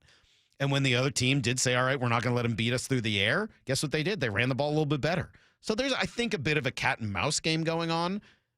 combined with some of the challenges I think they have along the interior of the offensive line, especially at center and right guard, which I don't know if those two things are going to change. So some good, some bad in there. I think it's a fair question, but I think they're going to keep running it, and I think just the act of running it is important. 866-979-3776. Let's try Luke in California. What's up, Luke? Oh, what's up, guys? So I want to talk about Eugenio Suarez because when we got him at the deadline, I was so negative like I usually am about it. I'm like, oh, he's going to suck. So before Game 5 of the ALDS, I was re-listening to the show, and I thought to myself, if Eugenio Suarez, or if the Mariners lose a series, I'm going to come on next week and just rip on Eugenio Suarez. Well, I was proved so wrong, and I couldn't believe it. So I have a question for both you and Lyle. Brock called me Lyle's alter ego a couple weeks ago. I want to know what you guys thought of getting Eugenio Suarez at the trade deadline. I know a lot of people were excited, but I mean, deep down, I thought, like, man, it can't be this good. I think we talked about it. I think we talked pretty honestly about how we felt at the deadline. Like, I love what they did with Naylor. I think there was some risk associated with Gino just because of his streakiness. But I think whatever downside of Gino they got was more than made up for by A, his leadership and presence in the clubhouse, and B, what it told the rest of the guys inside that clubhouse about their commitment to winning this year. So was it a perfect trade? No. Gino certainly did not perform up to the 49 home run guy that he was over the course of the season during his time here, and the defense is probably not what it was a couple of years ago. But I still think it was an A-plus trade when it was all said and done based on what it did for everybody and getting them to the point they did. Certainly the Grand Slam in Game 5 helped that as well.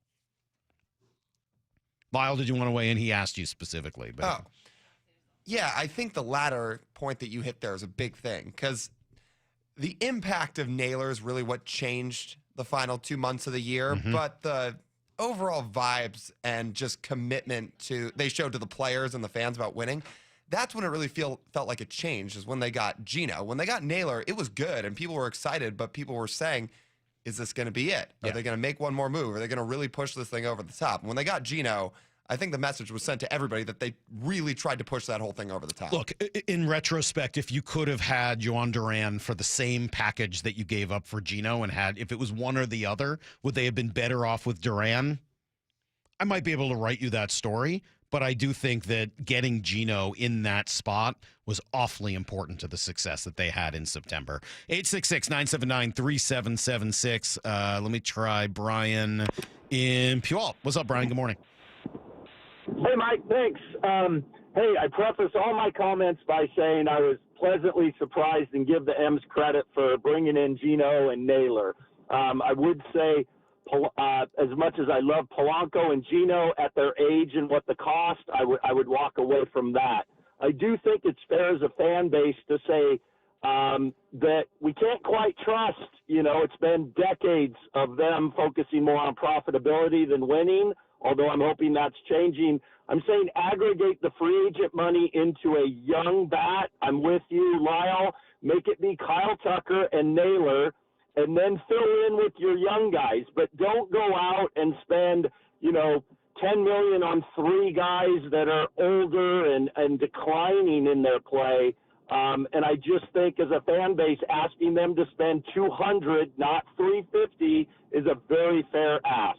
Yeah, as I said, I'm just bored with the conversation. I'm not going to keep digging into the budget. I don't think it's like talking about the weather. It's not much we can do about it. It is what it is. In terms of the players that you want, to me, that's where it gets interesting. And I do think that I'd be shocked if they re-signed Gino Suarez. I'd be shocked. That would very much surprise me at this stage of his career. As for Polanco, to me, he's such an interesting pivot point for this offseason because he is getting older. There are injury concerns. You did have to kind of nurse him through the season, but it really ended up being worth it when it was all said and done. It'll be interesting to see, A, what his market is, and B, how far the Mariners are willing to go to keep him around because he is an older player. Yeah, Would I like to have Polanco back? Sure. But not at the expense of, I think, some other players that could be even better than him. So that's going to, I mean, he was your best player at times during the postseason. So that is a conversation that I'm sure is going on right now inside their offices. 866-979-3776. Let me try Paul in Renton. Good morning, Paul. What's up? Hey, Mike. First thing, obviously we have to get Naylor back just simply because of the Naylor Sailors. I think that was a big. That is pretty funny. I do like the Naylor Sailors. That was really funny. Yeah, and it's always been too bad to me. I always hope that one day we would get the Canoe, which I think would have been just as fun as the Naylor Sailors, but never happened. And I've been mad at Kevin Martinez for years about that because I always thought the Canoe really had it could have taken off, unfortunately. Yeah, well, I think you can push the Sailors on to Kevin now that we should be bringing Josh back. But I think the one thing we do need a plan for is as great of a season that Cal had, he probably will regress back to that 30 run or home run mark again. And you got to make up for that because that was one of the things that continued to get us a few wins, a few of those one-run wins that we always like to hang around was Cal's home runs. And if he's going to kind of go back to his career normal of that 30 home run mark, you got a plan to figure out where you're going to get. What if it's in between, Paul? That's a good point. It's hard to ask Cal to hit 60 again, but I think it's fair to assume that he can hit more than 30. What if the expectation next year is that Cal hits 40 to 45? 40, I'm happy with. I think 45, you may be pushing it because he takes a beating, man. I know. He took a beating this year. He played a. But what if Harry Ford? You're not going to have Mitch Garver back. So what if you do play Harry Ford more and he starts to start getting more regular playing time at catcher and you can DH Cal more often and maybe he can hit 40 to 45 home runs year after year. I mean, there was nothing he did this year that didn't quite feel. It didn't feel fake. It did feel like he just found something.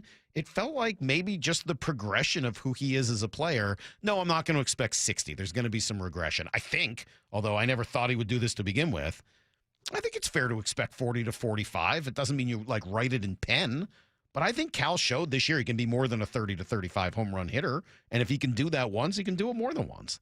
I don't think that's adequate. Now, that being said, you'd still need to try to find a way to replace 15, 20 home runs. And that's something they can. I mean, you've mentioned Kyle Tucker. We've talked about Kyle Schwarber. Talk about Alex Bregman. There's a lot of ways to try to replace some of the power that will probably, evaporate or come back to normal from Cal next year. All right, 866-979-3776. Let me try Cameron in San Jose. What's up, Cameron? Hey, Mike. Hey, I know football and baseball are two different sports, but I think Mike McDonald made a great decision when he decided to bring Wesley Frazier onto his coaching staff. And I think Dan might really benefit in something similarly where he gets someone that has lots and lots of postseason experience. I believe in Dan as a leader because I think the players really responded to him. And I think bringing on someone that maybe might challenge him a little bit in those really crucial moments where he doesn't have as much experience falling back on. I wonder if that might be a way that to sort of move forward. It's a good question. I really do think Dan's the right person. Yeah, it's an interesting question because I agree with a lot of what you said there. And we talked about this the other day, that Dan's leadership and what he did as sort of a guiding force for the clubhouse and the organization was really well done this year. But I do think that some of the in-game decision-making was problematic, both during the season and then obviously the spotlight shined on it during the postseason. His bench coach, Manny Acta, has 890 games managed in the big leagues. That's not a lack of experience. Now, not postseason games necessarily, but Manny Acta been around the game a long time. I love Manny, one of the all-time great guys. Truly, like one of my favorite guys.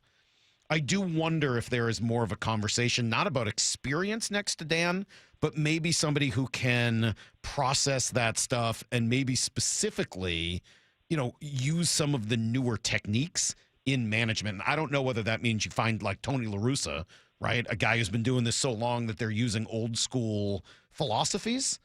I just want to see some level of consistency. If you want to go old school, go old school. I don't think that's the best plan, but okay, at least just be consistent about it as I said, I feel like some of the challenge that they had in the postseason was a little indecisiveness between which style they wanted to play. Oh God, I was never on the show back when Tony La Russa got back into managing. Don't get me started on that. You want to get me going? Talk about Tony La Russa as a second-time manager. Second time? Or not second time, but with the White Sox. It was like fifth-time manager. I mean, believe me, don't get me started. Tony La Russa been around a long time. Not second time. I'm with the White Sox. Yeah. All right. Let's see. We want to get one more. Do we have time for one more? We can get one more. Let's get. I don't know. Let's try Sean in Tampa. Sean, we'll give you the last word. What's up, man? Yeah, hey, I think, as a coach myself, some of my athletes, their biggest wins have come on the heels of their biggest losses.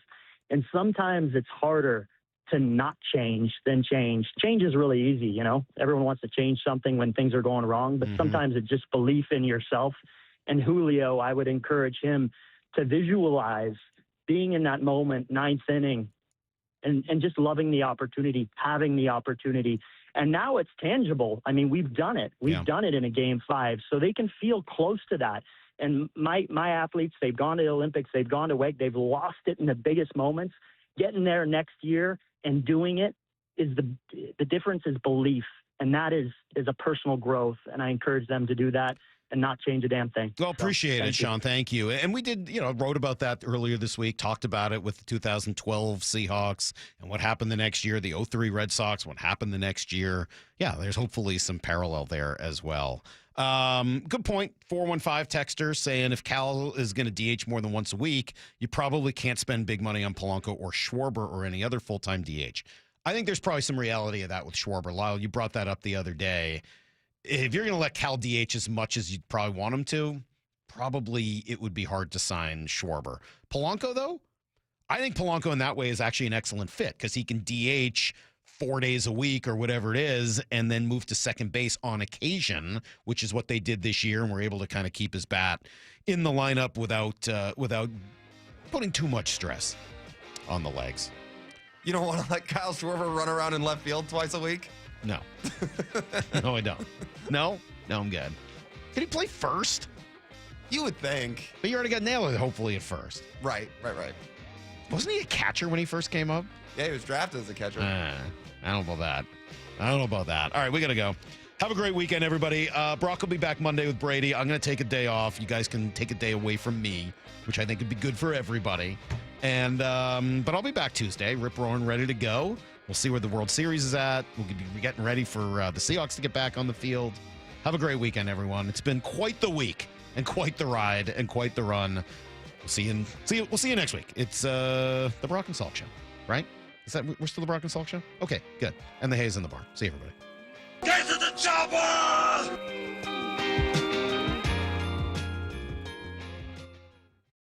Sean Payton is a bully. Bump and Stacy. He went out, tried to bully Russell Wilson on the low. Weekdays 10 to 2. I don't care how you feel about Russell Wilson. I think that Sean Payton, he saw an opportunity to take shots at a guy that he felt like wasn't going to say anything back to him. I've heard that he's a decent guy, but in that moment, that was some bully activity right there. Russell, I'm proud of you. Clap back at him and called out some facts, too. So I'm proud of Russell in that moment. Only on Seattle Sports on 710. Seattle Sports on YouTube and the Seattle Sports app. Matt Coker here with West Coast Men's Health. In the past 5 years, we've seen thousands of men at our clinics. Most guys tell us the same story, that in their early 50s, it's not that they couldn't function, they just needed help. They started taking Viagra, and it worked great at first. But after a few years, it stopped working.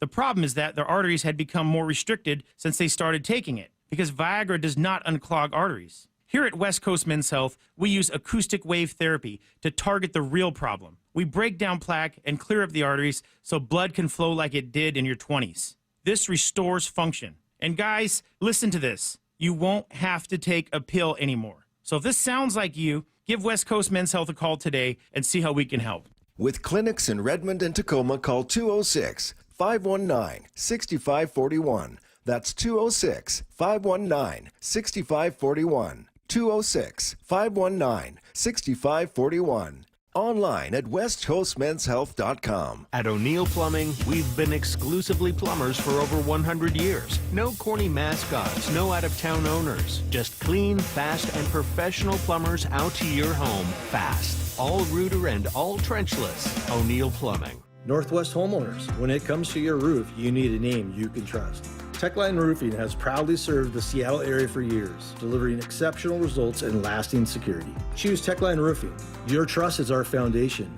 Trust Techline. Hey, it's Dr. Coogan with Eastside Weight Loss Clinic, and it's time to make the final push to the end of the year. Do you want to lose weight, improve your health, and have more energy? We have a proven system and a team of health coaches that have helped over 4,000 people in Washington lose up to 10 to 20% of their body weight in just 8 weeks without expensive injections or uncomfortable side effects. No gimmicks, no tricks, no drugs, just teaching you how to become a fat-burning machine and keep it off long term. Visit eastsideweightlostclinic.com now to schedule your free consultation. Yeah, it's Mike Salk here. And just like writing that essay back in high school or maybe in college, starting, that can be the hardest part. Well, Eastside Weight Loss Clinic makes it as easy as possible. They helped me lose 35 pounds in just 60 days. A no-pressure, free 15-minute phone consultation. See if it's right for you. And if it is, you got nothing to lose but the weight itself. Many clients lose 20 to 30 pounds in a month or two, and you can do our program remotely from anywhere you live. Schedule your free consultation at eastsideweightlostclinic.com. That's eastsideweightlostclinic.com. Dr. Ryan Coogan, D.C. Results may vary.